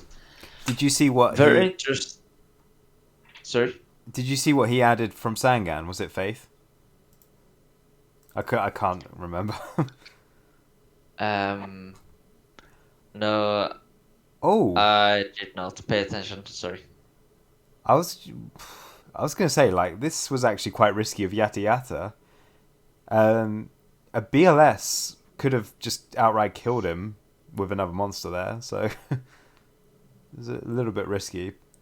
And now, if he doesn't set anything else, a Snatch Steal can kill him as well. So I wonder what he's got. Yeah, definitely risky. Very interesting play pattern. And yeah, like you were Because gonna comment on the Night Assailant being discarded, but that was obviously to make the BLS live. yeah, that makes a lot more sense. Yeah, and that's quite a nifty play there to discard the hand size willingly to make your BLS live. I Oh, think he might that's have a the Snatch Steal and play. and game. Like if he's Yeah, going for this the could end definitely phase, get. if he's got the end phase, oh no, maybe not. I mean, admittedly, I'll just fire off Mystical Space Typhoon anytime I can in the Chaos Mirror because I don't think the card is that great in that matchup. Hmm. But yeah, if there was a Snatch Steal, that would have been game. Very But true. but there is not, which is sad for Plagueis. Well, it also makes yeah, it's sad for Plagueis, but it's good for us, right? Because we get to see more. Are you kidding me? We've Actually, got like a no. whole night of this. No, I just joined 5 minutes ago. Yeah, I know, but for me, my stream has gone on for 6 hours and 17 minutes. I And don't care. we've still got at least 4 games. I don't know. Now that you've come, I might even try and have this out the entire night. We might do all the matches tonight, but I'm just gonna let the top 4 cut decide, maybe. And if it's a draw, I'll Yeah, decide. yeah, sure. Makes sense.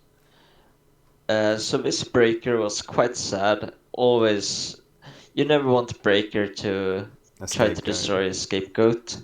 That's always feels bad.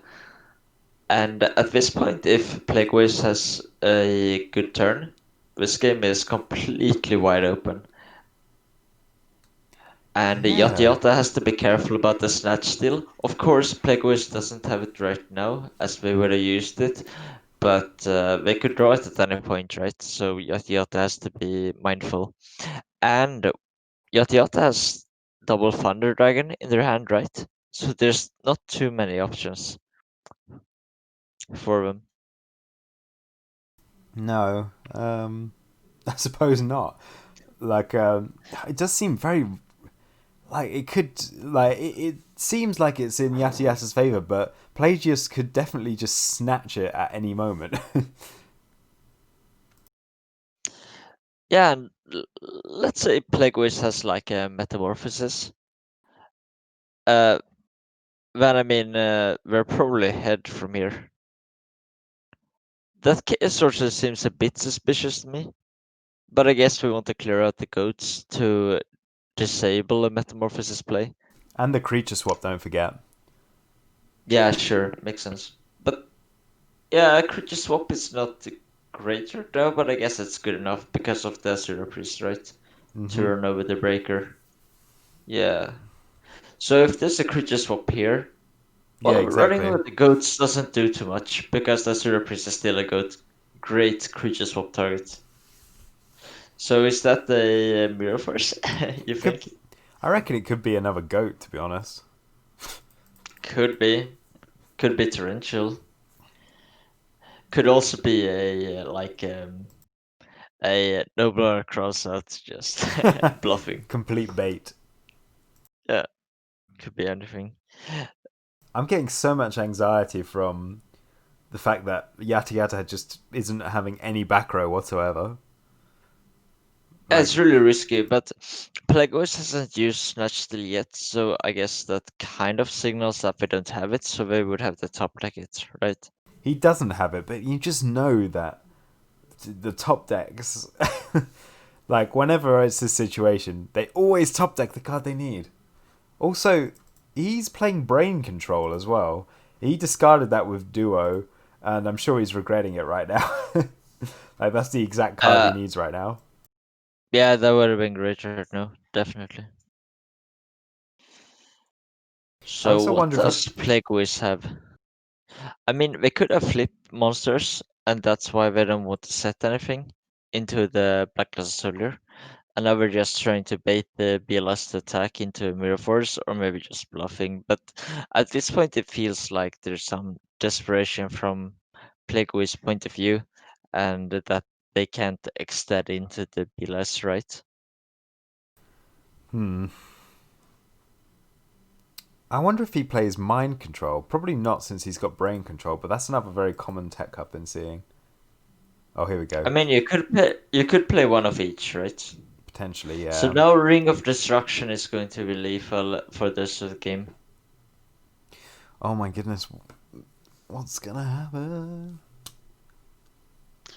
I mean, I think Plagueis is just bricked.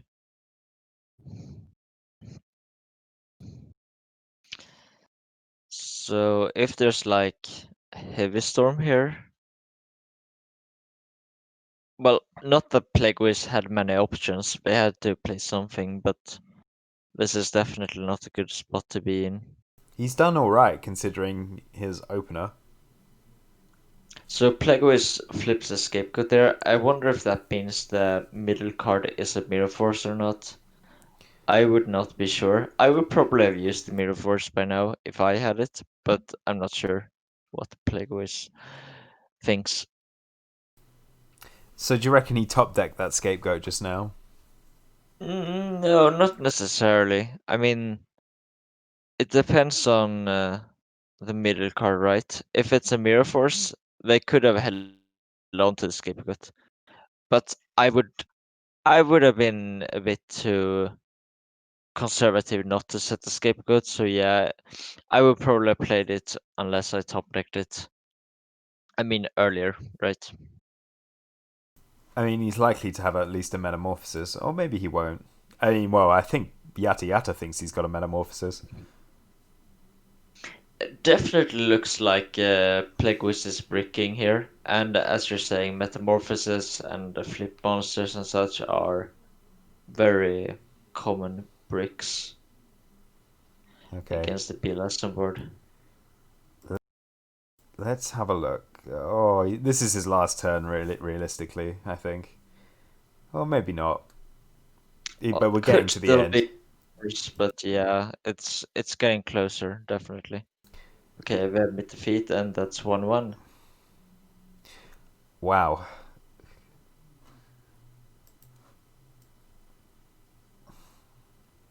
Good lord. What time is it over there for you? I'm 1 hour ahead of you, right? Maybe. It's like nearly 1 o'clock in the morning. Yeah, yeah. Cool. So why do they keep having Europeans do commentary in American time zones? That makes no sense to me. Yeah, I mean, good I mean, question.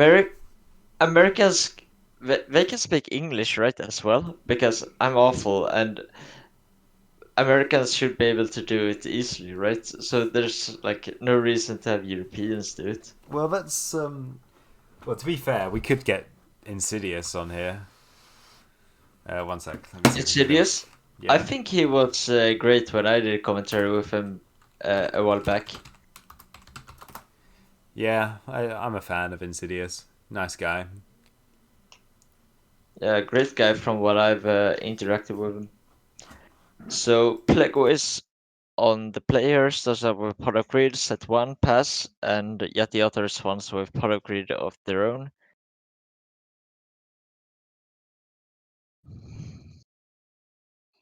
Let's see if they can challenge the set monster, or if we're going to risk it being a Magician of Faith.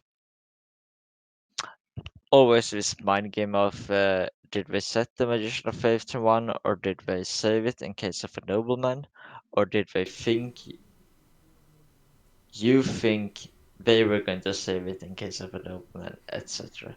So there's always the rock, paper, scissors. It appears Yata is not going to challenge the set, and if this is Magician of Faith, then the game could be Oh! largely in Plague's favor, and it is the Magician. Oh no. Oh. And if Plagueis has a nobleman cross out here, Oh! yeah, I do. No. Well, it looks like it's over, right?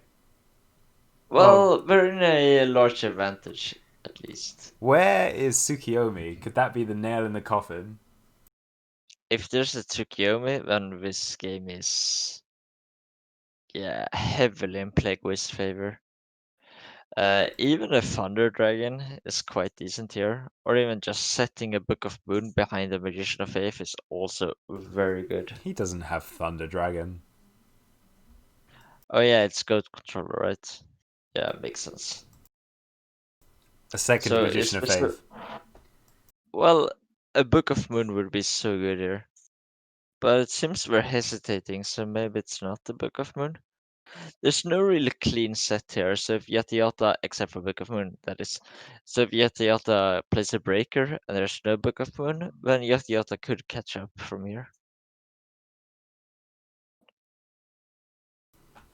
Hmm.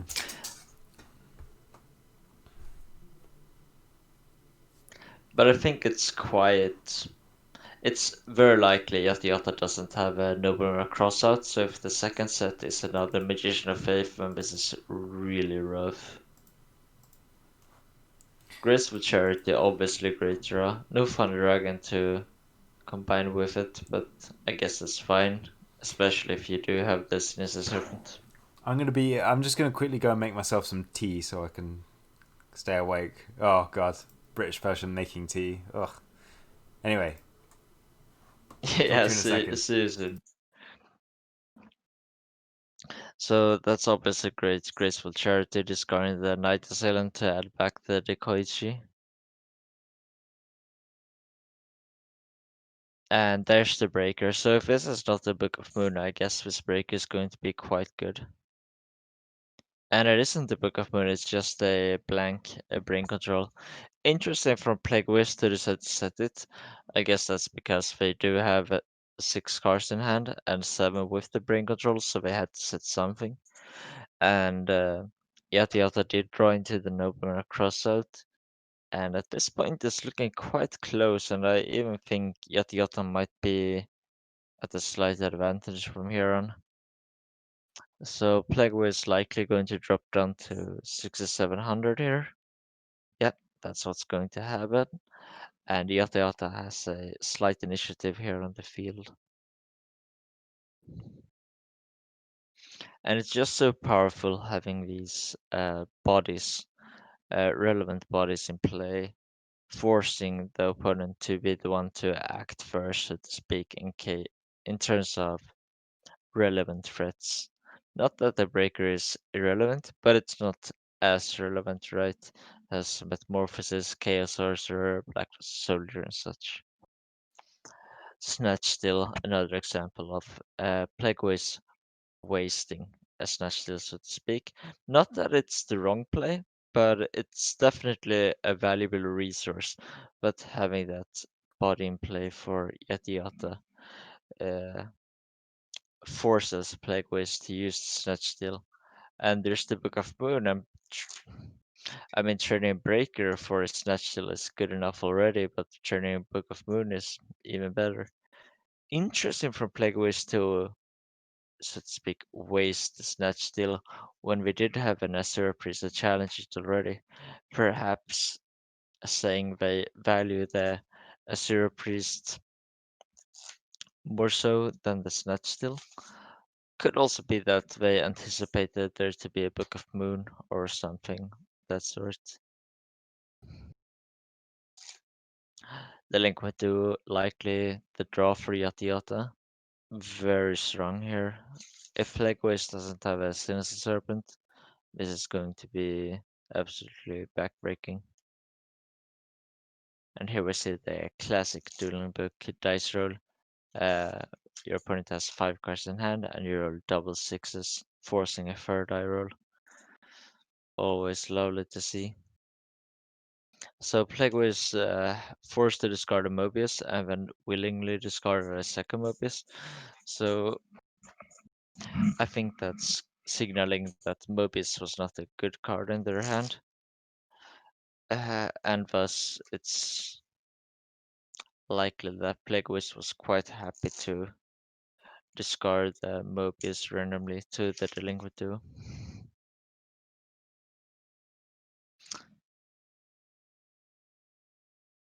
So let's see how Plagueways can answer this set monster from Yata Yata. As usual, if that's a Magician of Faith, that would obviously be great. As your priest just going to run into it. This is how I like to respond to sets. Just try to run into them, and if they answer it, then you respond in some other way. This time around it was a Magician of Faith, adding a Pot of Greed. And well, that's bad. It's not that bad. Yata Yata obviously has a significant advantage here, but it's not that extreme that Plagueways can't come back from it. No, I don't know how many Magician of Faith these chaos lists usually run right now. Could be 2, could be 3. Anyway, 2 has already been used, so to speak, so at most there's 1 more left for Yata Yata.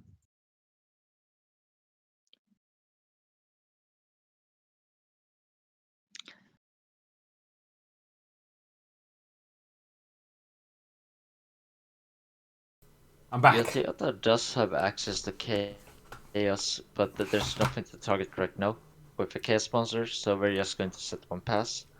Asura Priest is going to run into a new set, and this is the spy that Ross mentioned earlier has picked up a lot in popularity. Great answer to Asura Priest, and I'm quite surprised to see Asura Priest seeing play if it is the case that Spy has picked up so much in popularity. For what looked like a massive favourable game for Plagueis, it looks more even than what I was expecting to come back to. It's very even, Yeah, in it fact. looks super close. I would even give a slight edge to Yata Yata. Yata Yata could push at least 2400 damage here, and it looks like we're going to extend a Chaos Monster to push even more. How did And this happen? if they have a normal summon here of decent power, then this is game like a Sangan. Sangan is game here, right? Yeah. Yeah. Oh And man. that's game. So Yata Yata wins against Plagueways. Cool. Oh, that was a swift exit from that game. Oh. Yeah, you didn't miss anything except for the game. Well, So is IMC1 in the tournament? he got knocked out. Oh, okay. So who are we watching? It will be now Yata Yata and I win Con. And this is what match in the tournament setting? What do you mean? Do you want to see Is the? it semis, finals, losers finals, etc.? Grand finals. It's just a losers bracket match, I think. But is it like losers finals, or is it even No, nowhere lower? near. It's like I don't know. I don't really know the terms. I think like so semi-finals. I think would be like Zazzles and the last person before going up into winners bracket. Or that's losers Okay, finals. I guess this is losers quarterfinals. I don't know. I found the challenge. What would you call So that? I win against Pro 8. Is that the match? I win No, versus Yata it's Yata. no, it's It's definitely I win versus Yata Yata. So where would that be? bottom bracket.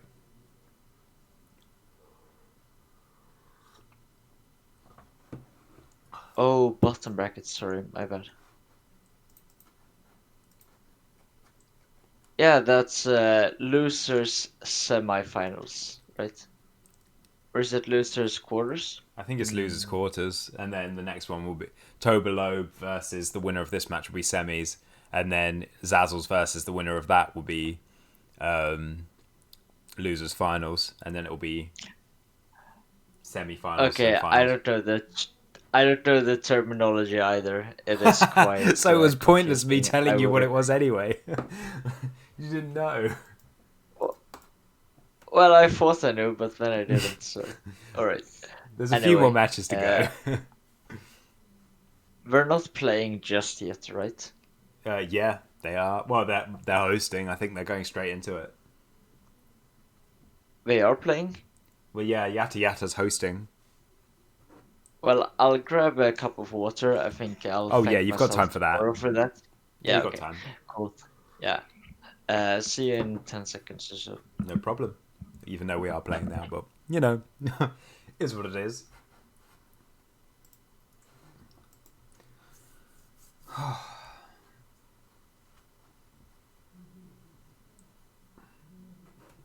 Can't remember what I Win Con's playing, or well, Yata Yata's playing Chaos.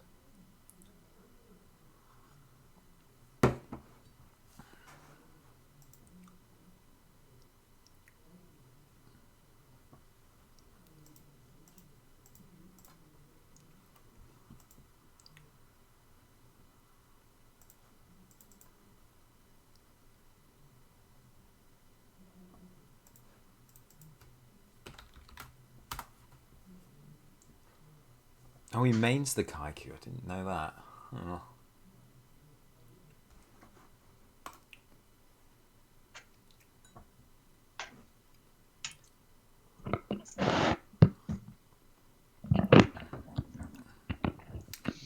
They're in mid game. Found it. I mean, so Stangan challenging the set monster here. Yeah. He mains Kaiku, which I didn't realize. Yata That's Yata, this really is. cool.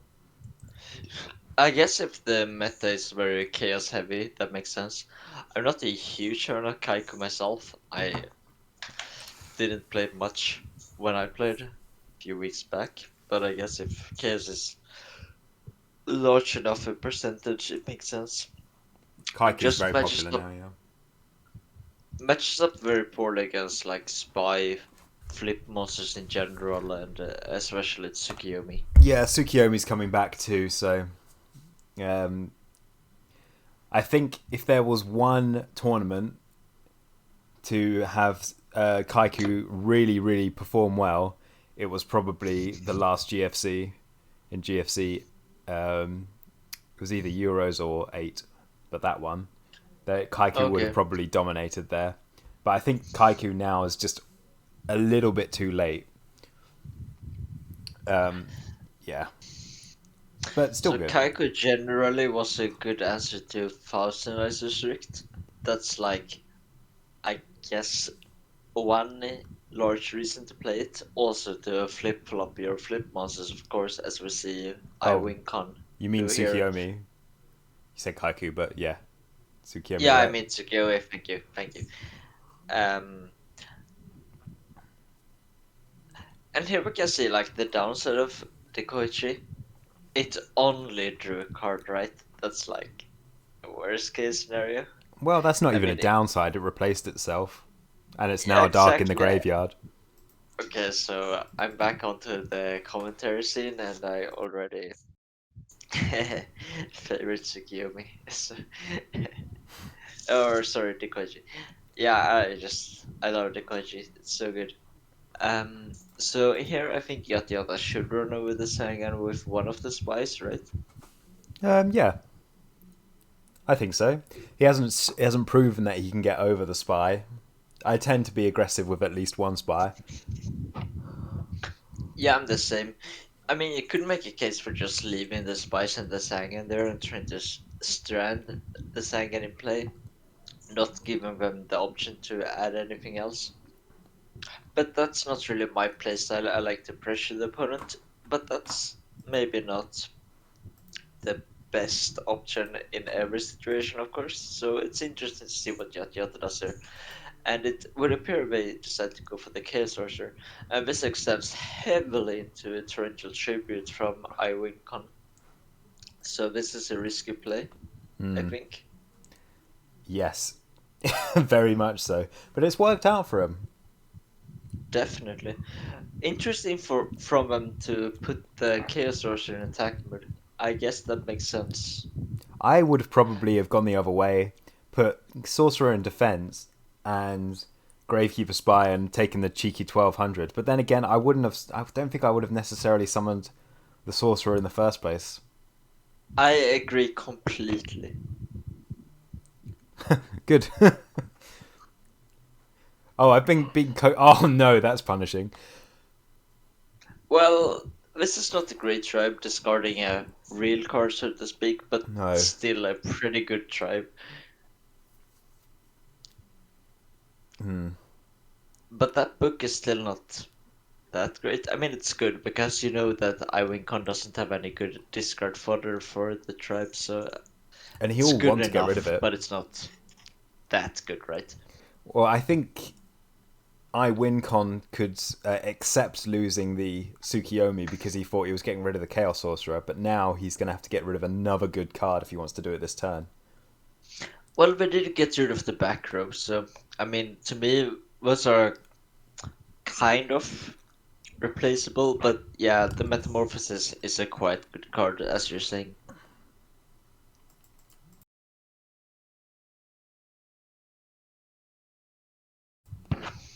Oh, I feel so much better after a nice cup of tea. I feel a bit more awake. Yeah, that's nice. I mean, British people and their tea, right? I don't usually drink tea, but like, I need Yeah, the caffeine right. to keep me awake. I need the caffeine to keep me awake. Isn't tea for British people like coffee for the rest of the world? Oh, pretty much. Well, for me it is. I don't drink coffee, so. Yeah, exactly. You're British, right? Yeah. I mean, I suppose tea is very popular over here, so I can't even deny I- it. Yeah, sure. In Sweden, we just drink alcohol. That's all there is to it. I have drunk So beer that- today as well, but that just feels like yesterday at this point. Okay, cool. Back to the game though. It looks like he's got rid of that tribe. That's Yeah, I mean, Night Assailant trading for Tribe isn't great, but whenever you set Night Assailant, your expectations are not huge, right? So trading it for pretty much anything is fine, I think. Like best scenario, of course, being that they run it over with like a Sankan or such.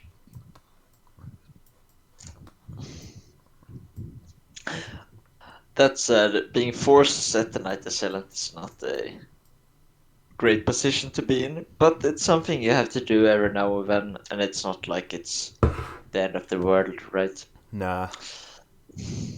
So the Koichi going to flip here without being challenged. Probably going to attempt to challenge the set monster from iWinCon. I'd be very surprised if he didn't. Yeah, some people would use Nobleman Crossout here. I wouldn't. And I like extending the Sangan. I think that makes sense. These are two monsters that, if they get Mirror Force or such, They have already gotten their value. You see, I'm with you. I don't think I would have used the nobleman there either. Not in I this would case. not have. I would not have. I would definitely not have. But at the same time, we're not playing like late into a GFC, so maybe we should take notes. But yeah, Yeah, I very wouldn't true. have. And also, to be fair, knowing now that it's a Dekoichi, it didn't actually turn out that bad. No, I think it did turn out bad. Why would you want a nobleman at the coach that you're still just going to run over?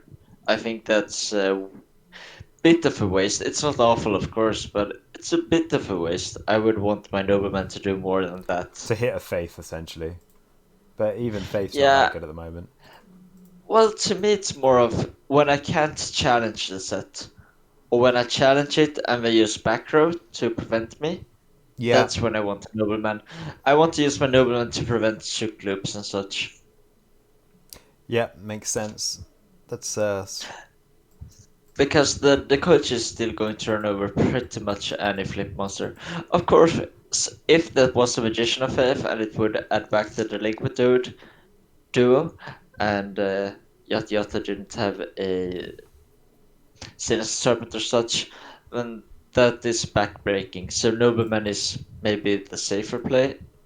It's not the play I would have made, but it's not wrong by any means from my point of view. It's just an option I would not have gone for.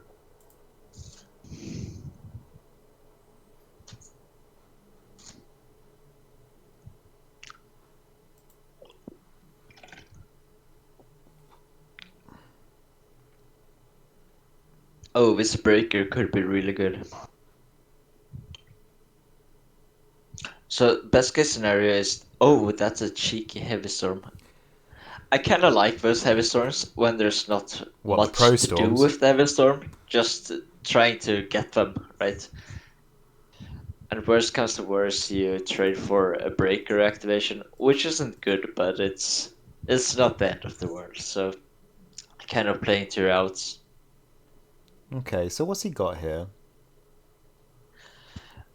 Is that enough? Yeah. Okay. Is that enough? No, it's not, right? Is it? Is he... No. Did Yeah, I... it is enough. It is enough. It is enough. What Sorry. wasn't I seeing there? So 2 attacks into scapegoats, Billas attack and then attack phase, and then a 4th attack phase. That's a good game. Wait. 4 attackers, 3 goats, one of which is a Billas of the attackers. 3 attackers, 4 attackers. 4 attackers, 3 goats, 1 Okay. attacker is Billas. That's game. Yeah, okay, yeah. Yeah. It's too late. Yeah. If only we had Americans. Yeah, if only we were Americans. Yeah, speaking of which, isn't like most of the community Americans? Oh, well. A lot of people seem to think that most of the community are Italian. But Yeah, that makes sense. But we're not doing commentary, right? So. okay. Yeah, no, most of the community is American. But like we've been speaking about doing GFCs. I mean, we did Euros, and now we're talking about compromises between Euros and, regulars. I reckon there is a compromise. In fact, Like starting an hour earlier or so, or what? well, I don't know. Like the reason the tournaments happened when they did is because it was convenient for Scully, and Yeah. because Scully was the only person doing it at the time. Like, yeah, it should be at his convenience. But Yeah. now that the team's a lot bigger, I can obviously start things up earlier. Scully doesn't have to even be awake. Yeah. I can start it off, and then he can take over. Like, there's many things we can do with it. In fact, I haven't actually put that idea forward to him. Might do that. Well, next time I speak to him, but there's no reason why it can't be a slightly bit earlier. Yeah, there's definitely room to experiment, right? Yeah, of course. Especially as the community is growing. So this trap dust shoot is pretty good. Probably take away the Thunder Dragon. I would imagine. Yeah, You I think so as well.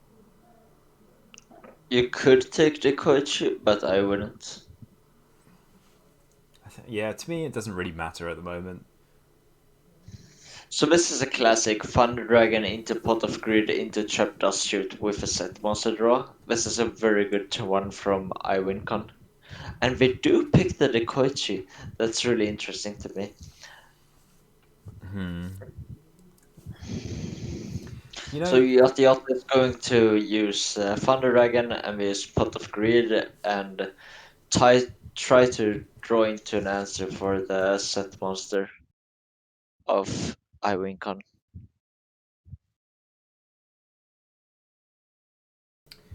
yeah, this is. I sense this is going to be a game 3 again, and literally all these games have been game 3s. They've all on stream. It's all been very close, and also very long. Yeah, but that's great as well, right? It I is, mean, yeah. the game's been long, not so good for us Europeans, but it's good for spectating. No, to be Right? fair, like I may like joke and moan about it, but in the end of the day, I do wish they were more like this. Yeah, it's a classic complain about it not being close and then complain about it taking long when it is close, you know. Yeah, we wouldn't want to see a Oh, complete blowout. yeah, and they decided not to challenge the set monster, and I think this signals that Yata Yata set the ring. So I would be somewhat hesitant to go for a Tsukiyomi here from iWinCon. Yeah, it could potentially. What do you think he has set as a monster? It could be any flip monster. I mean, slightly less. It's not the Sangan, I don't think, because the Sangan would have tried to run over the flip. Uh, I think it's but Faith. apart from that, could be Faith, but it also could be like Spy or Dekoichi, right? Yeah, but I'm with you. I reckon he would have tried to challenge it at least. I'm not sure. Oh well, here we go. We'll be able to find out if it's a ring or not now. Well, yeah, you're right on the money. Well done. Yeah, I think that was quite obvious, right? Well, And I that's a didn't. great nobleman. So it was a spy from Yata Yata, which makes sense. So now Yata Yata has Heavy Storm, Triumph Virus, double Thunder Dragon in hand. So iWinCon pretty much knows Yata Yata's hand, and there's no good answer to a set monster. So let's see if iWinCon does have a set monster. If so, that would be really good here.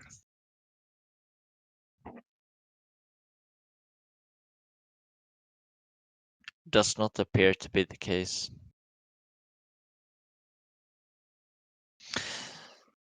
So Heavistorm not good here, Tribe not good here. Thunder Dragon obviously doesn't do anything, so preferably just set the monster and pass, and eventually potentially a back row as well.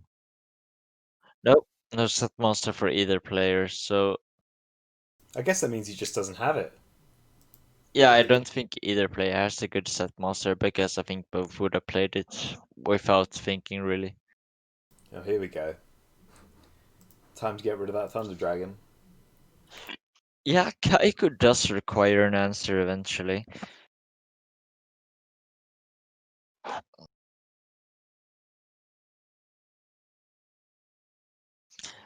Decides to take the damage,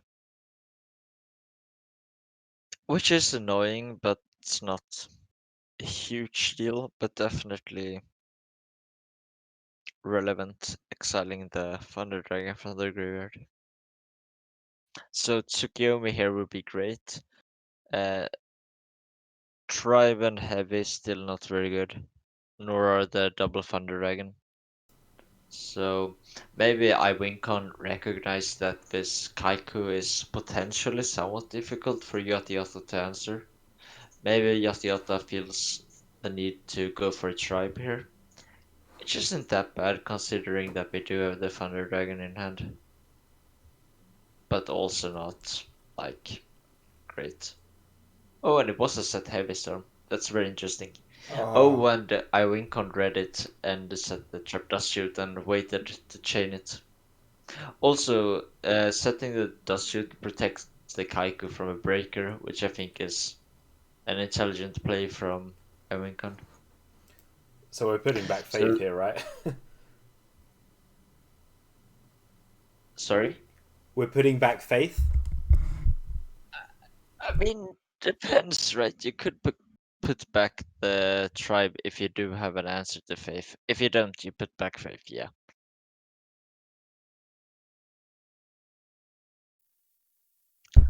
So, if we put back tribe and have an answer to Faith, I think we're pretty much just we're in a great shape, right? Yeah. Yeah. In short.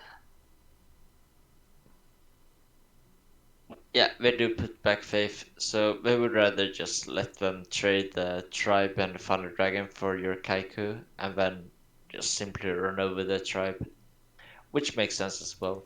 I mean, he could actually have a second Kaiku in his hand. That would be great. Of course, then there's a book from Yotta Yotta, but then maybe there's a Chaos Sorcerer or something along those lines. So yeah, that would be a very strong play, definitely. So 2 Thunder Dragon, Nobleman, Tribe, and Book. Not looking good. Yeah, I wouldn't say so. I mean, we don't know what Iwincon is working with, but it's very likely better than the hand of Yata Yata. Yeah, and Yata Yata could even, like, as you said, Kaiku or Tsukiyomi or Chaos Sorcerer. I mean, there's so many answers here.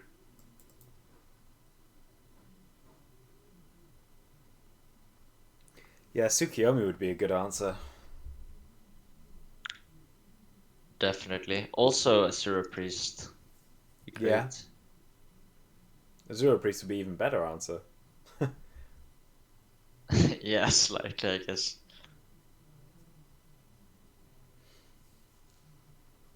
But he is And taking his time, considering he knows what's out there. Interesting. Decides to go for a Chaos Sorcerer, I guess. Or over BLS. So BLS can't be answered by the Book of Moon. So there's the Book of Moon and then there's Nobleman and the Thunder Dragon. So likely going to book Nobleman, the Blacklisted Soldier, and leave himself with a top deck and a Thunder Dragon in it. That seems completely awful.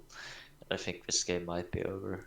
Well, if he, yeah, like I can't even think of obvious escapes right now. I mean, he could go Yeah, for I mean- Snatch Steal.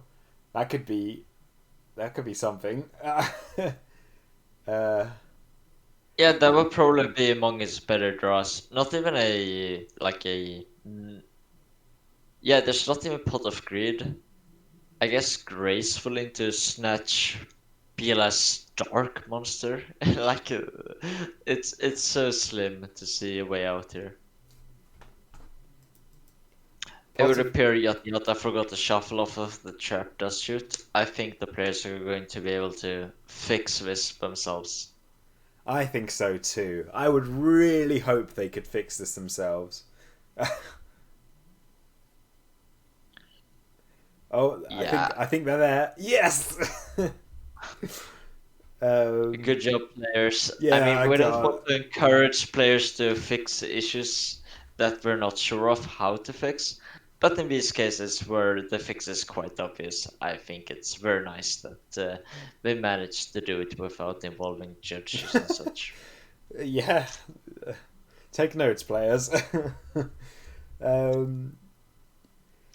If you draw a card you shouldn't draw, message your opponent, and if they agree, just fix it yourselves. If there's any doubt, contact one of the tournament organizers. But if there's not, you can fix it yourself, right? And this is very interesting, just putting the tribe out there to put extra pressure, and I think that's a good play. It's a 2-turn clock. Especially, yeah, especially considering that the hand of Yata Yata is like Thunder Dragon and 2 unknown cards, so not much to do.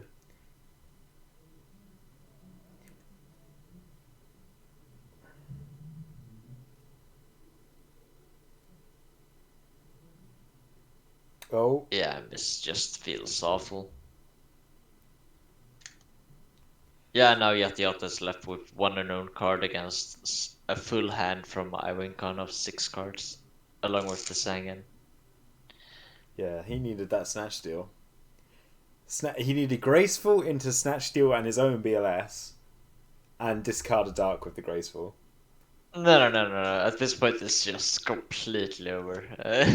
No, I meant like the last turn, but yeah. Yeah. Last turn there was still some hope, but at this point, it's just yeah. Yata Yata just passes, knowing that it's just.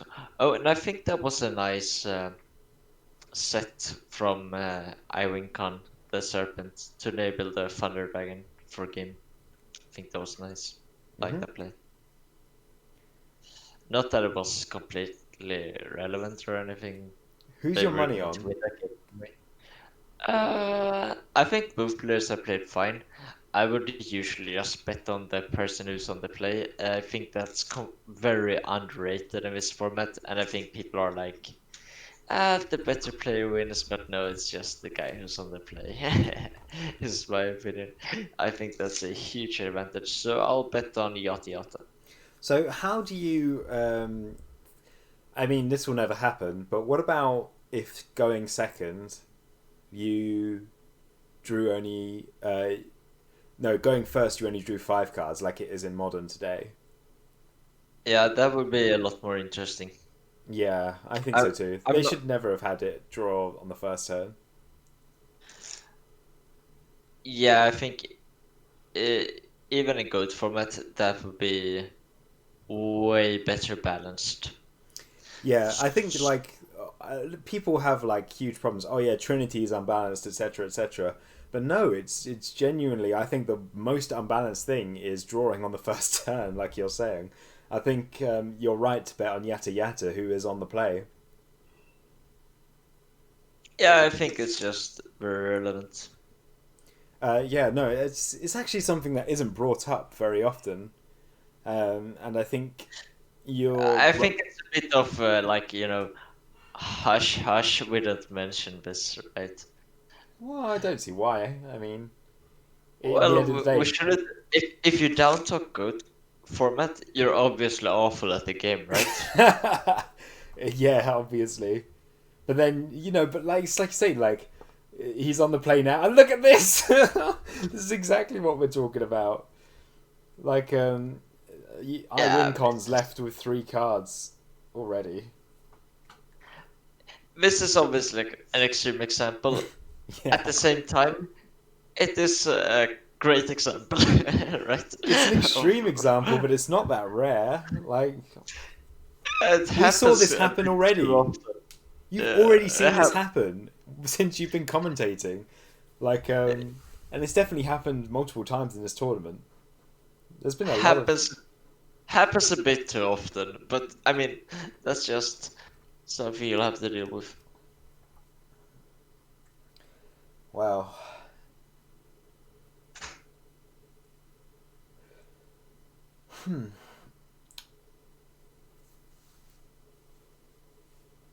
Knight Assailant's hands. Gravekeeper Spy.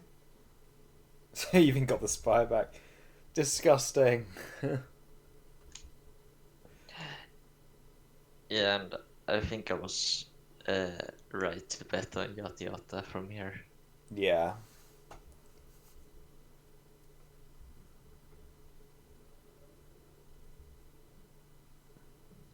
I actually think Yata Yata has a good chance of taking the entire thing as well. But my bet is actually Zazzles. I think Zazzles will win.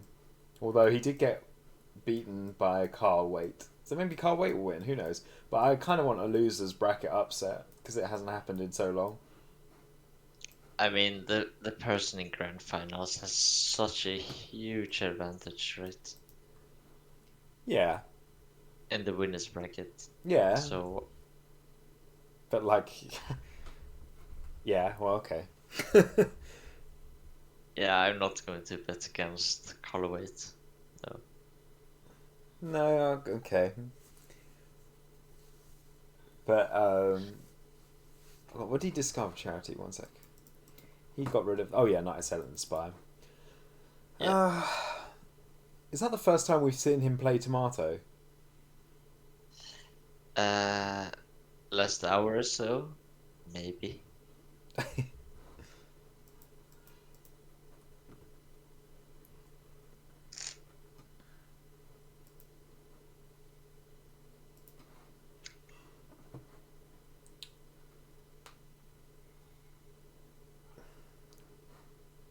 Again, like, it still doesn't. The difference in cards right now. I know there's Thunder Dragons in the mix and whatnot, but it doesn't seem that extreme still.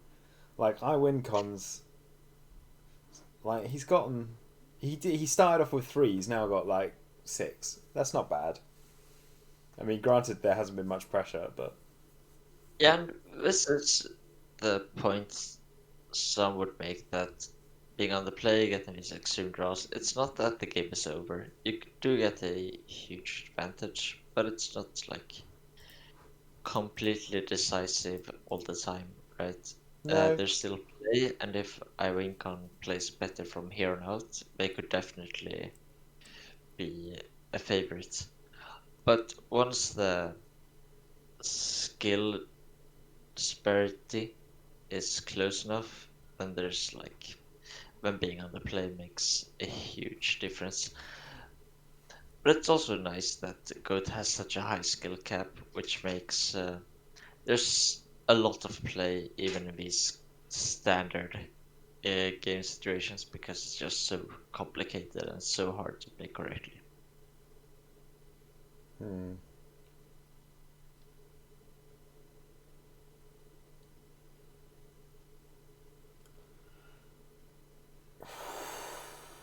Hmm. Okay. I think I would pick the set monster here. Yeah, I may agree.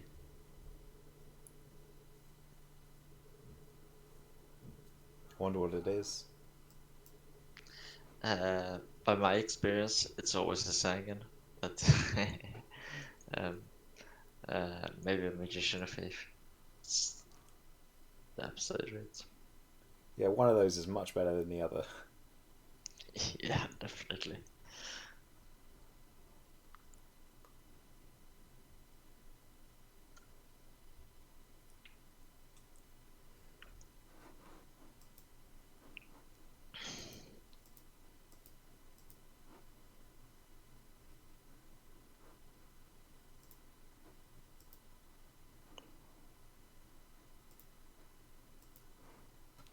Right. Booking a fast and ice never feels great, because in case you say Sacred, oh, it was Sangan.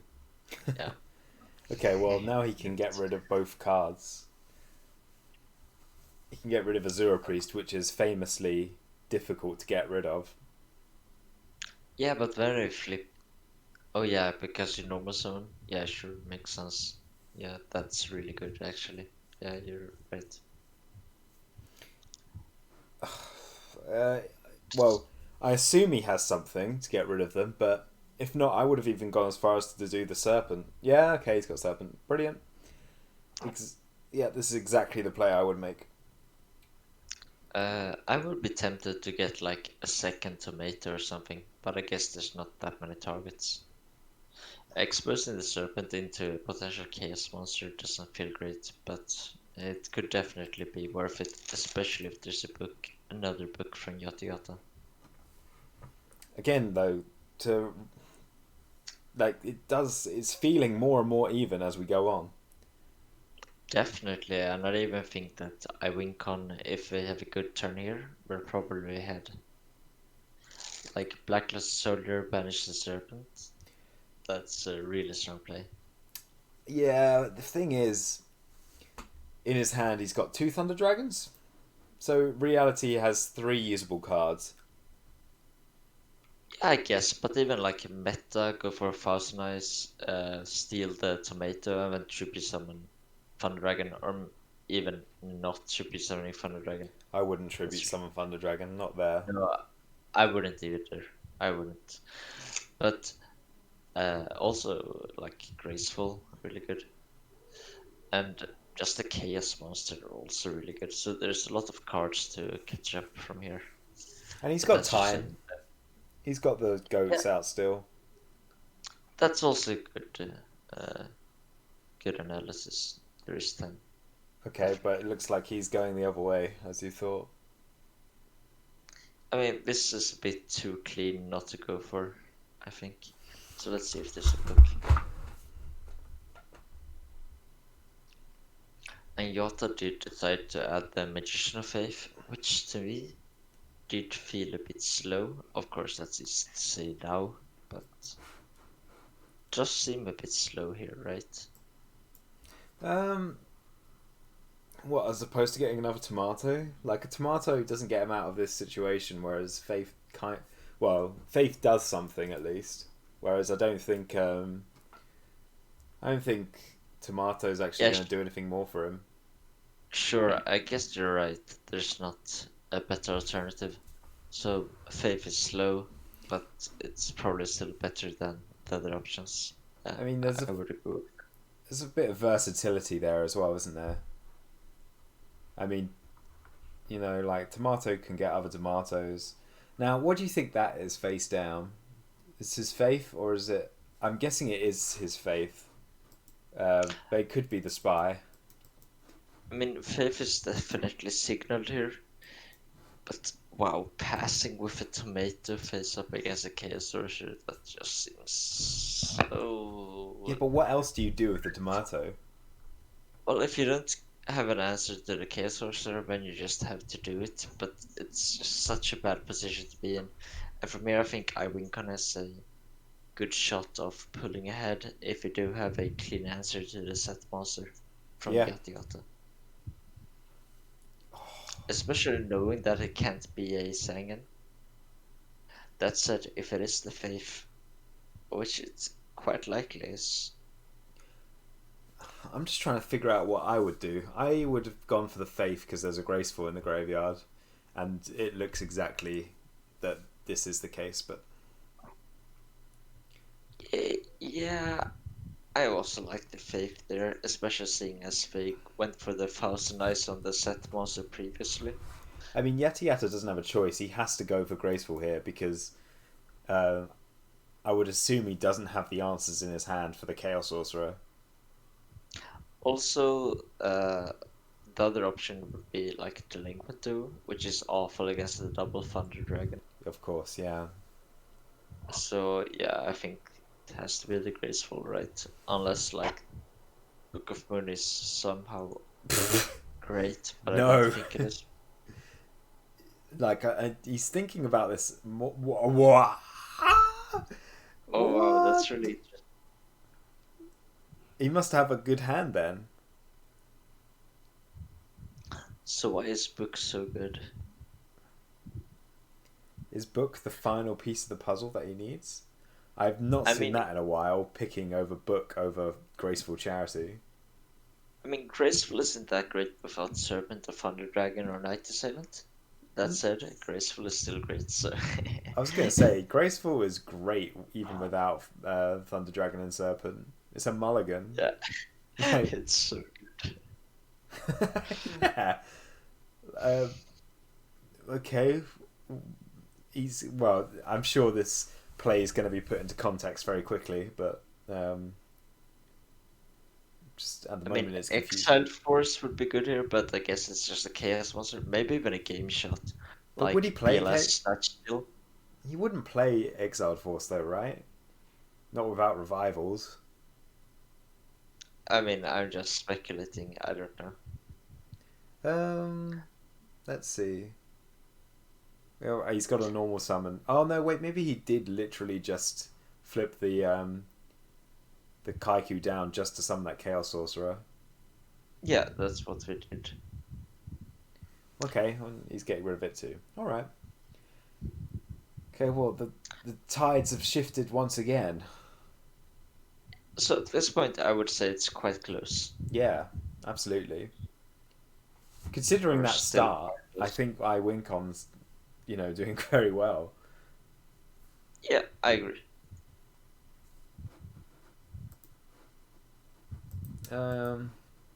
Let's see. What's his options? He's still got access to a light and a dark.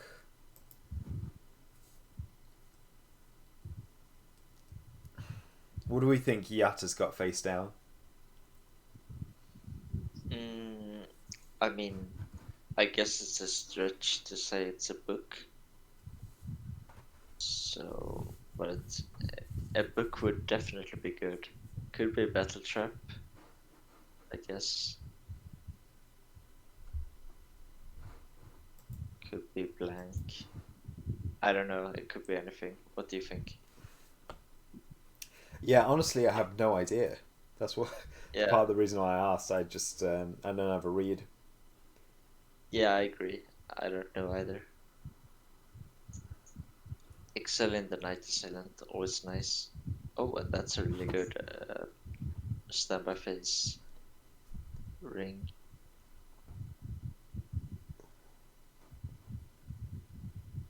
Okay.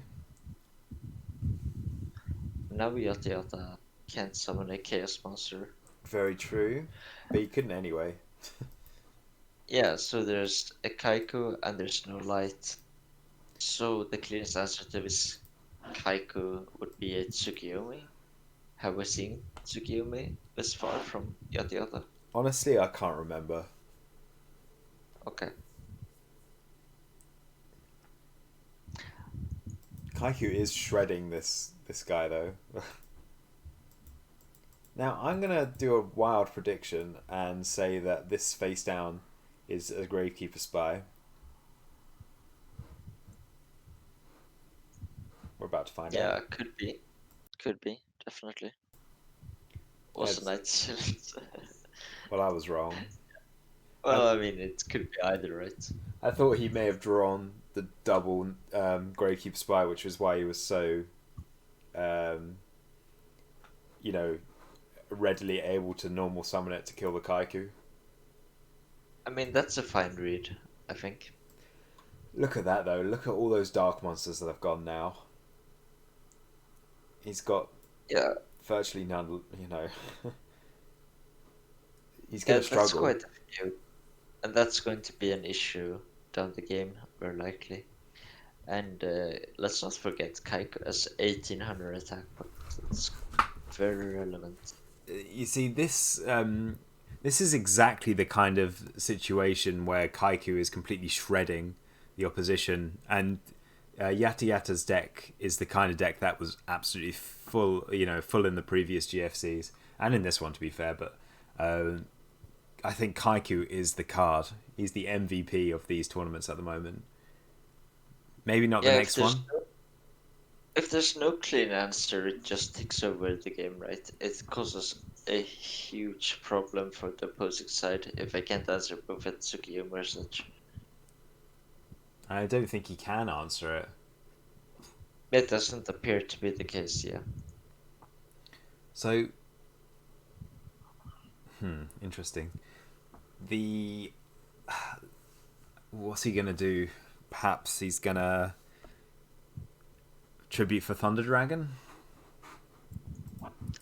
I would guess that's the play. Yeah, I'm assuming that's what he's going for.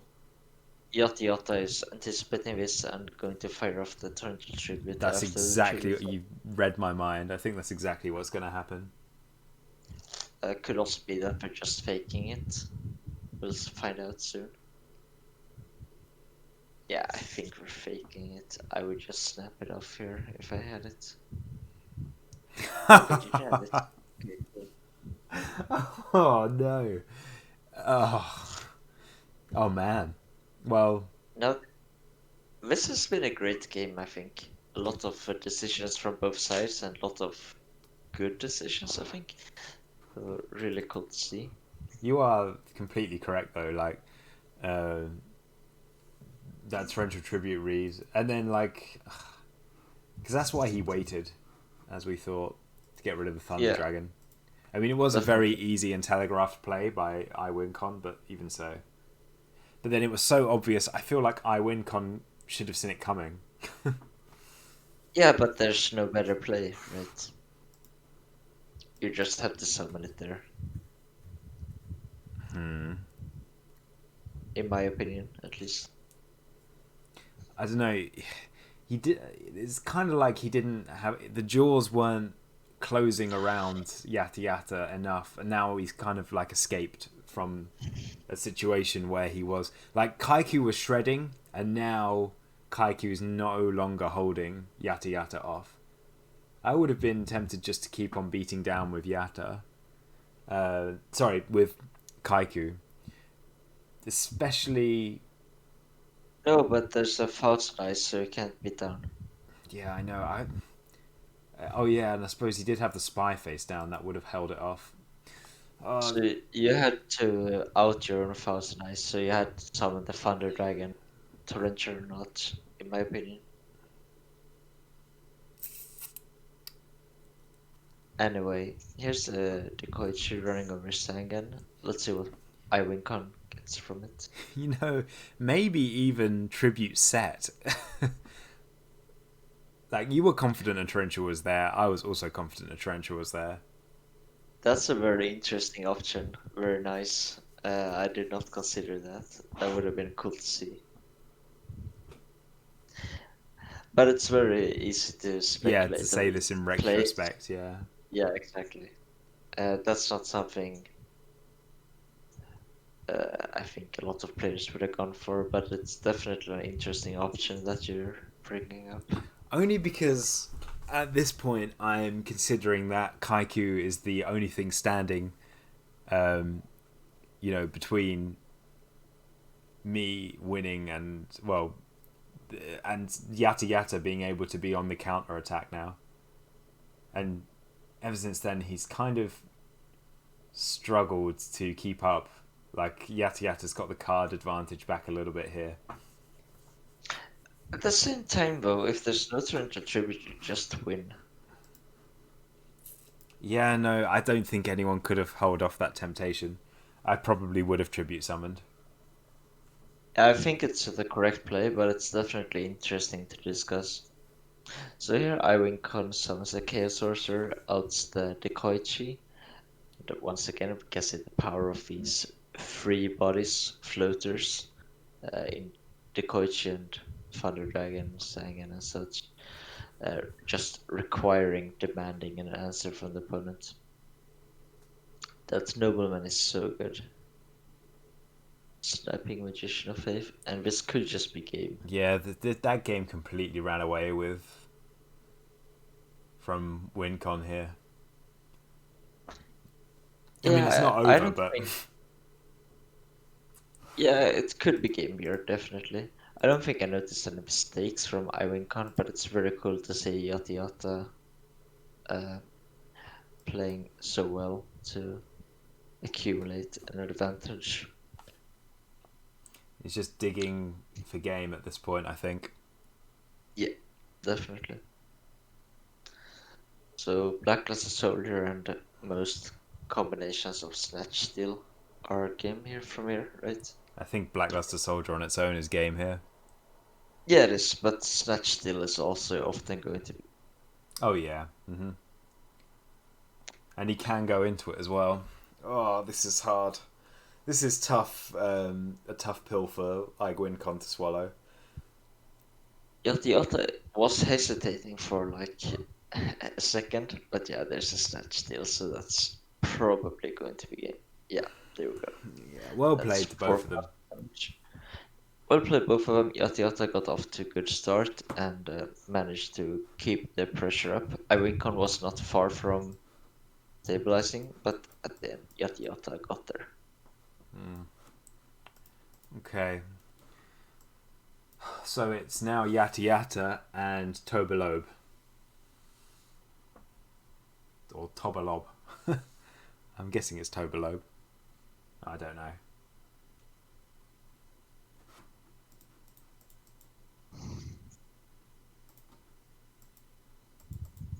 Okay. I'm gonna hurry them up a bit, I think.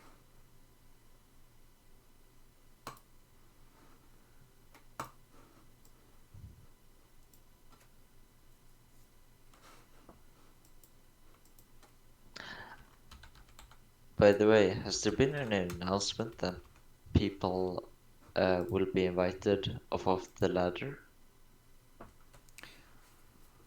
To be honest, I haven't had much to do with that. I haven't really been taking too much of an interest. I've just been Okay. Makes like, sense. yeah, it's I don't know is the answer. Yeah. That'd be one to ask Scully. Sure. Cool. Let's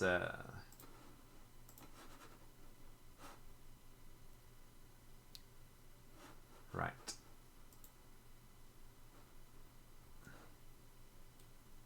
So it's at this point now where people start to, are we doing it tonight or are we waiting till the next day? I want to get this done, to be honest. It's still kind of early-ish. Kind of early. It's 1:47 here. Yeah. I mean, I guess I'm the only one who's more Eastern than Britain.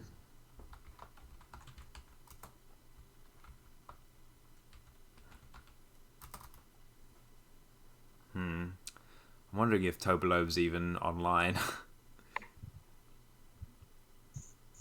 I mean, if he hasn't said anything, are you going to issue a match loss, or are you just going to let him play tomorrow? It depends what I've written in the announcement. Okay. Let's have a look at that.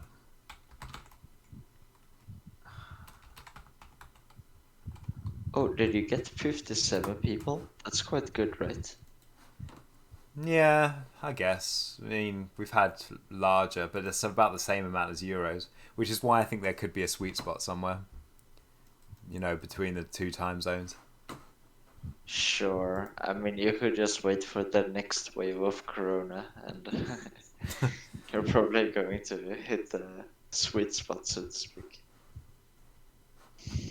Okay.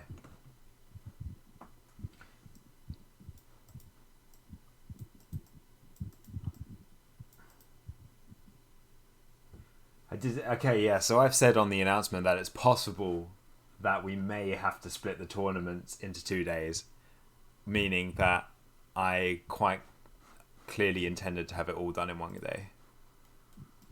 Okay, but it does look like Top Lob is online on Discord at least. Good. Okay, yeah, great. They're both on. Okay, cool.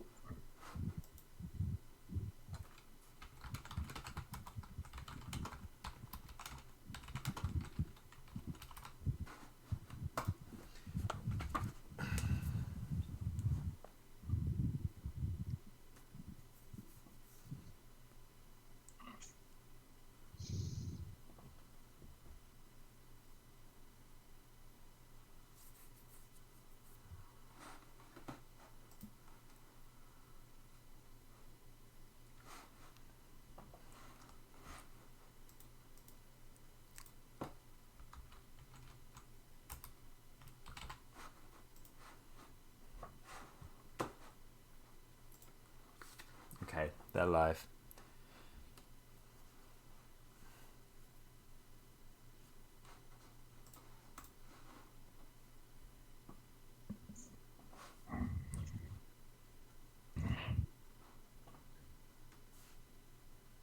And we're on.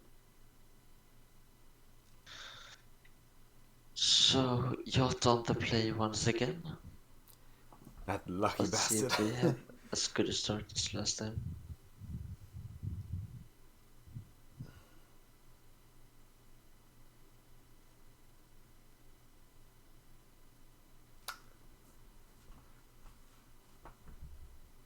Appears we have options on turn 1. Maybe signaling different set monsters. Maybe grabbing a drink. Yeah, Could be either. Set 1 pass.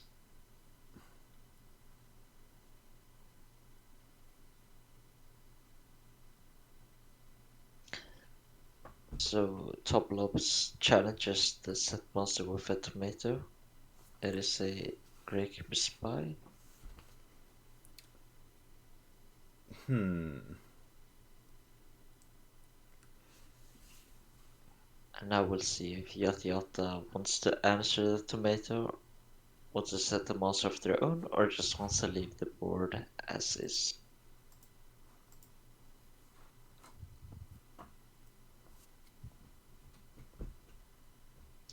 I would be tempted to just leave the board and then not challenge. Yeah, there's no particular pressure here, is there? Oh, but he's going to do the opposite. Oh, no. Yeah, that's always the risk you have to take. Yeah. It's not awful because you basically trade the spy for the turn job. I don't know. I think that is awful. Yeah, it's not good, of course, but it's not that bad. Thing is, now Yata doesn't have a normal summon or set, so Tobalab gets the initiative. I think, despite Tobalab being down a draw step, could definitely pull ahead here. And Yata goes for a graceful, which I don't really understand. I would probably have waited with it. Because what are you going to do this turn, right? There's no play. So I would probably just have waited until next turn. When I have more information, I have dug a card deep, and I know what to answer. And who knows, maybe I draw into a Thunder Dragon. When you draw Thunder Dragons off of Charity, do you discard said Thunder Dragon? Usually not, because I'm a sucker for Thunder Dragons, but some of the time, yeah. I think I do it a bit too little, but yeah, usually not. What about you? Yeah, you see, I never know. I hate discarding Thunder Dragon and then drawing another Thunder Dragon and then having to discard that for one Thunder Dragon. I mean, it's a strategical disadvantage, but it could be necessary short term some of the time. But I just hate doing these short term necessary plays. Mm-hmm. That's what this game's become a little bit of as well. Like, when I say, like, everyone wants a turn every single... No, sorry, everyone wants to play every single turn. Everyone's desperate to play something at least. And it is all about short-term solutions, I feel like, at the moment, rather than the long game. Sure. I mean, the game snowballs so fast. And that's why we see these diverse answers in Regeki Break as such, I believe, rather than these catch-up cards in Torrential Tribute, Mirror Force.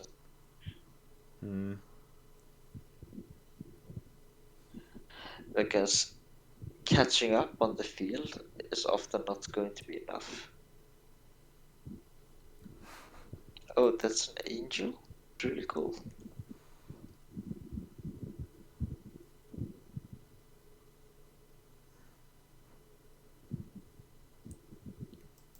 Yata Yata being very polite. Yeah, that was very polite. I don't think I've seen that before. What, politeness? No.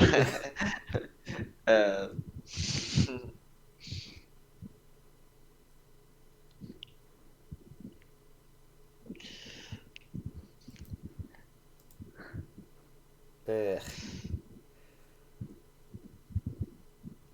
I hate this card so much. Trap Dash Shoot. God damn. I mean, I hate it, but it's also quite cool. So I don't know No. where I stand. It's fine.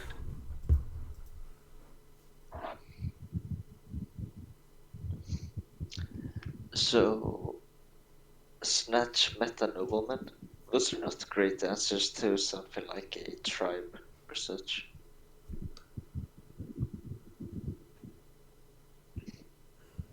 And here we see Regeki Break. Once again, utilizing the utility to add Regeki Break is so good for preventing yourself from falling behind or snowballing. Mostly snowballing. It's not like a card that lets you catch up, but it can snipe set monsters when you can challenge them and such. And that's very valuable, since the game snowballs out of control very often. And catching up is just not enough a lot of the time. The utility to answer these prison decks in burn and such is also nice. It's a nice bonus. Sure.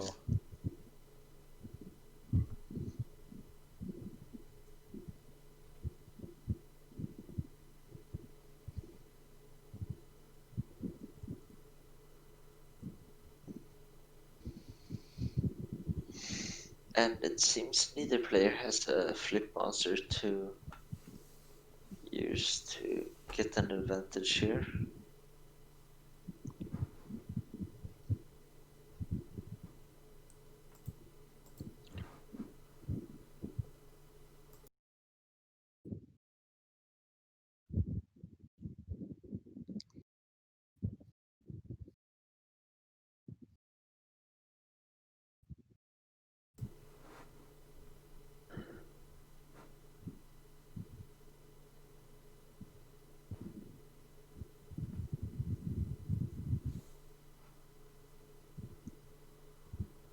So that nobleman was very telegraphed, as they did reveal it off of the dust shoot. And it could be the case that Yata Yata baited it out. Maybe we see a Magician of Faith being set here from Yata Yata. I must say Yata Yata has a quite high rate. It's 1200 a lot nowadays? Oh, I think it is, yeah. Yeah.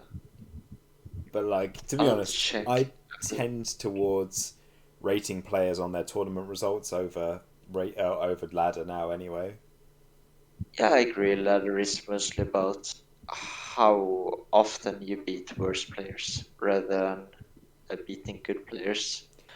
In tournaments, you will always have to beat the good players eventually. I mean, In ladder, Yata it's Yata's. mostly about having a high win rate against the worst players.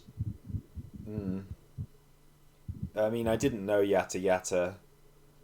And well, I did. I saw his name floating around, but regardless of how this match goes, he's had two really good tournaments. He's gotten far in the FLC last week, and he's having a good run this time, regardless of if he falls out now.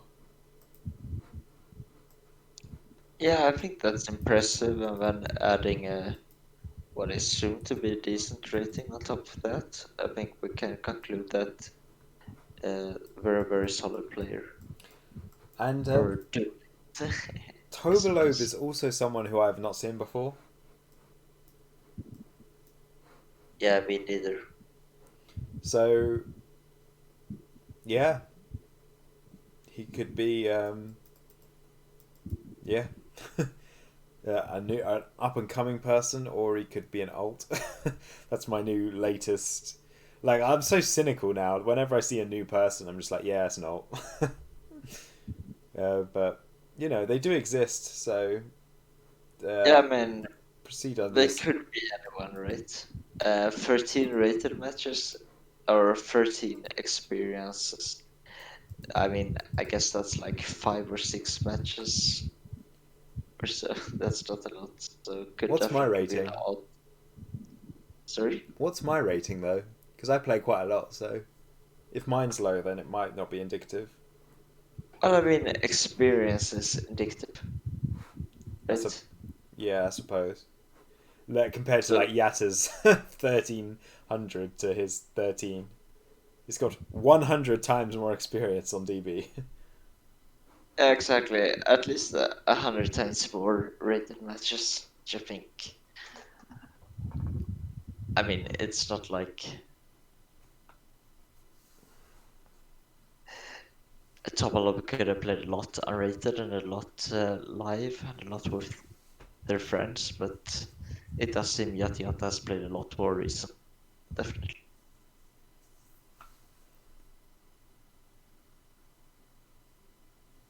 It was like the FLC winner, Humble Robot. No one's ever seen that before, and he won quite convincingly. So everyone's like, "Oh yeah, it's ACP, ACP alt."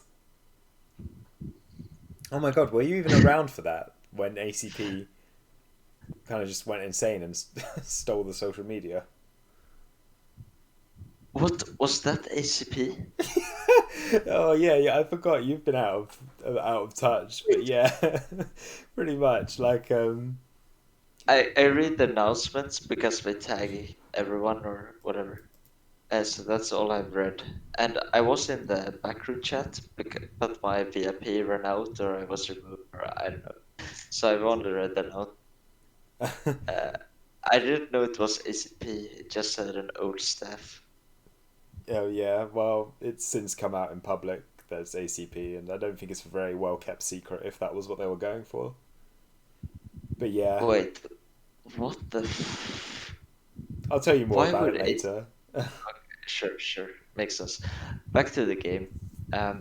Chaos Sorcerer trying to banish the opposing Chaos Sorcerer, responsible book, and now Topalop's Chaos Sorcerer obviously can't attack, Yeah, and there's no clean answer to the Chaos Sorcerer from Yata Yata, which is then going to flip and banish Topalop's Chaos Sorcerer if Topalop can't answer it with a Nobleman or something of that sort. Which would be hard considering that Topalop has already used double Nobleman of Crossout, and the card is contrary to popular belief. he could. I mean, I don't know if he runs Metamorphosis. Probably not. But like, That would be pretty sweet, yeah. that That might would be be the a play clean. he has to do right now. He's got to have some sort of proactive answer to this Chaos Sorcerer. So I mean, maybe there's another book. maybe. I mean, it's the other way around, so I guess we'll find out. Ugh. What would you go for, middle or the side? Oh, I he would, got the wrong one. I would roll a mental dice. Roll a mental dice. I mean, I play mostly Magic, right? So I don't get to make these decisions. So I don't have a strategy. There's no background.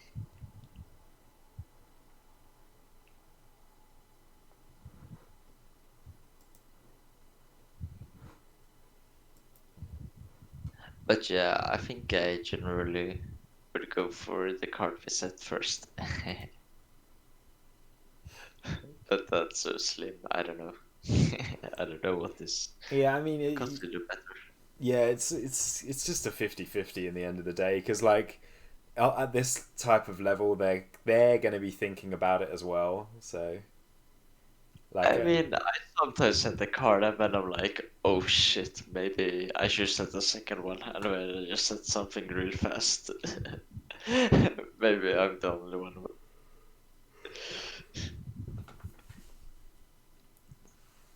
well, yeah, So there was a book. So correct so far. Let's see yeah, if Yati say answer. but Tobolov's just down more cards as a result. It's just really depressing. Yeah, sure. Yati is far ahead. but it's nowhere close to being over or anything like that. What do you think about the speed of play here? I haven't thought of it. It hasn't stood out to me, but then I'm not in great shape to judge. No, me speed of neither. play. But I think we should start paying attention a little bit. Yeah, sure, makes sense. I mean, I've judged a few Magic tournaments, and if there's one thing people uh, are very bad at, it's pace of play. Yeah, it's just this. No rush, he says. After we're like, yeah, slow play, and then Tobolov's like, yeah, no, don't worry about it, man. Yeah, that doesn't really go for the rest of the tournament participants and the staff, of course. Doesn't really matter what the opponent says. There's a pace of play which has to be kept. I am gonna. Okay, I'll keep an eye on it, but yeah. Yeah, Keep just an keep eye on an eye. That's enough. Anyway. So the Chaos Sorcerer is not answered, and now we're going to flip it, banish the opposing Chaos Sorcerer, maybe challenge the set, and then Tobolov could be in a decent position. Of course, Tobolov not having access to Nobleman is very complicating things for them here, but not backbreaking on its own.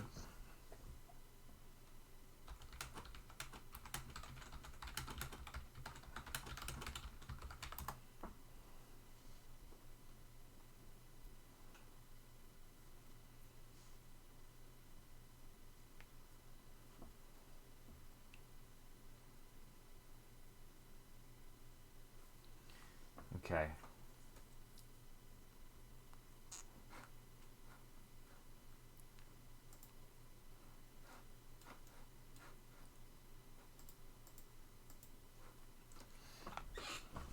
I think as well, like, it goes quicker for us because we're talking. Yeah, sure, that makes sense. Potentially. That's But I mean, this game is complicated and we should be allowed to take a little time. It's just very hard um, to set the line right of what is slow play and what is not when you're not educated in the subject.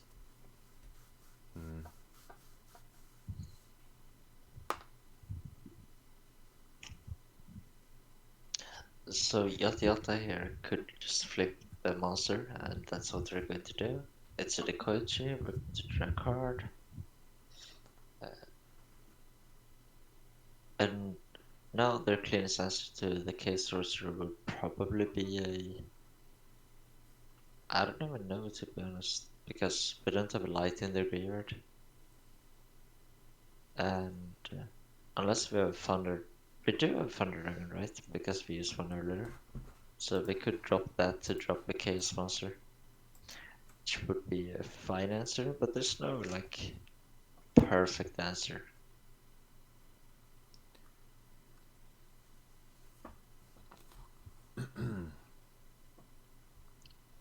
Yeah, we're going to drop the Thunder Dragon.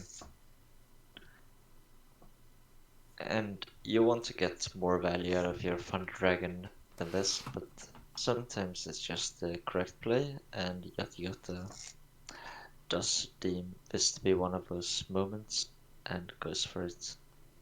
So let's see if Tobalob has another Book of Moon. They do not, and now the coach is likely going to be able to deal some damage. And life points, of course, being very relevant, and with every hit from a decent sized creature, Topalov is running out of time and running out of safety. Life points, in a lot of ways, a safety net, a buffer in this format. allowing you to take risks without the fear of dying, which Yeah. Topple Up doesn't have the luxury of doing right now. It's yeah. I don't know. It's difficult to see Tobolo getting out of this situation. To be honest, it could happen, We're but far behind. It's definitely we're far behind, but the classic Thunder Dragon Graceful is always there. Snatch Steal also one of those cards that could turn around the game. It does appear Yata Yata could have a Book of Moon here, if we're thinking. Maybe it's just a bluff. could be a break. Could also be Mystical Space Typhoon, Raigeki Break, maybe even Ring. There's so many options here. Yata Yata is threatening lethal right now, so Topple Up does have to do something. So this deck that Yata Yata is running reminds me of P-Trans XP's deck that he had success with in the last tournament. Full of Raigeki breaks and proactive cards like this. Yeah, I think that's. I mean, at least a couple of months back, I think that was very underrated, and I think it's nice to see it catch on. And I'm very much looking forward to see what the next evolution of the meta is going to be to combat these proactive, fast decks, putting pressure and having basically all useful cards and no dead cards or awkward cards, just very streamlined decks.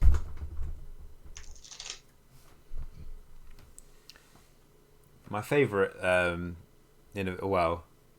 my favorite deck to come out of this tournament is definitely Zazzle's Gearfried deck. Gear free. Yeah, I remember a while ago, maybe 1 or 2 years ago now, a Gearfried deck won an entire event. So it's been a while since we've seen it. But That's really cool. they do pop up every now and then. I actually think that makes sense if people are playing these Raigeki breaks. Not that Raigeki break is bad against Gearfried, but more so that Mirror Force and Torrential Tribute are really good against Gearfried. I could make a case that Raigeki break is even better, but I don't think that's the case. Gearfried puts enough pressure on both you but also your hand to disable you from achieving those synergies that these Chaos Turbo decks, Turbo-ish decks do rely on. Another card we haven't seen much of is Sakuretsu Armor. In any deck, that Yeah. used to be a mainstay. Now I barely see it. I think people realize that the way to beat or to win the control mirrors is to be more proactive and rely less on catching up. That would be cards that are very good against aggro decks. It's funny because I remember Rickler saying all this ages ago. Like he was like one of the first people to cut Sakuretsu Armor completely. I made a video on it actually. I think now that I'm thinking about it. I think you mentioned it in How to Beat Chaos Warriors or something. I think I made a dedicated Sakuretsu Armor video.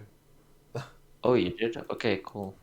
I'll link it to you. Yeah, actually you did. Actually, yeah, I think I watched that. I think I watched all your videos to be honest. I think they're really good. I would recommend anyone to watch your videos. I like them a lot. Oh, thanks. I've been making many, to be honest. I'm currently working with Dale just to. He's coaching me to be better at the game, so that's what my time and focus is going in at the moment. Yeah, but that's not a bad place to put focus, right? No, no. The idea is that it will eventually improve my content, but I'm kind of taking a break, I think, from YouTube for a bit. It's yeah, it's getting a bit on top of me, and I've got a lot going on at the moment, so Yeah, that makes sense. Definitely. I hope you're not feeling pressured to make content. Well, only by myself. Yeah, that's good. I I don't. mean, it's not good that you're feeling pressure, but it's good that it's not by anyone else. No, no one's forcing me to do anything. Like everyone's really chilled Scully out amongst the steam. Scully doesn't have a gun to your head then. No, Scully's like one of the most chilled out guys ever. If anything, Yeah, it's me putting yes. pressure on Scully. I chase him up for stuff like all the time. And he's like really chilled out and understanding. So Scully's great, really laid back guy. I think a great leader of his community. for sure, for sure.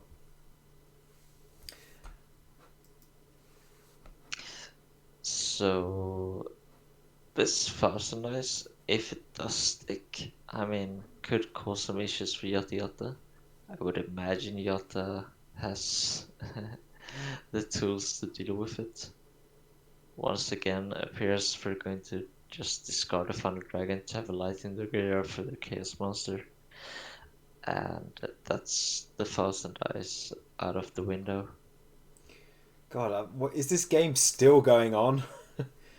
This first round's taken. Like there's no been like obvious slow play, but this has taken so long to just do this one game. Yeah, it definitely has.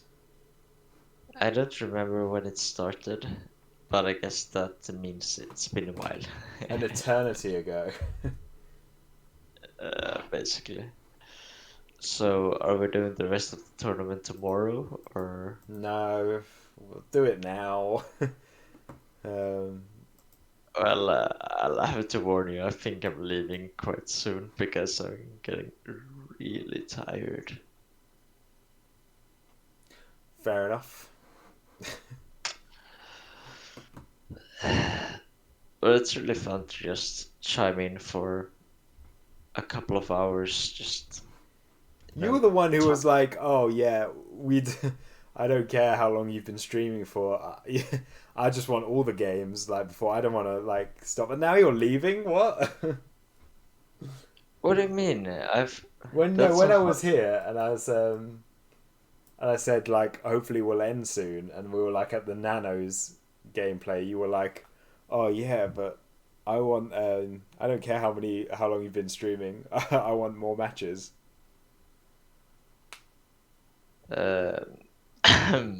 Yeah, sure. Oh, whatever. I'll quote it back into you on the stream. Sure. I'll send you a link to this timestamp. No, I believe you, but that was like That was not tired me, right? yeah, that was past Lucas. Yeah, exactly. To be honest, I might pull the trigger too, on my sleep. I mean, it's getting quite ridiculous now, but I might be able to just pass the reins over as well to MMF or something, if he wants to do it all in one day. I don't know. It's because Zazzles I think can't do tomorrow, so maybe I should just stick with it. So after this one, there's 2 matches left, potentially 3, right? Yeah. Yeah, that's another hour or 2. Yeah.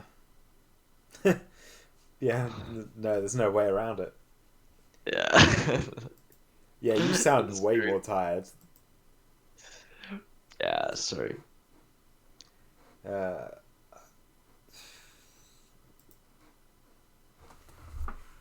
So this time around, Tobalob on the play. I'm gonna quickly. Oh, god damn it!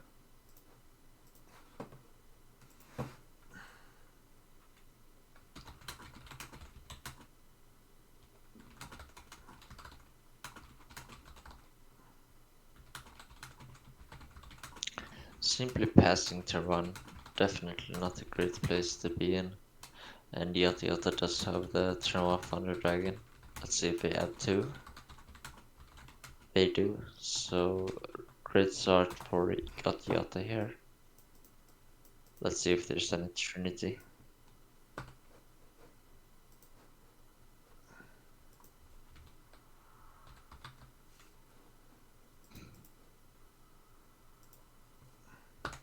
there's the classic Toma Thunder Dragon Graceful Charity.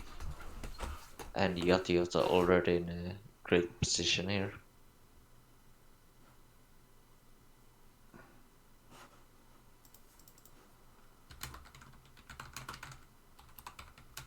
Let's see if I have a set monster to try to pull ahead with.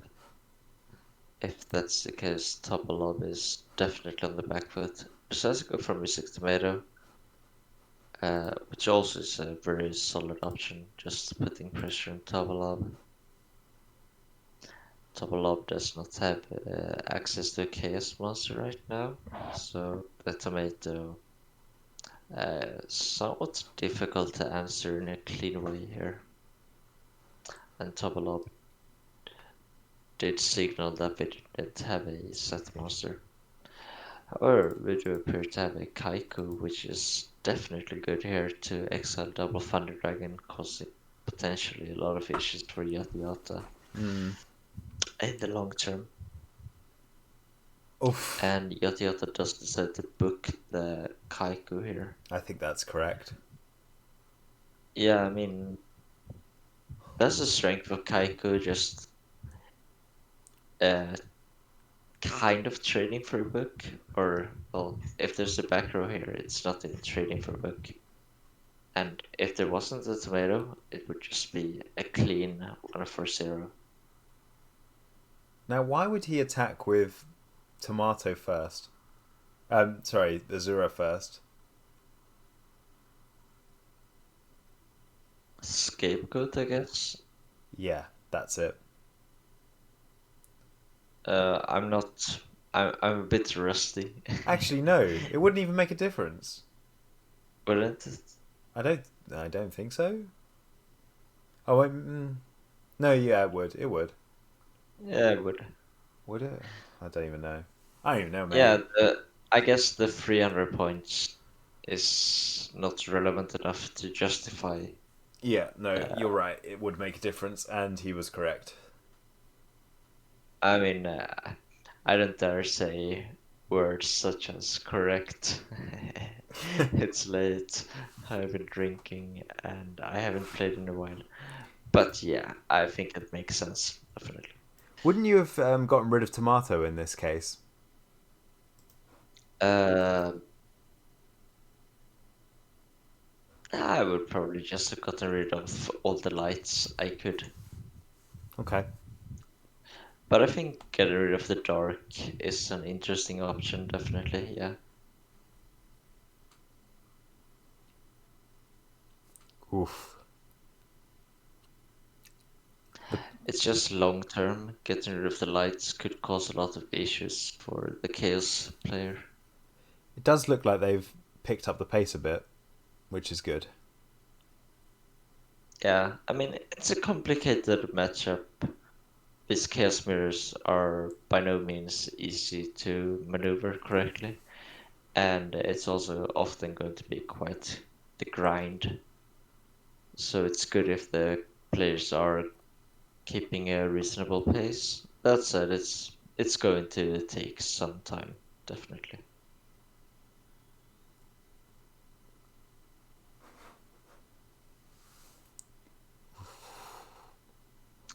Interesting book here. Makes some sense considering we're not expecting there to be any battle traps from the opposing side. Otherwise, the book could definitely just be a minus in card advantage. Could still be, but I think the Kaiku is regarded to be valuable enough to justify the book there from Tavalab. Yeah, I agree. I mean, that's the reasoning at least. And here is the Yata Yata switching the Sangan, not to allow the Kaiku to banish monsters too easily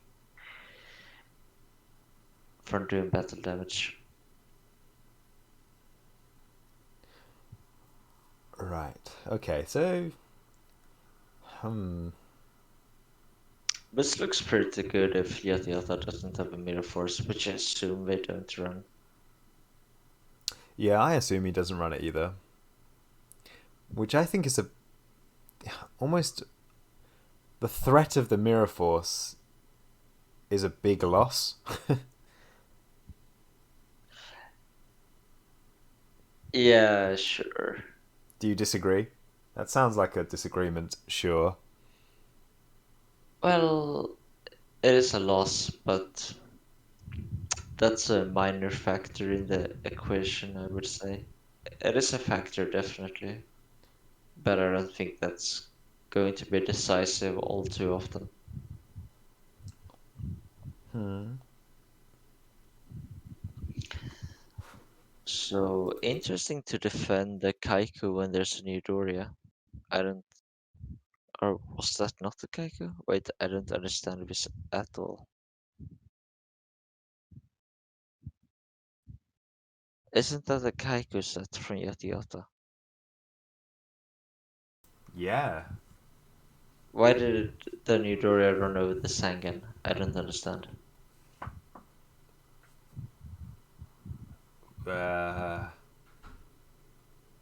I have no idea. That makes very little sense to me. I wonder what I'm missing.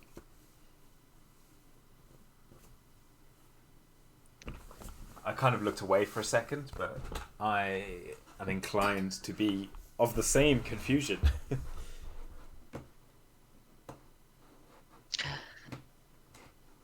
Very intrigued to find out what the reasoning was there. Hopefully, we will notice soon.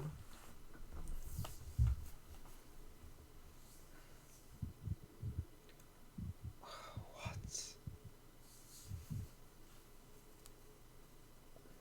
So, that's a Kaiku, yeah.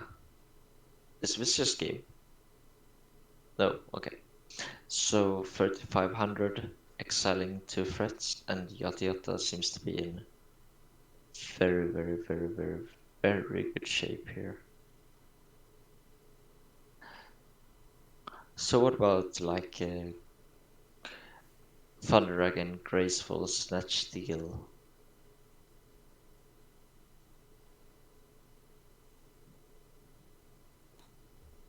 $65 plus normal summon, maybe throw in an MST.